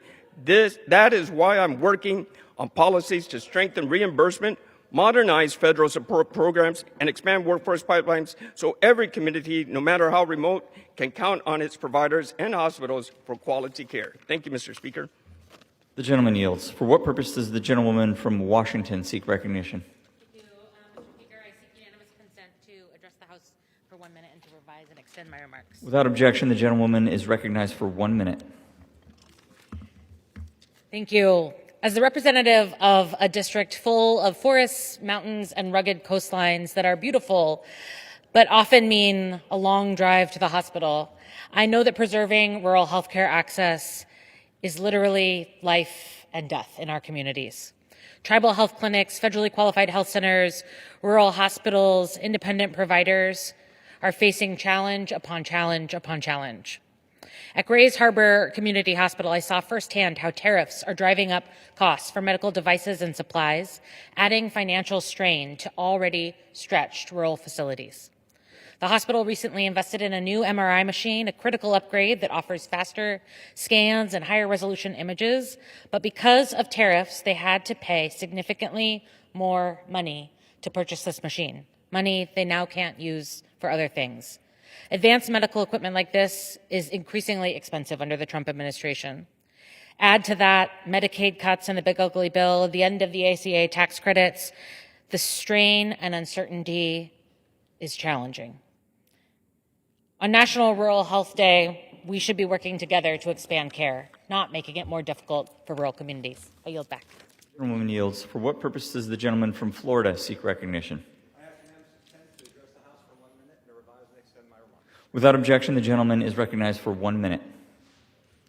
Thank you, Mr. Speaker. Every time I come onto this floor, I marvel at the fact that I get the opportunity to serve here. But today, it means a lot more because 35 years ago, as a page in this institution, my mom used to come and watch me every day. She'd come and she'd sit in the gallery over there, never knowing that 35 years later, her son would ultimately serve in Congress. Frankly, had you asked me 1 year ago today, I would have told you that I would not expect to be serving here. However, it was 1 year ago today that my mom died. It was 5 days after that President Trump asked me to run. And so today, as I mourn my mother on the 1 year anniversary of her death, I think of all of the things that I can do to make sure that I make her proud and how I serve her every day. Because as I often say to my constituents, I won't let you down because I'm not going to let her down. Thank you, Mr. Speaker. Yields. For what purpose does the gentleman from New York seek recognition? I ask unanimous consent to address the House for 1 minute and to revise and extend my remarks. Without objection, the gentleman is recognized for 1 minute. Thank you, Mr. Speaker. I rise today to recognize the life and service of Syracuse Police Officer Wally Howard, Jr. Officer Howard was a son of Syracuse, a Henniger graduate, a Syracuse University student, and a respected member of the Syracuse Police Department. He dedicated his life to protecting our community, serving with distinction on the Central New York DEA Task Force. On October 30th, 1990, during an undercover narcotics investigation, Officer Howard was ambushed and killed in the line of duty. His death marked the first line of duty death for a Syracuse officer since 1929. For decades, his legacy has guided law enforcement training across the country, and awards in his name continue to honor excellence, bravery, and service. It's time to bestow another lasting honor on the Syracuse hero. That's why I've introduced bipartisan legislation to rename the post office at 2220 South Salina Street in Syracuse as the Officer Wally Howard Jr. Post Office Building. This designation ensures that in the everyday life of the city he protected, Syracuse, New York, Officer Howard's name, sacrifice, and example will never be forgotten. I thank the overwhelming majority of the New York delegation that are co-sponsoring this bill, and I urge all my colleagues to support it and to help a great American city honor a great American hero who gave everything for his community. I yield back. Gentleman yields. For what purpose does the gentleman from California seek recognition? Without objection, the gentleman is recognized for 1 minute. Thank you, Mr. Speaker. I rise tonight to remember and make sure we don't forget the name and the likeness of Irina Zarutska, a Ukrainian refugee who successfully made it safely to this country, to North Carolina, where she innocently one evening was riding a transit train and had her life brutally taken away from her from a 13 or 14 time arrested criminal for no reason other than a thrill kill. We need not forget, as it doesn't seem to be playing very far into the news, this tragic loss. Remember the name, the face of Irina Zarutska, and hope that she gets justice from the prosecution of this animal currently in court. I yield back. The gentleman yields. For what purpose does the gentleman from Texas seek recognition? Without objection, the gentleman is recognized for 1 minute. Mr. Speaker, I rise today to honor a legend in Arlington, Texas that passed away. The former mayor of Arlington, Elsie Odom. He was 96 years old. Mayor Odom was a trailblazer in every sense of the word, born in East Texas and moved to Arlington and made his mark in the city very quickly. His journey is a testament to determination and dignity and faith.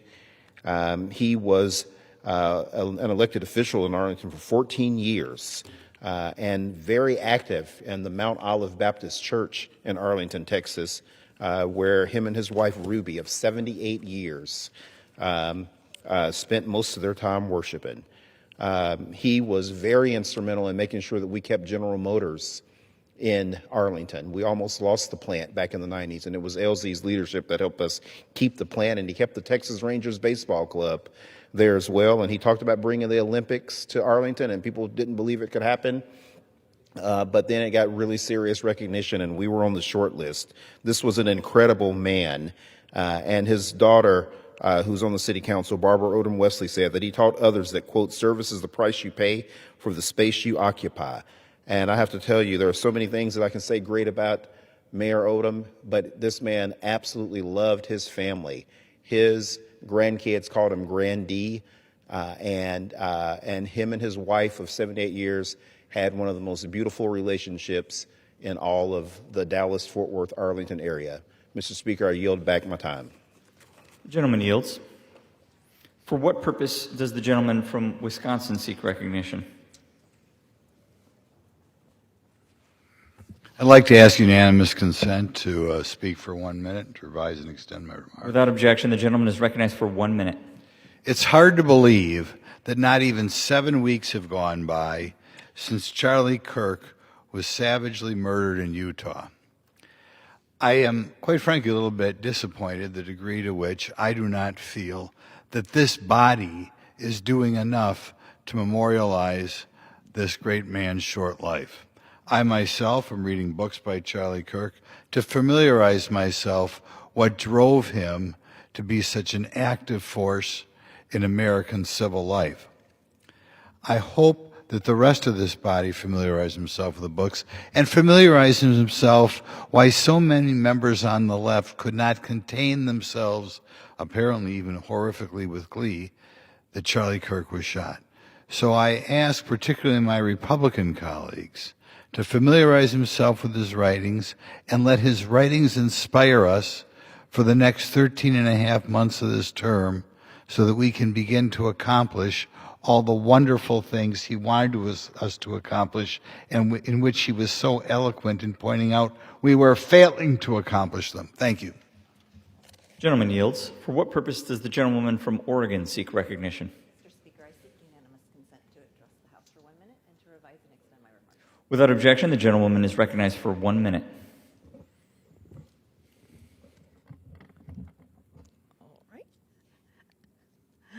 Mr. Speaker, I rise today to highlight the growing mental health care crisis in rural America.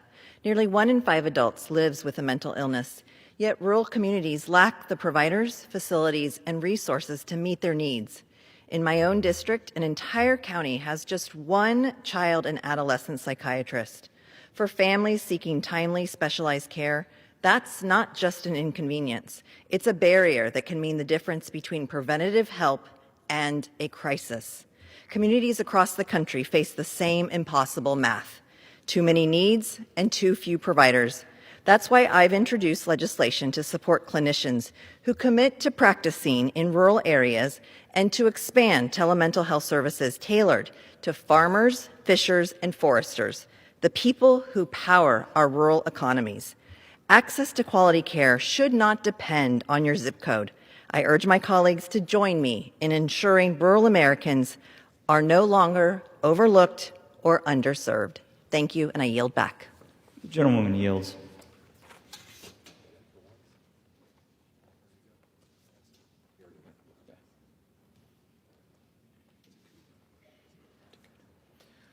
Under the Speaker's announced policy of January 3rd, 2025, the gentlewoman from Hawaii, Ms. Takuda, is recognized until 10 p.m. as the designee of the Minority Leader. Ms. Takuda.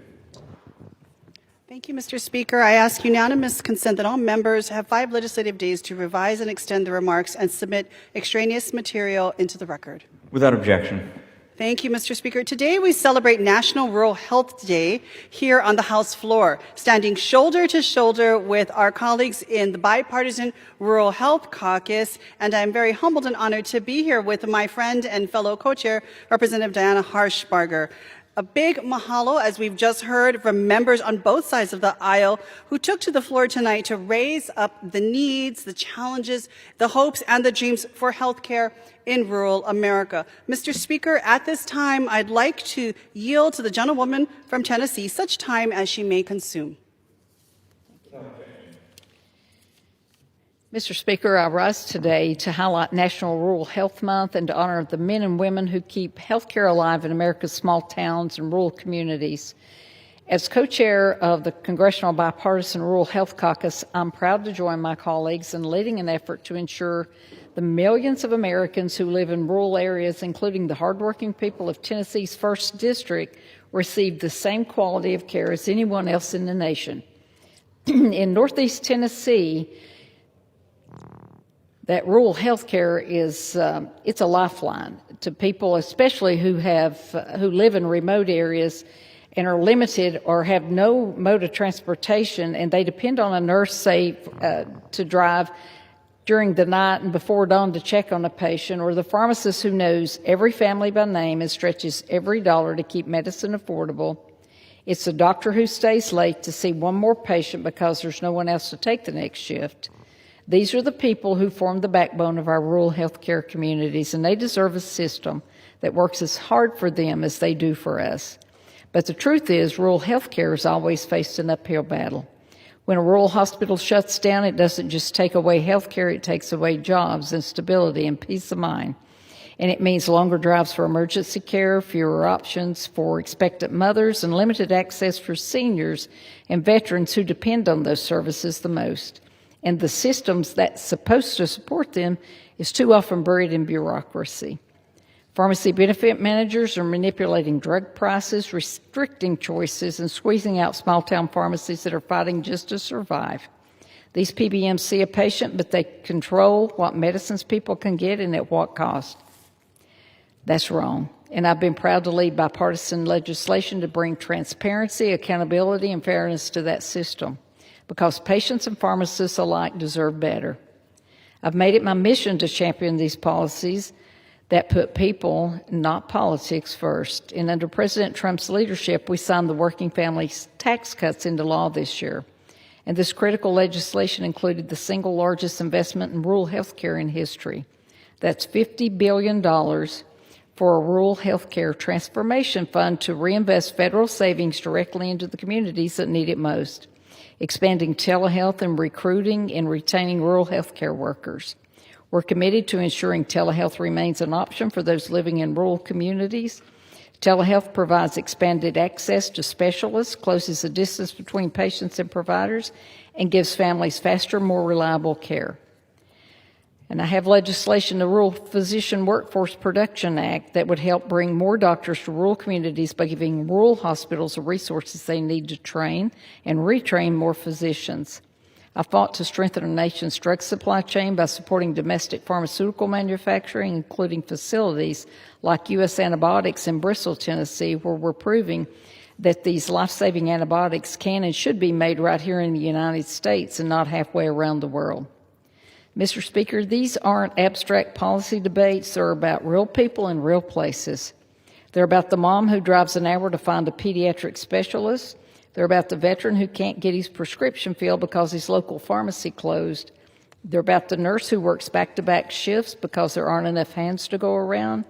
And those stories are what drive my work every single day. And that's why I've joined my co-chair, Representative Takuda, in introducing a resolution to recognize November 20th, 2025 as National Rural Health Day. This resolution recognizes the challenges we face, but more importantly, it affirms our commitment to solving them. Thank you, Representative Takuda, for your continued commitment on working together to address the pressing healthcare issues facing our rural communities. We must fight for a healthcare system that serves patients, not big insurance companies, that values rural providers, not red tape, and ensures no community, no matter how small or remote, is left behind.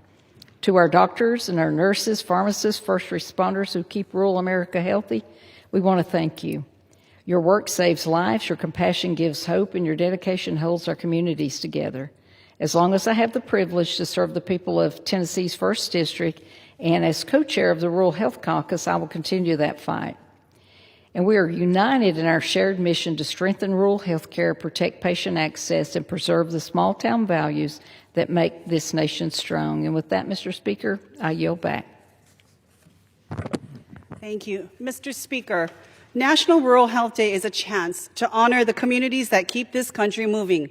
The farmers, the teachers, the kapuna, health workers, first responders, small business owners, and families who fuel our local economies and preserve our way of life. It's also a moment for Congress to recognize that rural communities face challenges that are different, not because they are less, but because they are often asked to survive systems that were not built for them. What some call in Washington innovation is really rural America being forced into a constant state of adaptation, forced to make do, to improvise, and stretch thin resources even thinner simply to maintain basic access to health care. Every day in Hawaii, I see mobile clinics reaching isolated communities, school-based health centers stepping up for low-income children, and community health workers bridging cultural and geographic divides. Rural communities everywhere are pioneering models of behavioral health integration and telemedicine, not from a place of creativity or convenience, but necessity and survival. We've proven we can adapt to impossible situations, but extraordinary flexibility cannot and must not replace true investment. Ingenuity cannot replace federal partnership, and resilience cannot continue to be a substitute for resources. We have unfinished business here before us in Congress, but what gives me hope is that we have allies and advocates on both sides of the aisle ready to lead. Across the country, from the volcano-lined communities in my district of Ka'u to the farming slopes of upcountry Maui to the taro patches that I see on Kauai, one truth is crystal clear. Rural America is tired of being resilient. When people call us resilient, what they're really saying is we've been forced to survive hardship. Resilience means we're struggling. Resilience means we're being asked to endure what no community should ever be asked to endure. Our people cannot survive on resiliency alone. Rural America is tired of being tired. Rural America is tired of jumping from one difficult situation to another. Rural America is tired of learning to bend without breaking due to a lack of resources, investment, and support. What rural America needs is an immediate, revolutionary, transformational investment, a historic top-to-bottom overhaul that rebuilds the healthcare system from the inside out. Rural America needs a profound change on a scale that we have not yet seen before. And most importantly, rural America, where we all live, needs a chance to be known as more than just resilient. It deserves a chance to thrive. We cannot rely on Band-Aids and small step forwards, short-term pilot projects, especially when we know families are driving hours or having to even get on a plane for care. Hospitals are closing, behavioral health crises are going untreated, and when the difference between life and death is the distance between one rural town and the nearest city, this is unacceptable. Our people will literally die without bold, immediate systemic action on rural health. Today, we still lack long-term stability for community health centers, for teaching health centers, and the National Health Service Corps. Critical workforce and training programs remain stuck in reauthorization limbo, and bipartisan bills to strengthen EMS capacity, expand telehealth, and improve behavioral health access still await action. We said these issues were urgent last year when we were on the floor. They are even more urgent today. Rural communities cannot afford another year of waiting. That's why we're pushing forward with real bipartisan solutions that simply cannot wait another Congress to be enacted into law. My Rural Health Clinic Modernization Package, including the Rural Behavioral Health Improvement Act, cuts red tape and strengthens reimbursements so rural clinics can stay open. The Health Act protects telehealth access, including audio-only visits for families who lack broadband or live hours away from their care. The Community Teams Act and Strengthening Pathways to Health Professions Act rebuild the rural workforce pipeline, supporting students and providers and keeping scholarships and loan repayment programs accessible and tax-free. And the Rural Health Care Technical Assistance Act gives rural facilities the tools they need to prevent closures and stay financially stable. These are practical, bipartisan solutions built for lasting impact, not another short-term fix to grab a headline. And that is why caucuses like ours, the Bipartisan Rural Health Caucus, and special order hours like the ones that you've seen tonight matter. They remind America and this Congress that despite everything going on in our politics, there is still a path forward. There is still work we can only accomplish together. In closing, I want to thank all of my colleagues who joined us tonight to give their speeches, and to the over 70 members, Republicans and Democrats, who make up our caucus. Your presence sends a clear message. Rural communities matter. To my constituents in Hawaii and rural Americans across this great country, your voices keep us grounded. And to every nurse, doctor, EMT, pharmacist, community health worker, small clinic team, you show us both the urgency and the solutions every single day. This work is not just policy. It's people. It's families. It's the future of rural America. So let's continue to listen, to act, and to deliver together, because when rural communities thrive, all of America thrives. Thank you, Mr. Speaker, and at this time, I yield back. The gentleman yields back. The chair lays before the House a communication. The Honorable, the Speaker, House of Representatives, sir, enclosed is my resignation letter to New Jersey Governor Philip D. Murphy, effective November 20th, 2025 at 11:59 p.m. It has been an honor to serve the residents of New Jersey's 11th Congressional District. I look forward to serving them and all residents of New Jersey as governor over the next 4 years. Signed sincerely, Mikey Sherrill, Member of Congress. For what purpose does the gentlewoman from Hawaii seek recognition? Thank you, Mr. Speaker. I ask that the House do now adjourn. The question is on the motion to adjourn. Those in favor say aye. Those opposed, no. The ayes have it, and the motion is adopted. Accordingly, the House stands adjourned until 10 a.m. tomorrow morning for morning hour debate.